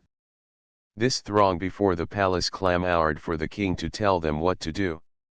With my Nona and boy beside me, I was inside the building in a room with the king and queen, Adder and Ken. I shall never forget that scene. To make you appreciate it, I shall have to remind you that never before in the reign of this king had an enemy menaced his domains. And this Marinoid civilization, as I now realize it to have been, was very primitive. In a word, our king at this crisis was flurried. His preparations for war were in truth but vague and impractical. The Marinoids did not know the meaning of an army. Magogs were coming to kill them, Marinoids must fight in defense. That was the extent of the king's plans. He sat in his carved shell on the throne platform, and we others crowded around him anxiously. Outside the palace, the shouts of the frightened mob floated into us through the water. "The Magogs," said Adder. "They are coming through the coral barrier. Our guards there have been defeated, killed most of them, and the rest have fled." "Coming here?" I asked. "Will they come here to Rax, do you think?" The king looked at us hopelessly. "Here to Rax? They cannot. I am not ready. We must arm to repulse them. They must not come so soon. Before this time of sleep is over they will be here," Ken declared gloomily. Two of the king's counselors appeared swimming into the room, old men, terrified nearly out of their wits. They huddled down beside us, and one of them said, "At the cavern, my king, they are waiting your orders." The shouts outside grew louder, more insistent. "The king? Where is the king? Let him speak to us, tell us what to do. We are ready to fight. Death to the Magogs. Our king. We want our king." "Father," cried Adder. "Speak to them. Command them. Now, or panic will come and we are lost." The king rose to his feet uncertainly. "Yes, speak to them, of course I will." A woman swam hurriedly into the apartment, a serving woman to the queen. "My king, the people are arriving from the forests and the mud banks. They are crowding into Rax, they do not know where to go or what to do. The rural population coming into the city for protection." "I will speak to them," the king repeated. He said it numbly, as in a daze. "I must tell them something. Adder, my son, we must plan something, you and I.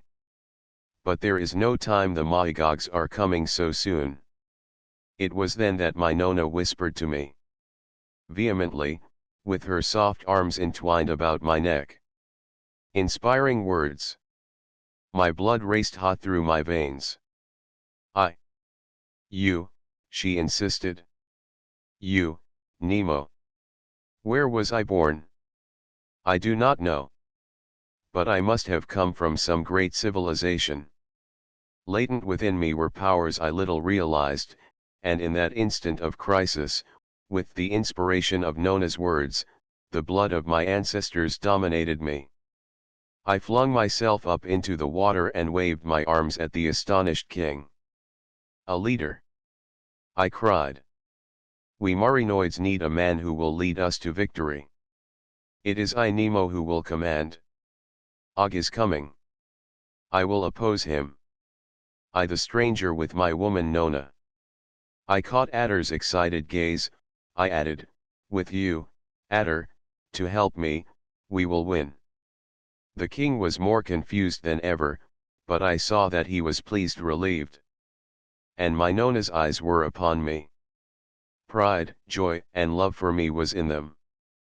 Come, I said to the king. I will talk to the people, with you beside me. And you will tell them that Nemo the stranger within their gates is in command. We went to a little balcony outside the throne room window. The crowd fell silent when it saw us. At the railing we stood beside each other, with Nona, Adder and the rest crowding the doorway behind us. The king, with the responsibility of leadership removed from him so unexpectedly, had recovered his poise. He put one of his arms about my shoulder as smilingly he showed me to the people. It was a throng so dense that all I could see was a mass of faces and bodies. Silence, then a wavering cheer. The king extended his other arms, and he told the hushed people that I was to be their leader. They cheered, but there was an ominous undercurrent of murmuring that went with it. I was thinking swiftly, planning what I would say, what I should tell them to do. And I must admit that in that first moment, I was confused myself. But no one should see it. I knew that most of all I must appear confident, and talk to them inspiringly, perhaps bombastically. My beloved people, the great God of the Marinoids sent me to you, I began. To lead you against this traitor Og. Glorious times are ahead of us, my people. Victory, but the murmur of dissent was growing. A voice shouted a raucous jibe. Wait. Listen to me, all of you. This Og, whom once I fought before you all, it was an unfortunate illusion, I had lost that combat with Og. Silence. I shouted over the noise. Into the water of wild things I have just been, and from this self-same Og recovered my woman Nona. But the mingled cheers and jibes halted me. I could feel that the king's arm around me was trembling. He whispered to me quaveringly, "Go on, Nemo. Tell them," but my Nona suddenly sprang forward, up to the parapet. Women of the Marinoids, her voice to the women of the crowd rang out clear and silenced the confusion. Women of the Marinoids. This is war. We women, our children, our homes, are threatened. Do we fight, or do we sit by while our men defend us? Women of the Marinoids, answer me. They did answer her. Their shouts of applause came up, enthusiastic shouts of the women in which the cheering voices of the men were mingled. And over it all came Nona's cry, "I knew you would say that." My wonderful Nona. She was dominating them. Her glorious arms, smooth as pink marble, went out to them appealingly. We are but women, frail of body. But the spirit of battle is strong within us. Then she called upon all the women who were young and strong like herself, bade them come now to the palace rooftop. Come, she cried. Let us show our men what sort of women are theirs. Come now, and Nona the stranger's woman will command you in the battle. They came. From out of the crowd they swam upward, the fairest, most beautiful of the Marinoid girls, and settled upon the palace roof. 200 of them perhaps. It was inspiring. It could not help but be, and my Nona knew it and had planned it thus. The men, seeing them gather, cheered loudly and called upon me to lead them to protect their women. It saved the situation for the king and me. Nona swam upward. My man Nemo will command you men, she shouted. And I will lead the women. She gazed down at me. We women will wait for your orders, my Nemo. and among the girls she took her place waiting. I had made my decisions. The crowd now was with me. In a breath, I knew, the news of my leadership would spread through the city. I spoke. I knew that my voice now carried the real confidence of authority, and the crowd knew it. I commanded that all the older women, old men, and children should go to their homes, bar their doors and windows, and wait. All men, able-bodied, I ordered to the roof of the city, there to wait for their arms and equipment which very soon would be furnished them. They were to divide themselves into two groups, older men whose power of giving the electric shock was waning, and those younger in whom it was still at its height. As I began giving orders, the things I must do multiplied in my mind. A score of the fastest swimmers in the city I bade come to me at once in the throne room of the palace. I wished to send them to the entrance of the water of wild things to bring us news of the enemy's advance, to send them throughout the forests and the mud banks to order everyone living there to come into Rax. There were 3 other Marinoid cities besides Rax and Ghana, small, unimportant cities. My couriers would order them to prepare as Rax was preparing and send their fighting men at once to the roof of Rax. Other things I thought of. Ghana, we must abandon. Its Marinoid population was massacred, the half-breeds held it in full possession. I did not mention this now to the crowd. But I told them that every half-breed encountered in Rax was to be killed. The refugees coming here from the mudbanks, Adder whispered, to remind me. All refugees into Rax I ordered to divide into 2 groups, the fighting men to come to the roof of the city, the others, women, old men, and children, to seek quarters in the homes of Rax. Any household would take them in. The people were dispersing, following my orders. Nona, with her girls, was waiting on the palace roof. I signed her to swim down to me. Select a girl to command them, under you, I said swiftly. And my Nona, you were wonderful. Her caress answered me. Give boy to Can's woman, Nona to take home. Kiss him for me, our boy. Even in the haste of that moment, I remember how thankful I was that boy was too young to fight. Yet Nona wished to fight, you exclaim. True, but can you guess how cold my heart was within me at the thought of it? Then, Nona, join me in the throne room. We must go to the cavern. I dispatched my couriers. And those I sent to spy upon the enemy carried with them my unspoken prayer that they would bring back word we had at least a few hours to prepare. A few hours. This Marinoid was a very little nation, as you would reckon it. Yet warfare cannot be planned upon such short notice. Chapter XXVII. My duties at the palace for the moment were over. With Adder, Can, and Nona, I hurried to the cavern. Adder led us, none of us others had ever been there. It was not far from Rax, a broad entrance cunningly disguised with removable foliage. A tunnel, short and steeply downward, led us under the sea bottom. It was dark. Lights at intervals illumined the water, dim, wavering lights, lending to everything a ghostly unreality. Several times we were stopped, but at sight of Adder the guards let us pass. Ahead of us presently we could see more open water, a broad shallow amphitheater, artificially lighted. Figures were moving about in it, busy at various tasks. Human figures, most of them, but not all. Some were dolphins. And then I saw a great cage within which 200 or 300 of the graceful creatures were swimming idly about. With Adder to show us the way, we swam slowly the length and breadth of the cavern. Here, he said, were the weapons being made. I looked them over. 1,000 of them possibly. Small, dagger-like things, swords, others long as a lance, still others very thin, but heavy in front to be thrown through the water like javelins. The sight of the weapons standing in racks inspired me. With them, I could equip 1,000 fighting men. More perhaps. Further along we came upon a side cave. In it I saw a dozen sleighs to be drawn through the water by dolphins. They were not unlike the king's sleigh in which I had already ridden upon 2 memorable occasions, save that these were smaller to carry 1 man only.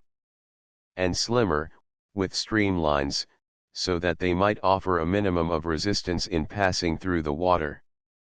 I examined them more closely.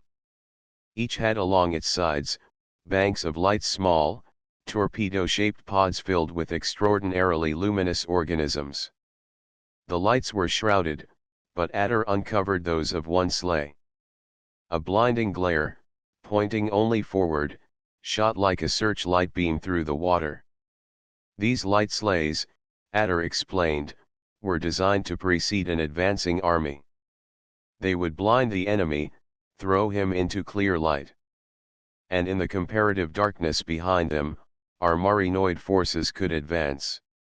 We passed along quickly, for we had little time for these explanations.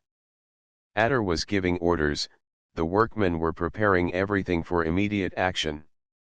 There were other sleighs of darkness.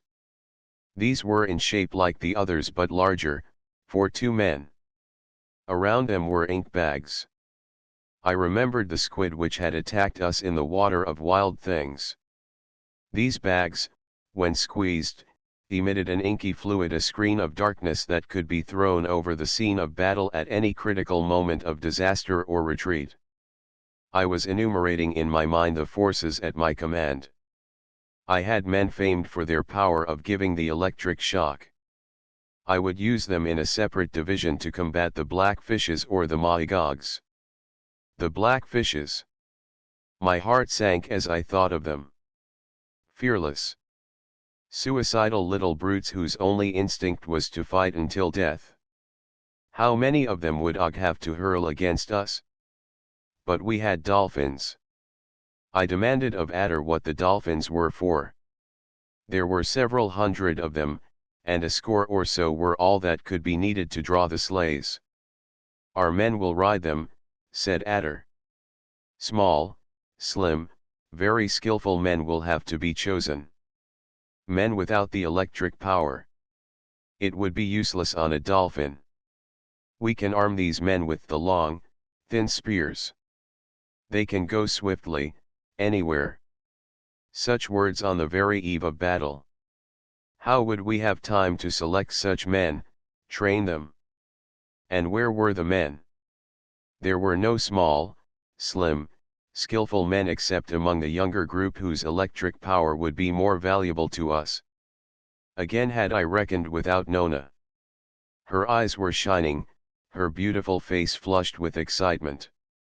We women will ride your dolphins. Small, slim, skillful without the electric power, we are the ones you need. It was then I protested. Indeed, I tried my best to get her to stay with Boy, at home. I failed. And now I realize that in spite of my fears for her, I was more proud of her then than I had ever been before. My Nona. A single dolphin out of its cage, swam past us, sleek, graceful creature longer than my body, its every line denoting speed. Adder called to it. Like a dog it came and fawned upon us. With her arm about its neck, Nona caressed it. This one will I ride, she exclaimed. Let me try now. Adder, make him let me try. Adder summoned a young Marinoid, one who had helped train the dolphins. He showed Nona how to mount it. She had on an outer garment at the moment, and at the lad's direction she discarded it. Then he brought thongs of grass, and bound her hair tightly around her head. She was ready. Lying flat on the dolphin's back, her slender body seemed welded to it. A collar was about the dolphin's head, and into it she thrust an arm to hold herself. The young Marinoid told her how the creature was guided. A kick of the heel, pressure of an arm against its head, or even a whispering word. She was away. Back and forth through the water before us the dolphin sped, and Nona's body flat against it caused hardly a ripple. Then they gave her one of the long, lance-like spears.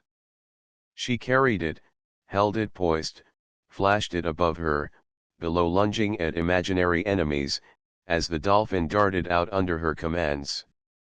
The grace and skill of it! I was amazed. Woman, with such a thing, learns faster than man. Soon she was twisting her body down to use the dolphin as a shield, lunging with the lance over its back. Then she dashed over to where we were waiting, and slipped to the cave floor, standing there panting and triumphant, a little jockey, flushed with victory. You see, my Nemo? We women can do it. We will ride your dolphins. An hour or more had gone by. For another, we talked and planned. Atter, Ken and Nona had taken the dolphins with their 4 trainers, taken them to the palace roof to organize the girls. Soon our messengers would return from the water of wild things with the news of the enemy's progress. I went up to the palace to join Nona. The men from the cavern under Ken's direction were on the roof of the city, distributing weapons to our forces gathered there. I had no sooner reached the palace than one of my couriers came in. Good news. Good news indeed. The Magog forces were not coming at once to Rax. Ghana was in the hands of their half-breed allies. It was closer to them than Rax. They were heading for Ghana, occupying it, massing there, and from there, doubtless, would presently attack us. It was the breathing space we needed so badly. Now we could organize. Nona with her dolphin was with me as the courier poured out his news. Quick-witted, fertile-minded woman. Never will I cease to marvel at her. She whispered to me a plan daring yet almost certain of success. A plan that she and I alone could execute. A plan. But presently you shall hear it in detail, for we lost no time in attempting it. Nona and I started, each on a dolphin, and each bearing a short, broad-bladed sword. Only Atter knew where we were going, or what we were about to try and do. Riding the dolphins, we started slowly at first, for I was inexperienced. The creature's sleek body was beneath me and I clung to it, stretching myself out along its back, my fingers gripping its woven grass collar. Nona rode ahead on a dolphin slightly smaller, but, I soon was to learn, equally as fast as my own. Nemo, are you all right? Her sober, earnest little face was turned back toward me. All right, I said. Yes, of course. Would you let a woman know when you were perturbed? Not I. At once Nona increased the pace, and my own mount followed hers. We were leaving the city, passing out along one of its horizontal streets. It was nearly deserted. The fighters had gone to the city roof, the others were barred in their darkened houses. Occasionally a face would show at a window. A courier came along returning from one of the other cities. We stopped him. My orders were being obeyed, he reported. The fighters from the other cities were swimming in to join our own men on the roof of Rax. I sent the courier on to the palace to receive further orders from Atter. We wished to spread the news that the enemy was not attacking at once. And while Nona and I were away on this enterprise, Atter and Ken were to organize the army, and the girl whom Nona had appointed, was to drill the other girls in riding the dolphins. We passed on, out of Rax. As we left the city heading for our first objective, the entrance to the water of wild things, I caught a glimpse of the roof of Rax. The open spaces up there were thronged with our men. Nona increased our pace and very soon Rax with its activities was left out of sight in the dimness behind us. The open water was almost deserted. Refugees were straggling in, occasionally we came upon parties of them, families who had fled from their isolated homes. They all halted and gazed after us curiously as we dashed past them. "All right, Nemo." "Yes. Of course." We went faster. The water pressed against me, roared in my ears, blurred my vision. I clung tighter, and bent my head in the crook of my arm. Then, after a time that seemed ages but was doubtless very brief, we slackened. Nona signaled to me, and I rowed my dolphin close alongside of hers. "See," she whispered. "We are here." Ahead of us in the dim water, moving lights showed. We were almost at the entrance to the water of wild things. The last of the Magog forces were coming through. We did not dare go close enough to see much. Moving lights disclosed double lines of swimming figures. They were coming out through the passageway they had cut in the coral, and swimming off toward Ghana. The line of their lights extended out of sight in that direction. We were just in time to see the last of them come through. Og and his black fishes. We assumed it was Og. We had gone closer, but not close enough to distinguish features. A lone male figure carrying a light and surrounded by that swarming pack. The figure closed the passageway gate at this end carefully. Like ourselves, Og wanted no unruly monsters to get through into Marinoid waters. We waited until his single light was well on its way to Ghana.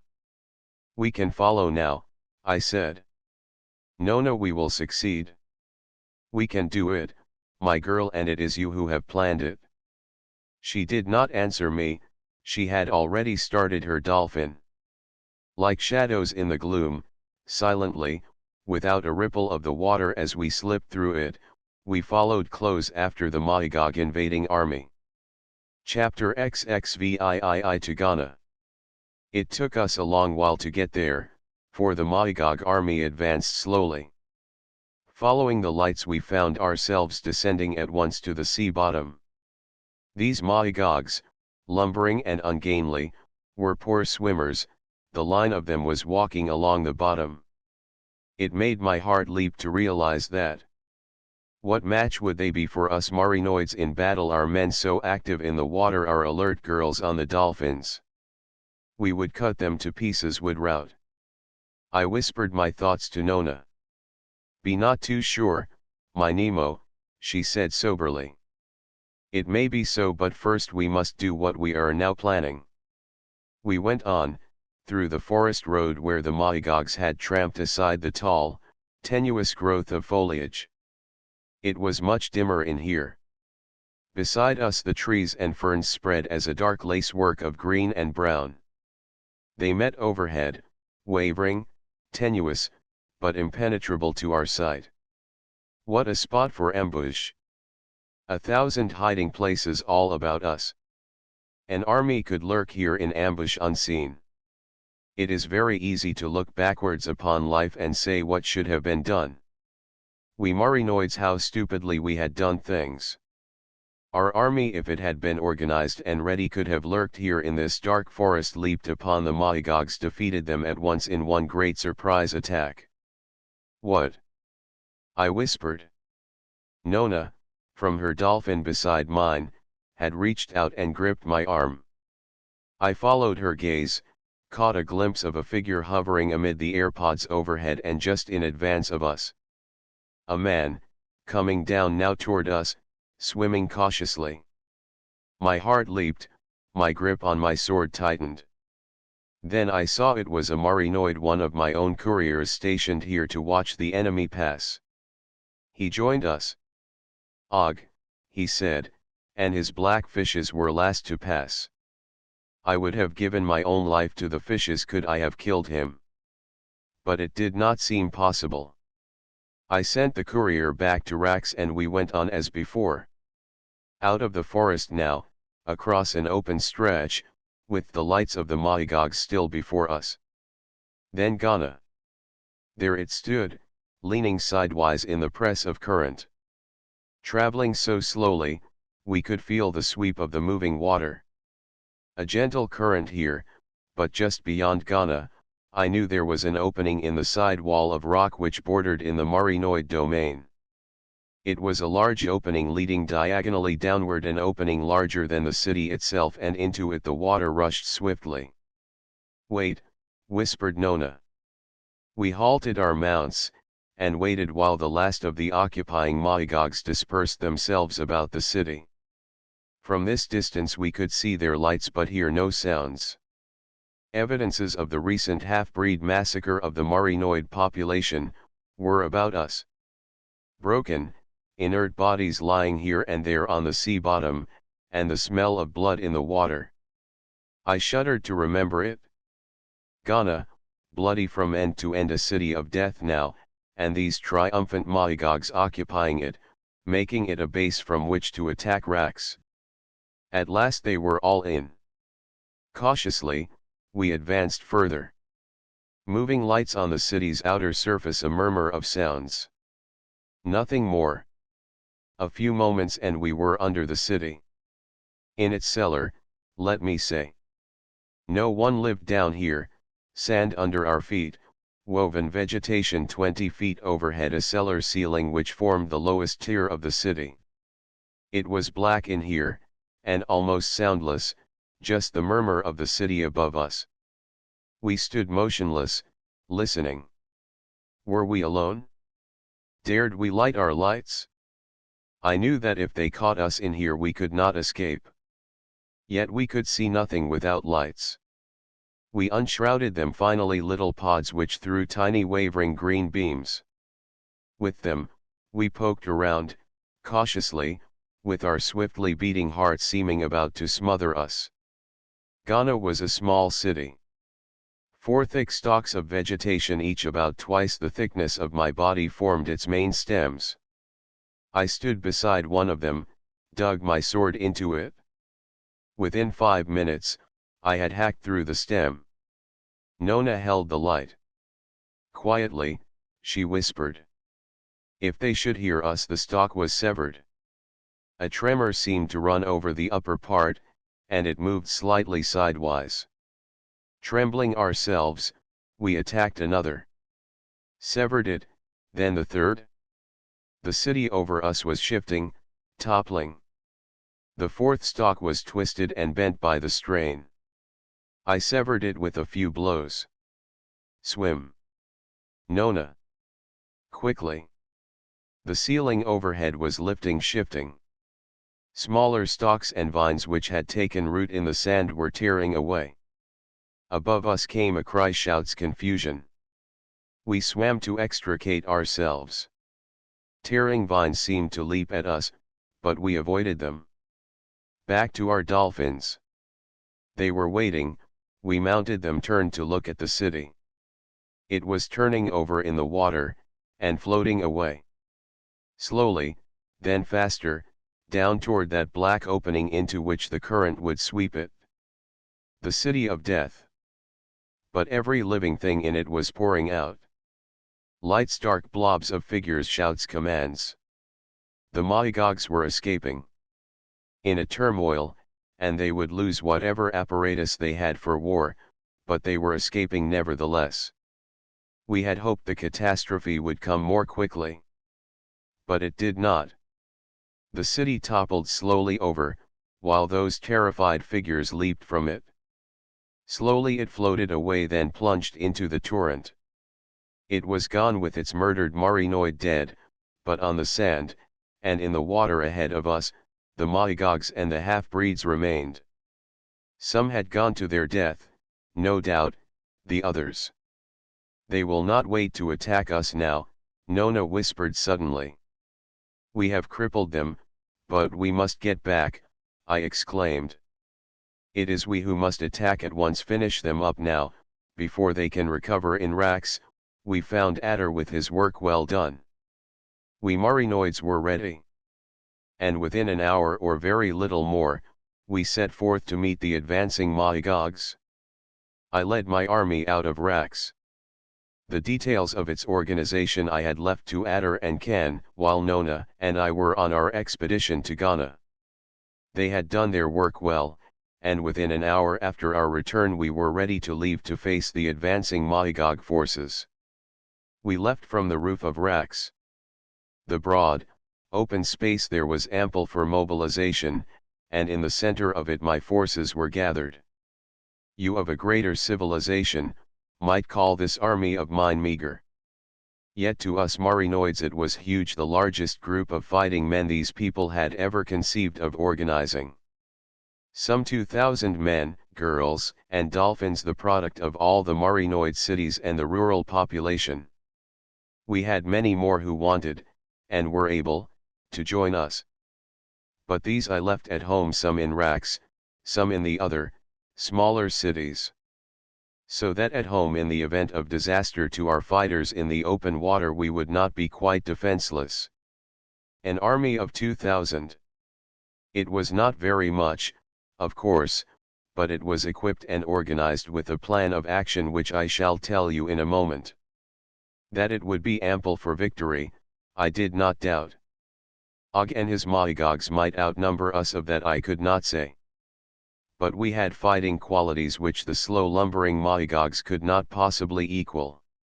We would be easily victorious, I thought, but Nona was not so sanguine. In spite of my commands, the people of Rax, many of them, had gathered on the city roof to see us leave. A circular fringe of them jammed the edge of the roof, waiting to cheer our departure. But they did not cheer. With solemn faces they stared upward at our columns as we rose into the water, women staring after their husbands and sons, even their daughters, women and old men staring, and wondering which of their loved ones would return alive to them. In command of the entire Marinoid forces, I rode alone on a dolphin with hands free and with only a lance fastened flat against the dolphin's back and a dagger in my belt. I was first off the roof of Rax. As I rose, gliding smoothly upward and outward, I looked down to see the city dropping away. A column of young men, swimming 5 abreast, came up next like birds rising in orderly array to follow their lone leader. It was an inspiring sight, this sinuous curving line of swimmers. It swung into the water, bent like a huge rainbow over the city, straightened, and followed me diagonally upward. Soon Rax had dwindled small and dim in the water below. But I could see Nona's forces, the girls mounted on dolphins, as they too were starting. Then Rax, now so far beneath me, blurred and was lost in the grey-green haze of water, and I turned my attention ahead.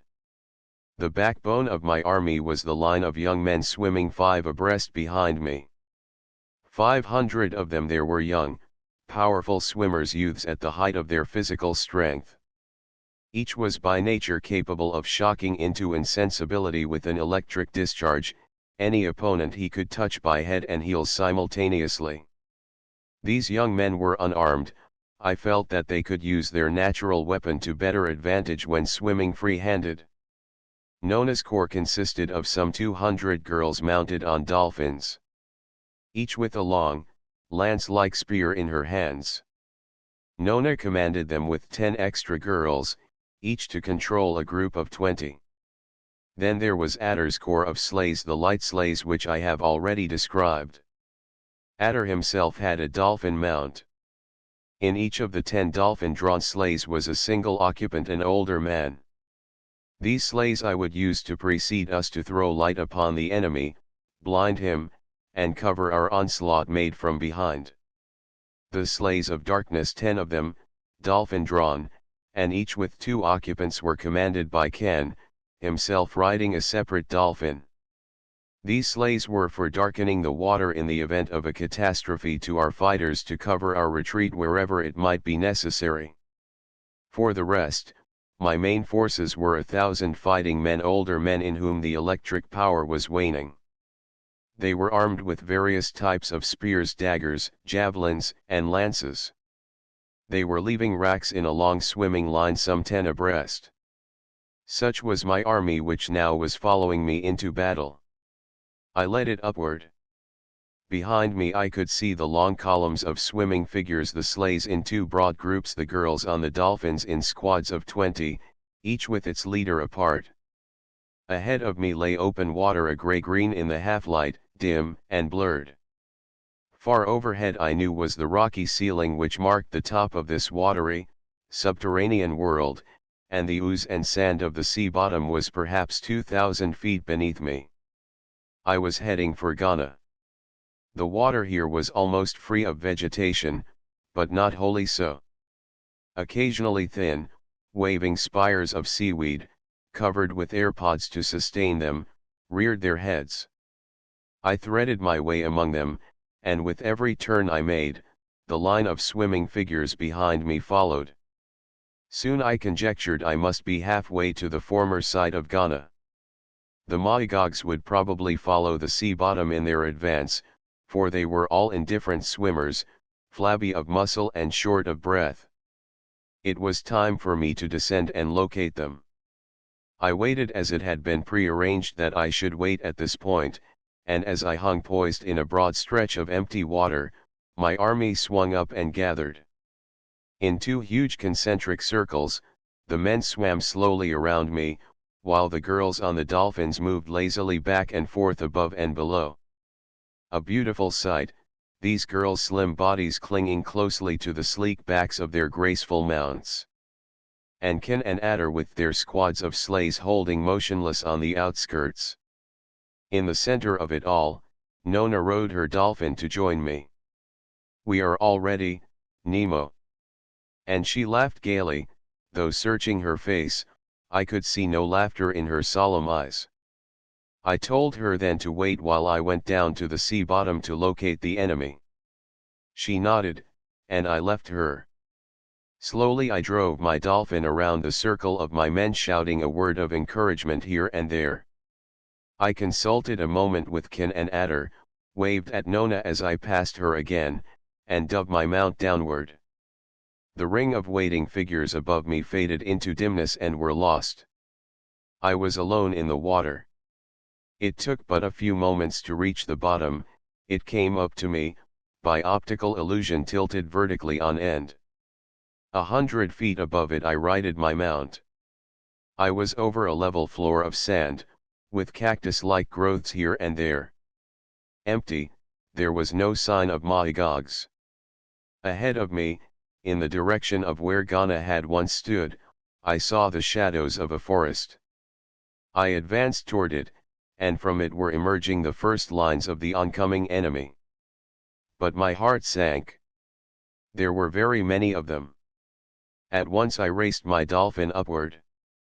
And my thoughts were racing also. Again I had lost another opportunity for ambush. Had we reached the forest before the Maigogs began to emerge, we might have surprised them there. The forest was several miles long and a mile broad perhaps, in the horizontal direction from Ghana to Rax. A mile of thick vegetation, tree spires and a tangle of vines and weeds rearing themselves several thousand feet up into the water. The Maigog army was now traversing that mile width of forest. Perhaps, if I could cut them off in their attack them piecemeal as they emerged. I was again with my own forces. Nona, Adder, and Kin rode their mounts hastily to meet me, and I told them the situation. It took us but a moment to decide. We would maintain this upper open water as our base. I ordered Adder with his light sleighs and half of our electric fighting men, to follow me down. I would attack these first columns of the enemy as they came out of the forest.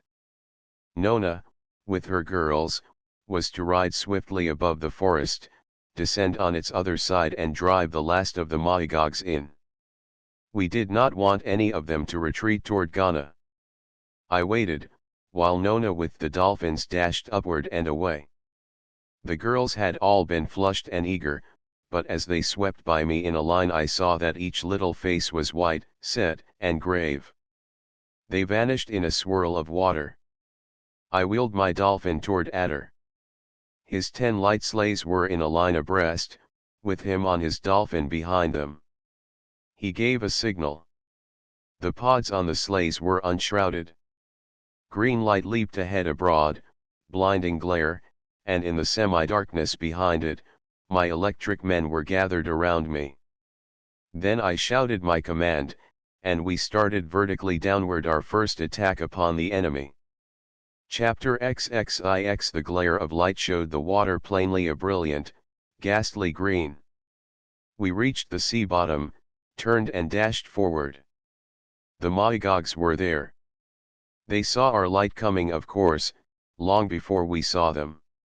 A crowd of them, confused, half blinded, but they were standing their ground nevertheless. Over the line of light sleighs I saw that we had to deal here with perhaps 500 Maigog men. They seemed armed with spears. They huddled heavily against the sea bottom, some half a mile from the edge of the forest. The line of them stretched back there, and more were constantly coming out. When our sleighs were no more than a few hundred yards away, I shouted at Adder. At his relayed signal, the sleighs shrouded their pods and turned upward, out of reach of the enemy. It left the water in semi-darkness blackness it must have seemed to the Maigogs, with that blinding glare so suddenly extinguished. And then we leaped at them. It was a swirl of confusion, this hand-to-hand warfare. I held my dolphin resolutely above it, taking no part, but watching for every advantage into which I might hurl my men. Looking down into the swirling water I could see the Maigogs fighting desperately to impale my swimmers with their spears. And my young Marinoids, darting over them, up and down, seeking to touch them head and legs simultaneously that the electric shock might kill them. The fighting spread. Soon it was going on over a wide area. It was almost silent, uncanny fighting. The swish of the churning water, a shout, a death scream here and there. Bodies were dotting the sand. Maigogs, but Marinoids too. And the Maigogs in this first engagement outnumbered us 2-1. I was perhaps 50 feet above the sand, with the sleighs poised inactive immediately over me. Adder dashed up. "How are they doing?" "Nemo, would it be better in the light?" I had not thought of that. A trio of Maigogs, wounded and confused, came floundering up at us. Adder, from his dolphin, dispatched them easily with his sword. "The lights," he shouted. "Lights, and spread out to light it all." The lights flashed on, the sleighs moved away to separate positions. As though on a lighted stage, the scene was now illumined. It was a good move, for the Maigogs, living in the dark water of wild things, could not stand the light as well as we could. Back to the edge of the forest the fighting was in progress. But my heart sank. There were 2 Maigogs dead to every Marinoid, but it was not enough. These were the weakest of OG's forces and I was using against them the best of mine. Half an hour more of such fighting and these first columns would be cut to pieces and routed. But what of that, if I lost nearly half of my finest men? There were the blackfishes yet to cope with. My electric men would do best against them. I saw now my mistake. I should have fought these lumbering Maigogs with my older, more numerous men. Spears against spears, and saved my youth for the blackfishes. Adder, I think, came to these conclusions simultaneously. Together we dashed over the scene of battle, calling off our fighters. They came readily, for the Maigogs, sorely harassed, were glad enough to let them go. Up we started, but there were now no more than 100 of us, where before there had been more than twice that. The light sleighs, again shrouded, followed us. In the dimness down there, the sea bottom was strewn with inert, broken figures, the wounded floundering, the water darkened with blood. And over toward the forest the Maigogs were retreating, to join fresh columns coming out. Then as we rose, the scene faded into obscurity. "We must get back up," Adder called to me. "Get our older men, all of them, and come down again at once." We were rising to where our waiting army would soon come into view, when off to the left I saw a cloud of tiny forms coming out of the upper recesses of the forest, dashing at us, to cut off our ascent. Swiftly. I saw at once that our swimmers could not avoid them. The black fishes, a swarm of them, with Og in their midst, was upon us. I must go back now to when previous to our first attack Nona with her girls left us to cross the forest. Nona led them, and swimming at tremendous speed they were soon above the vegetation. It was a queer sight, looking down through the water upon those marine tree tops. A tangle of weeds, air pods, some of them gigantic, the whole forest a matted thicket on top of which one could lie at rest. But there were many places which would have served as entrance down or exit up, which latter thought made my Nona shiver involuntarily. Down in the tangle 2,000 feet down the Maigogs were passing through. What forces did they have? How many men? How many of the dreaded black fishes? Where were those black fishes? From which point would they attack us? Nona knew that the fishes could best be fought by our electric men. The little beasts would be easy to shock and kill, but not easy, since they were so small, to impale upon a lance. Nona wondered where they were. If only she could get information of the strength and disposition of the enemy forces, information for me, so that I might intelligently plan my battle. Woman acts upon impulse. Nona called her girl leaders, directed them to go on and carry out my orders, drive the Maigogs into the forest from its side toward Ghana. Then abruptly she halted her dolphin, the others swept on, leaving her alone in the silence of the water above the forest. At once she fastened her lance to the dolphin's back and dismounted, and the dolphin, understanding her reiterated, whispered command, held itself poised to await her return. Nona planned to go down alone, swimming free-handed into the forest to spy upon the enemy. She wasted no time, finding an open space between the tall spires, she dove into it. The descent through those tangled, tenuous air pods and plants, was laborious. She worked her way down, quietly, surreptitiously. It was almost dark, though not quite, and very silent. Far below now, she thought she could hear the sound of voices. She was perhaps 2/3 the way down, when a sudden movement near at hand caused her heart to leap. Something human. She shrank behind a waving leaf, and clung. Peering into the gloom she saw a human figure, a Maigog. A woman seemingly unarmed, a small female figure huddling in a branch of vegetation. A Maigog. Nona could capture her force from this enemy woman, the information she sought. My Nona plunged forward, her arms outstretched. Plunged silently, swiftly, and she was upon her enemy before the Maigog was fully aware of her. Their bodies met. The Maigog woman, she was no more than a girl, screamed, but Nona's hand went over her mouth. They fought, tore at each other, with the Maigog girl's forearms gripping my Nona's frail body like the tentacles of an octopus.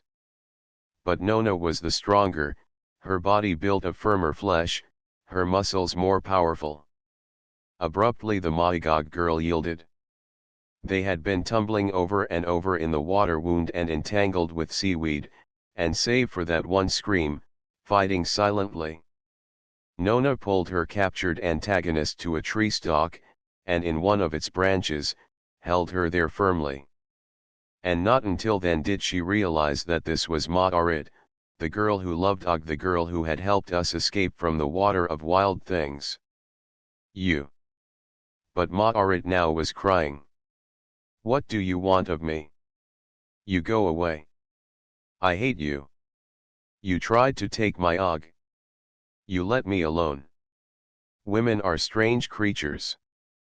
My Nona put her arms tenderly about the vehement girl. You must not hate me, Ma'arit. What are you doing here? Og, he is down there. Fighting. For you, he fights you, the woman who stole his heart. And he may be killed, and I love him. What could Nona say? This girl had followed Og to battle, hoping to keep him out of danger, because she loved him.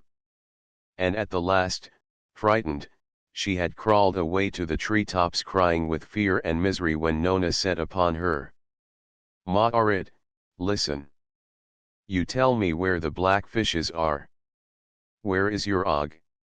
They're in the forest. It was a vague answer, a gesture, not down, but off to one side, toward Rax. Still in the forest? Yes. I think so, I don't know. But he was going out to fight. The black fishes were with him. Yes. How many of them, Ma'arit? But the girl had become suspicious. I don't know, she said sullenly. He is on the sea bottom with them. Ma'arit, listen. How many Ma'agogs are there in the forest? But the girl understood Nona's purpose and set her lips tight. Tell me, Ma'arit. No, burst out the girl. You would do my Og harm. I want to help him, not you. She tried to pull away, but Nona held her. Nona's anger was rising. I'll take you with me, she told the girl. My Nemo will make you talk. But Ma'arit resisted, and suddenly her tears came afresh. You let me go. I should be with Og fighting beside him because I love him. I was a coward to come up here. The words appealed as none others could to Nona. Her anger vanished, sympathy flooded over her. You want to fight for Og, Ma'arit? Yes. I want to fight, I belong there beside him. Let me go. Nona stared into the girl's pathetic little face. Go, she said. You speak truth, Ma'arit. You belong there with the man you love, no matter for what cause he fights. Go. Her gaze followed as Ma'arit dropped away, down into the recesses of the forest. It was a terrible moment as we saw those black fishes, with Og in their midst, dashing at us. Adder and I shouted to our men, shouted encouragement. We could not avoid this new enemy, and so we had to plunge at it with a will. 100 electric men, no more, and all of them were exhausted by the combat they had left but a moment before. Our light sleighs were of little use here. Hastily we sent them speeding upward, to bring down our main army to our assistance. Adder and I on our dolphins circled about. The black fishes were everywhere, confusion again, the lashing figures of our young men as they met the black, ugly little things, all jaws, and teeth like needles. 100 personal battles simultaneously. But there were 10 fishes to each of our men at least. The fishes were shocked and killed some of them. Others bit and tore at our fighters' flesh. Have you ever seen a school of hungry fish pluck at a bit of food? Dismember it, carry it away? This was like it. Shuddering, I dashed my dolphin to and fro. A few of the fishes I caught on my lance. But so very few among that 1,000. This was disaster. We would kill half the fishes perhaps, but lose all this portion of our men. Disaster. I became aware of Adder's dolphin rushing past me, his voice shouting, Og. Let us get Og. Force him to call off the fishes. Or kill him. Og had been holding himself poised in midwater, watching the scene. But already he had realized the danger. He was making away, and at his call 100 or more of his fishes gathered around him. We would have dashed at them, our 2 dolphins could have scattered them. But we did not, for from below, a swarm of other figures appeared. Marinogs. The half-breeds. A picked corps of Marinog youths. They were good swimmers. They possessed the power of electric shock. More than 100 of them were rising now to Og's assistance. Adder and I stopped our onslaught. Around us on every hand our scattered forces were fighting the fishes. But the little groups of men fighting were now very few, everywhere bodies were sinking inert, with swarms of fishes plucking at them. We screamed for all to follow us who could, and mounted. A few of our men tried to follow but not one succeeded. The oncoming marinogs, fresh and lustful, caught them all. And with hearts cold within us, Adder and I dashed on upward, alone. Chapter XXX Nona regained her mount above the forest and continued on to join her girls. I can tell you this part of the battle only as Nona told it to me briefly, for my Nona talks little of her own deeds. The girls on the dolphins were beyond the forest, down near the sea bottom. And they were engaged with the enemy when Nona arrived. It was the last of the Magog columns, just entering the forest when the dolphins attacked it. A very brief engagement. A few score of the last, heavy-swimming Magogs. And without trouble the girls cut them down, drove them into the forest. Adder and I, rising alone from our defeat, met our main army coming down to help us. The light sleighs had carried the news. Hastily we told them of our disaster. It was my fault, no doubt, I should never have split my forces. How easy it is to look back and say what should have been done. Adder was anxious to descend at once, with all our men, in one desperate attack. But I was learning the art of warfare. Inexperienced still, yet now not wholly so. We must wait here, I told them, for Nona and the girls to return. And by then the enemy would be on this side of the forest. In the open, we would attack them with all our forces at once, as Adder said. Look, shouted Adder. Above us, in the direction of the forest, the blur of swiftly moving forms showed, with lines of white, V-shaped, behind them. It was Nona and the girls victorious in what they had undertaken. The news heartened us. We had lost a few of the girls and dolphins and 250 of our best men. But we had done the enemy all told a more than equal amount of damage. For half an hour we waited. Adder and I twice cautiously descended. The Magogs seemed all out of the forest and were advancing on racks.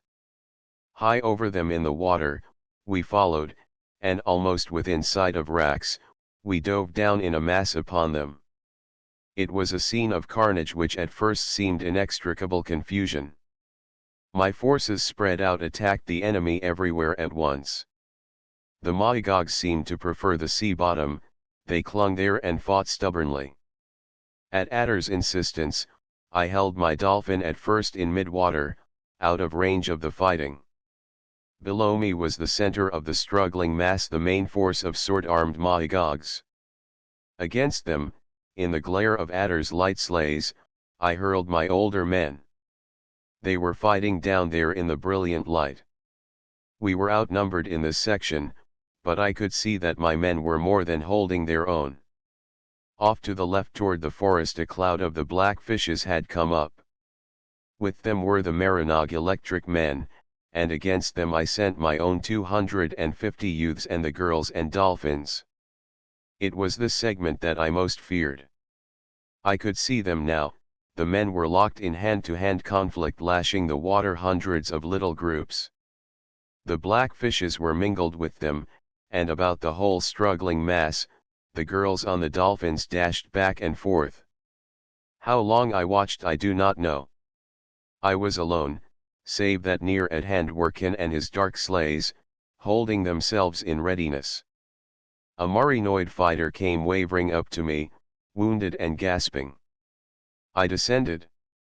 The fighters in this central melee had split into two separate sections and on one side were far outnumbered. Adder was down here, he saw me, and rushed forward. Nemo on this side we lose. It was impossible to transfer quickly any considerable number of my men from one side to the other. Take the lights from the losing side, I shouted, and when Adder had dashed away, I swam my mount up to Ken. With his dark sleighs, we swept down into the threatened area. Men were fighting all around us, the dead were everywhere. The ink bags on the sleighs released their fluid, the water darkened turning to night. Back and forth I scurried through the darkness, screaming to my men to shake off their foes to extricate themselves and rise into the light. In the blackness my dolphin struck many struggling forms, friend and foe alike. Then I went up, out of the cloud of ink, again into the blessed light. And waited, while in little groups, my sorely pressed fighters struggled up after me. It was instinct for everyone to escape from that horrible darkness. Have you ever fought in the dark? It strikes a terror to the soul. The Mahigogs must have felt it, as well as my own men. In the black, inky water, all fighting soon ceased. And here I saw my opportunity and grasped it. The Mahigogs, confused and terror-stricken, were floundering out into the light. They came singly. And their eyes, weaker than those of the Marinoids, could see little when first they emerged. For many minutes the inky water held together. And around its edges, Adder with his light sleighs swept their dazzling beams back and forth. There were 600 or 700 Mahigogs in there, and as they came out a few at a time, we fell upon them. It was our great opportunity. And then I realized that I could do the same thing with the other wing. If only I had my other forces here. The girls with the dolphins. Adder and Ken executed the same maneuver while I dashed away to get Nona.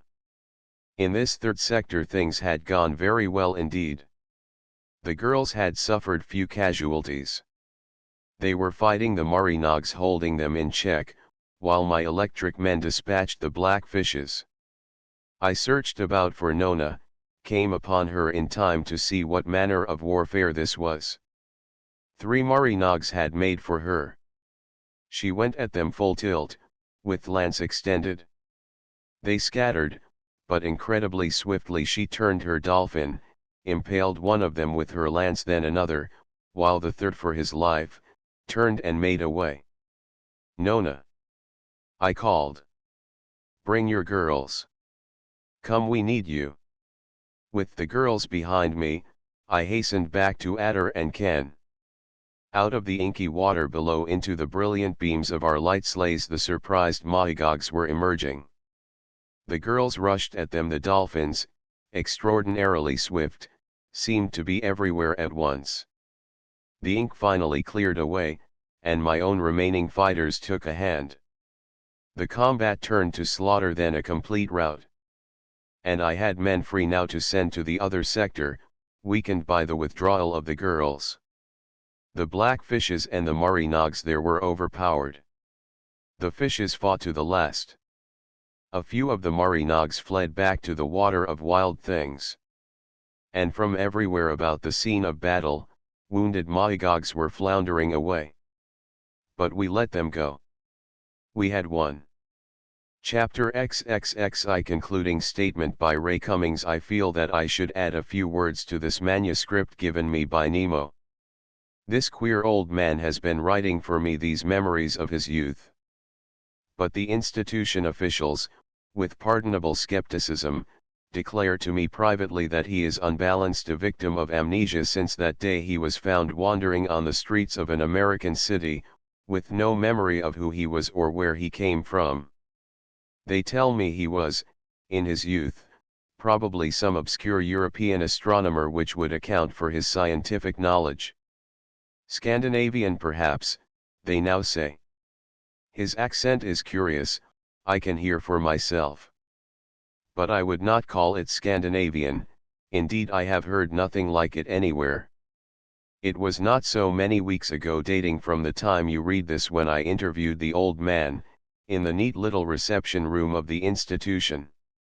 I read over this manuscript which he handed me, while he sat staring with eyes that seemed to see far beyond the narrow walls enclosing us. But Nemo, I protested, this is not finished. Is this the last you're going to give me? The last, he said vaguely. I cannot remember any more. It is getting blurred, fading. He passed a palsied hand across his blue-veined forehead. Getting blurred, for I am an old man and my faculties are going very fast. But Og, I suggested. What became of Og? He brightened. Did I not tell you that? I remember now. I met him near the end of the battle. He had captured one of our dolphins, and a lance. He came at me and I fought him. I was mounted as he was. The tired old voice trailed away. Yes. I prompted. He started. What was I saying? Oh yes, about Og. You asked me about Og, didn't you? We might have been knights of the court of King Arthur jesting with our lances. I can remember it now clearly. I would have run him through almost at the first tilt, but that girl threw herself between us. I did not like to kill her. That was bad. Accident, I could not help it. You mean Maarit? Maarit? Yes, that was her name, wasn't it? I remember now. She died in Nona's arms after I had killed Og. The girl did not know I had killed him. She died still loving Og, and glad that she had given her life for him. I remember that now. But Nona and your boy? What of them? And you, Nemo, who are you? I don't know. I remember that at the last, I was with Nona and boy. The war was over. I was sick. Yes, that was it, very, very sick. They had me in bed. Nona was bending over me. I can see her now, so beautiful. It was getting dark, but Nona said. He stopped short. Nona said, I prompted gently. Yes, I recall it now. Nona said I must fight the darkness that was creeping upon me. But I couldn't. It came darkness and silence. Slowly. But everything was growing black. And Nona's voice imploring me not to go, grew dimmer, far away, dimmer and darker, everything dark, and then I was gone. Dead. I said softly. What did he mean? What could it all mean, except what the rational officials of the institution said? He shook himself slightly. Did I say dead? I don't know whether I mean that or not. I don't know what I mean. Blackness, nothingness, and then I found myself on one of your horrible crowded streets here on earth. An old man, cheated out of all those years of life, grown old and feeble, when last I had been young and strong. And my Nona and boy gone. He was trembling now, and suddenly he turned on me. Go away, please. It hurts me to think these thoughts. My Nona gone. If any of you care to advance your theories, I shall be glad to hear from you. End of the Project Gutenberg ebook. The Man on the Meteor. Updated editions will replace the previous one. The old editions will be renamed. Creating the works from print editions not protected by U.S. copyright law means that no one owns a United States copyright in these works, so the Foundation, and you, can copy and distribute it in the United States without permission and without paying copyright royalties. Special rules, set forth in the General Terms of Use part of this license, apply to copying and distributing Project Gutenberg trademark electronic works to protect the Project Gutenberg trademark concept and trademark. Project Gutenberg is a registered trademark, and may not be used if you charge for an ebook, except by following the terms of the trademark license, including paying royalties for use of the Project Gutenberg trademark. If you do not charge anything for copies of this ebook, complying with the trademark license is very easy. You may use this ebook for nearly any purpose, such as creation of derivative works, reports, performances, and research. Project Gutenberg ebooks may be modified and printed and given away. You may do practically anything in the United States with ebooks not protected by U.S. copyright law. Redistribution is subject to the trademark license, especially commercial redistribution. Start, full license. The full Project Gutenberg license. Please read this before you distribute or use this work to protect the Project Gutenberg trademark mission of promoting the free distribution of electronic works. By using or distributing this work, or any other work associated in any way with the phrase Project Gutenberg, you agree to comply with all the terms of the full Project Gutenberg trademark license available with this file or online at www.gutenberg.org/license. Section 1. General Terms of Use and Redistributing Project Gutenberg Trademark Electronic Works 1.a. By reading or using any part of this Project Gutenberg trademark electronic work, you indicate that you have read, understand, agree to and accept all the terms of this license and intellectual property, trademark/copyright, agreement. If you do not agree to abide by all the terms of this agreement, you must cease using and return or destroy all copies of Project Gutenberg trademark electronic works in your possession. If you paid a fee for obtaining a copy of or access to a Project Gutenberg trademark electronic work and you do not agree to be bound by the terms of this agreement, you may obtain a refund from the person or entity to whom you paid the fee as set forth in paragraph 1.e.8. 1.b. Project Gutenberg is a registered trademark. It may only be used on or associated in any way with an electronic work by people who agree to be bound by the terms of this agreement. There are a few things that you can do with most Project Gutenberg trademark electronic works even without complying with the full terms of this agreement. See paragraph 1.c below. There are a lot of things you can do with Project Gutenberg trademark electronic works if you follow the terms of this agreement and help preserve free future access to Project Gutenberg trademark electronic works. See paragraph 1.e below. 1.c. The Project Gutenberg Literary Archive Foundation, the foundation or PGLOF, owns a compilation copyright in the collection of Project Gutenberg trademark electronic works. Nearly all the individual works in the collection are in the public domain in the United States. If an individual work is unprotected by copyright law in the United States and you are located in the United States, we do not claim a right to prevent you from copying, distributing, performing, displaying, or creating derivative works based on the work as long as all references to Project Gutenberg are removed. Of course, we hope that you will support the Project Gutenberg trademark mission of promoting free access to electronic works by freely sharing Project Gutenberg trademark works in compliance with the terms of this agreement for keeping the Project Gutenberg trademark name associated with the work. You can easily comply with the terms of this agreement by keeping this work in the same format with its attached full Project Gutenberg trademark license when you share it without charge with others. 1.d. The copyright laws of the place where you are located also govern what you can do with this work. Copyright laws in most countries are in a constant state of change. If you are outside the United States, check the laws of your country in addition to the terms of this agreement before downloading, copying, displaying, performing, distributing or creating derivative works based on this work or any other Project Gutenberg trademark work. The Foundation makes no representations concerning the copyright status of any work in any country other than the United States. 1.e. Unless you have removed all references to Project Gutenberg, 1.e.1. The following sentence, with active links to, or other immediate access to, the full Project Gutenberg trademark license must appear prominently whenever any copy of a Project Gutenberg trademark work, any work on which the phrase Project Gutenberg appears, or with which the phrase Project Gutenberg is associated, is accessed, displayed, performed, viewed, copied or distributed.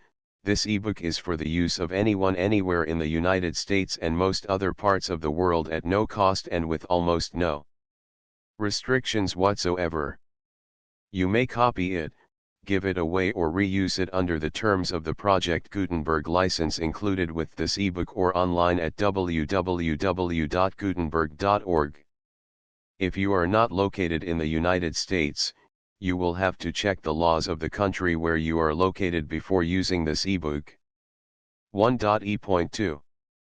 If an individual Project Gutenberg trademark electronic work is derived from texts not protected by U.S. copyright law, does not contain a notice indicating that it is posted with permission of the copyright holder, the work can be copied and distributed to anyone in the United States without paying any fees or charges.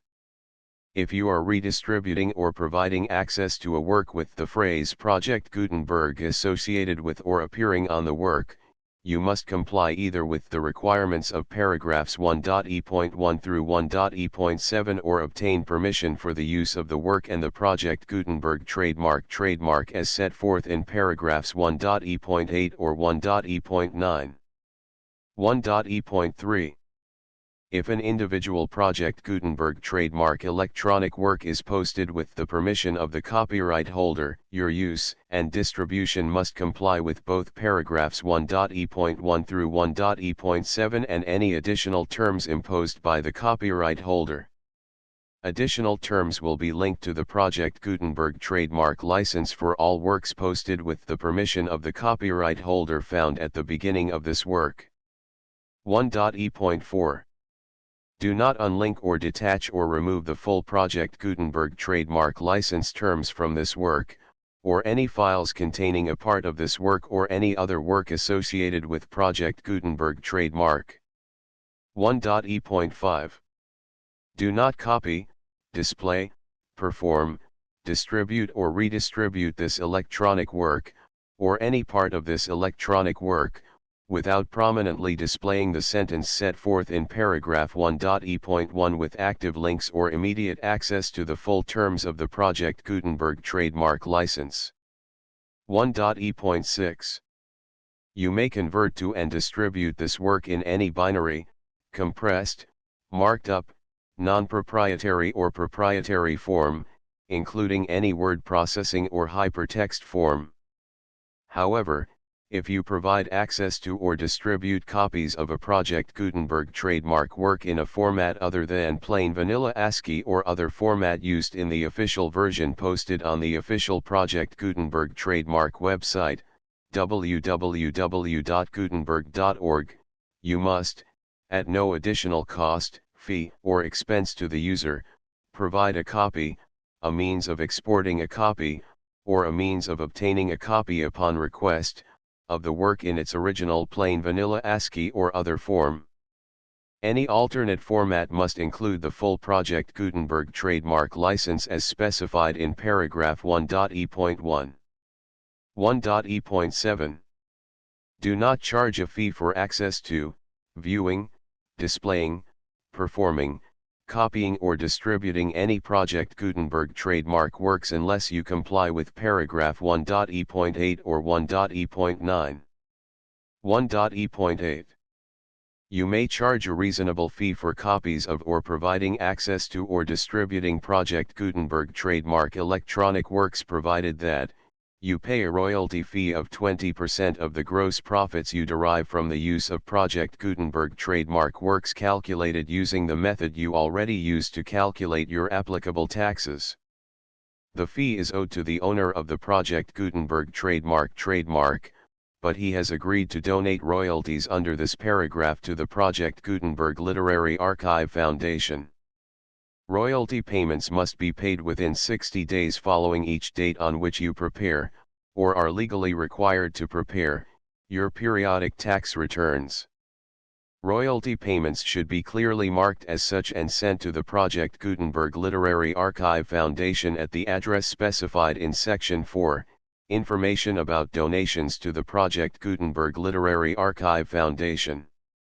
You provide a full refund of any money paid by a user who notifies you in writing, or by email, within 30 days of receipt that he does not agree to the terms of the full Project Gutenberg trademark license. You must require such a user to return or destroy all copies of the works possessed in a physical medium and discontinue all use of and all access to other copies of Project Gutenberg trademark works. You provide, in accordance with paragraph 1.f.3, a full refund of any money paid for a work or a replacement copy, if a defect in the electronic work is discovered and reported to you within 90 days of receipt of the work. You comply with all other terms of this agreement for free distribution of Project Gutenberg trademark works. 1.e.9. If you wish to charge a fee or distribute a Project Gutenberg trademark electronic work or group of works on different terms than are set forth in this agreement, you must obtain permission in writing from the Project Gutenberg Literary Archive Foundation, the manager of the Project Gutenberg trademark. Contact the Foundation as set forth in Section 3 below. 1.f.1.f.1. Project Gutenberg volunteers and employees expend considerable effort to identify, do copyright research on, transcribe and proofread works not protected by U.S. copyright law in creating the Project Gutenberg trademark collection.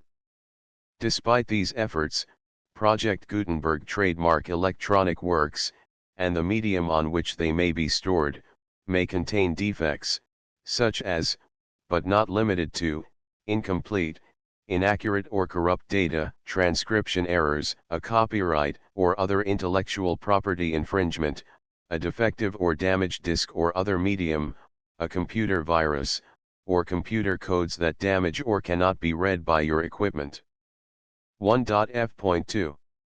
Limited warranty, disclaimer of damages, except for the right of replacement or refund described in paragraph 1.f.3, the Project Gutenberg Literary Archive Foundation, the owner of the Project Gutenberg trademark, and any other party distributing a Project Gutenberg trademark electronic work under this agreement, disclaim all liability to you for damages, costs, and expenses, including legal fees.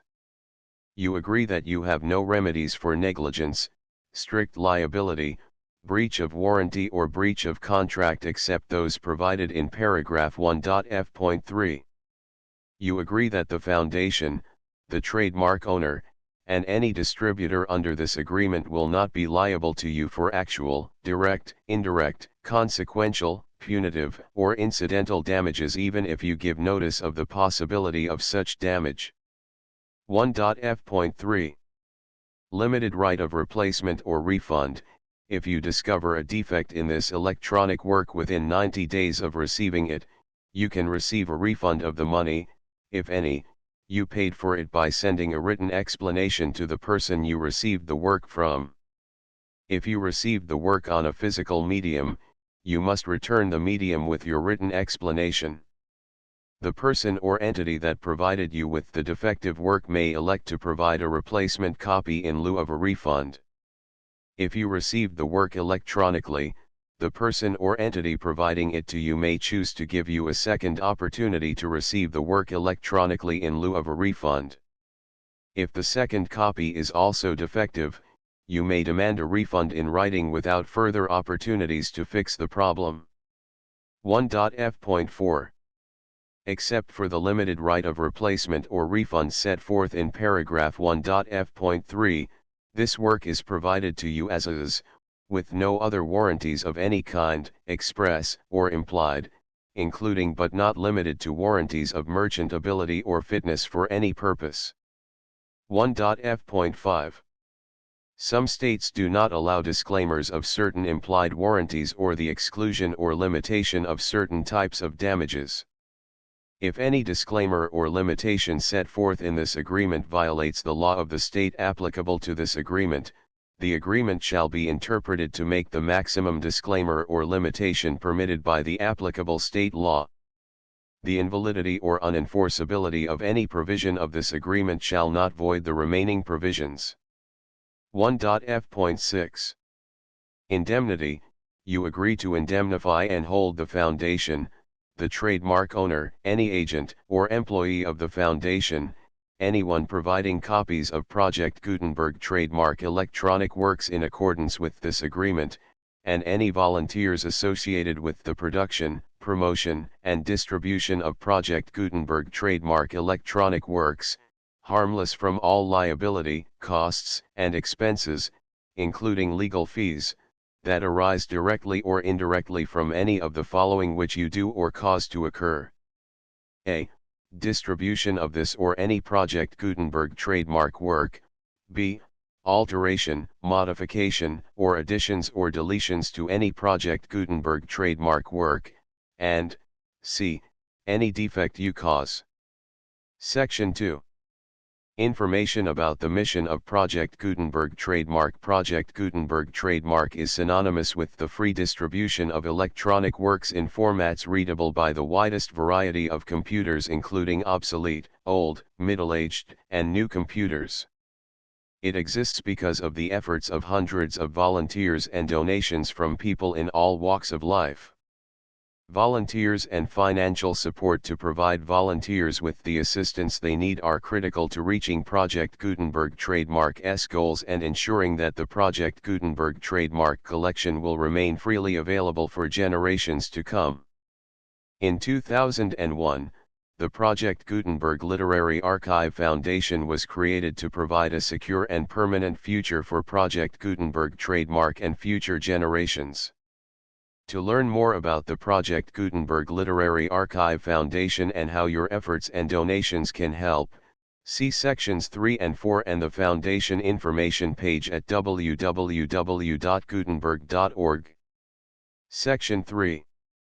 Information about the Project Gutenberg Literary Archive Foundation. The Project Gutenberg Literary Archive Foundation is a non-profit 501(c)(3) educational corporation organized under the laws of the state of Mississippi and granted tax-exempt status by the Internal Revenue Service. The Foundation's IN or Federal Tax Identification Number is 64-6221541. Contributions to the Project Gutenberg Literary Archive Foundation are tax-deductible to the full extent permitted by U.S. federal laws and your state's laws. The Foundation's business office is located at 809 North 1500 West, Salt Lake City, Utah 841-16801-596-1887. Email contact links and up-to-date contact information can be found at the Foundation's website and official page at www.gutenberg.org/contact. Section 4. Information about donations to the Project Gutenberg Literary Archive Foundation. Project Gutenberg trademark depends upon and cannot survive without widespread public support and donations to carry out its mission of increasing the number of public domain and licensed works that can be freely distributed in machine-readable form accessible by the widest array of equipment, including outdated equipment. Many small donations, $1 to $5,000, are particularly important to maintaining tax-exempt status with the IRS. The Foundation is committed to complying with the laws regulating charities and charitable donations in all 50 states of the United States. Compliance requirements are not uniform and it takes a considerable effort, much paperwork, and many fees to meet and keep up with these requirements. We do not solicit donations in locations where we have not received written confirmation of compliance. To send donations or determine the status of compliance for any particular state, visit www.gutenberg.org/donate. While we cannot and do not solicit contributions from states where we have not met the solicitation requirements, we know of no prohibition against accepting unsolicited donations from donors in such states who approach us with offers to donate. International donations are gratefully accepted, but we cannot make any statements concerning tax treatment of donations received from outside the United States. U.S. laws alone swamp our small staff. Please check the Project Gutenberg web pages for current donation methods and addresses. Donations are accepted in a number of other ways, including checks, online payments, and credit card donations. To donate, please visit www.gutenberg.org/donate. Section 5. General information about Project Gutenberg Trademark Electronic Works. Professor Michael S. Hart was the originator of the Project Gutenberg trademark concept of a library of electronic works that could be freely shared with anyone. For 40 years, he produced and distributed Project Gutenberg trademark ebooks with only a loose network of volunteer support. Project Gutenberg trademark ebooks are often created from several printed editions, all of which are confirmed as not protected by copyright in the US unless a copyright notice is included. Thus, we do not necessarily keep ebooks in compliance with any particular paper edition. Most people start at our website, which has the main PG search facility, www.gutenberg.org. This website includes information about Project Gutenberg trademark, including how to make donations to the Project Gutenberg Literary Archive Foundation, how to help produce our new ebooks, and how to subscribe to our email newsletter to hear about new ebooks. Chapter I, Chapter 2, Chapter 3, Chapter 4, Chapter V, Chapter 6, Chapter 7, Chapter 8, Chapter 9, Chapter X, Chapter 11, Chapter 12, Chapter 13, Chapter 14, Chapter 15, Chapter 16, Chapter 17, Chapter 18, Chapter 19, Chapter XX, Chapter XXI, Chapter XXII, Chapter XXII, Chapter XXIV, Chapter XXV, Chapter XXVI, Chapter XXVII, Chapter XXVI, III Chapter XXIX, Chapter XXX, Chapter XXXI. Concluding statement by Ray Cummings. The full Project Gutenberg license.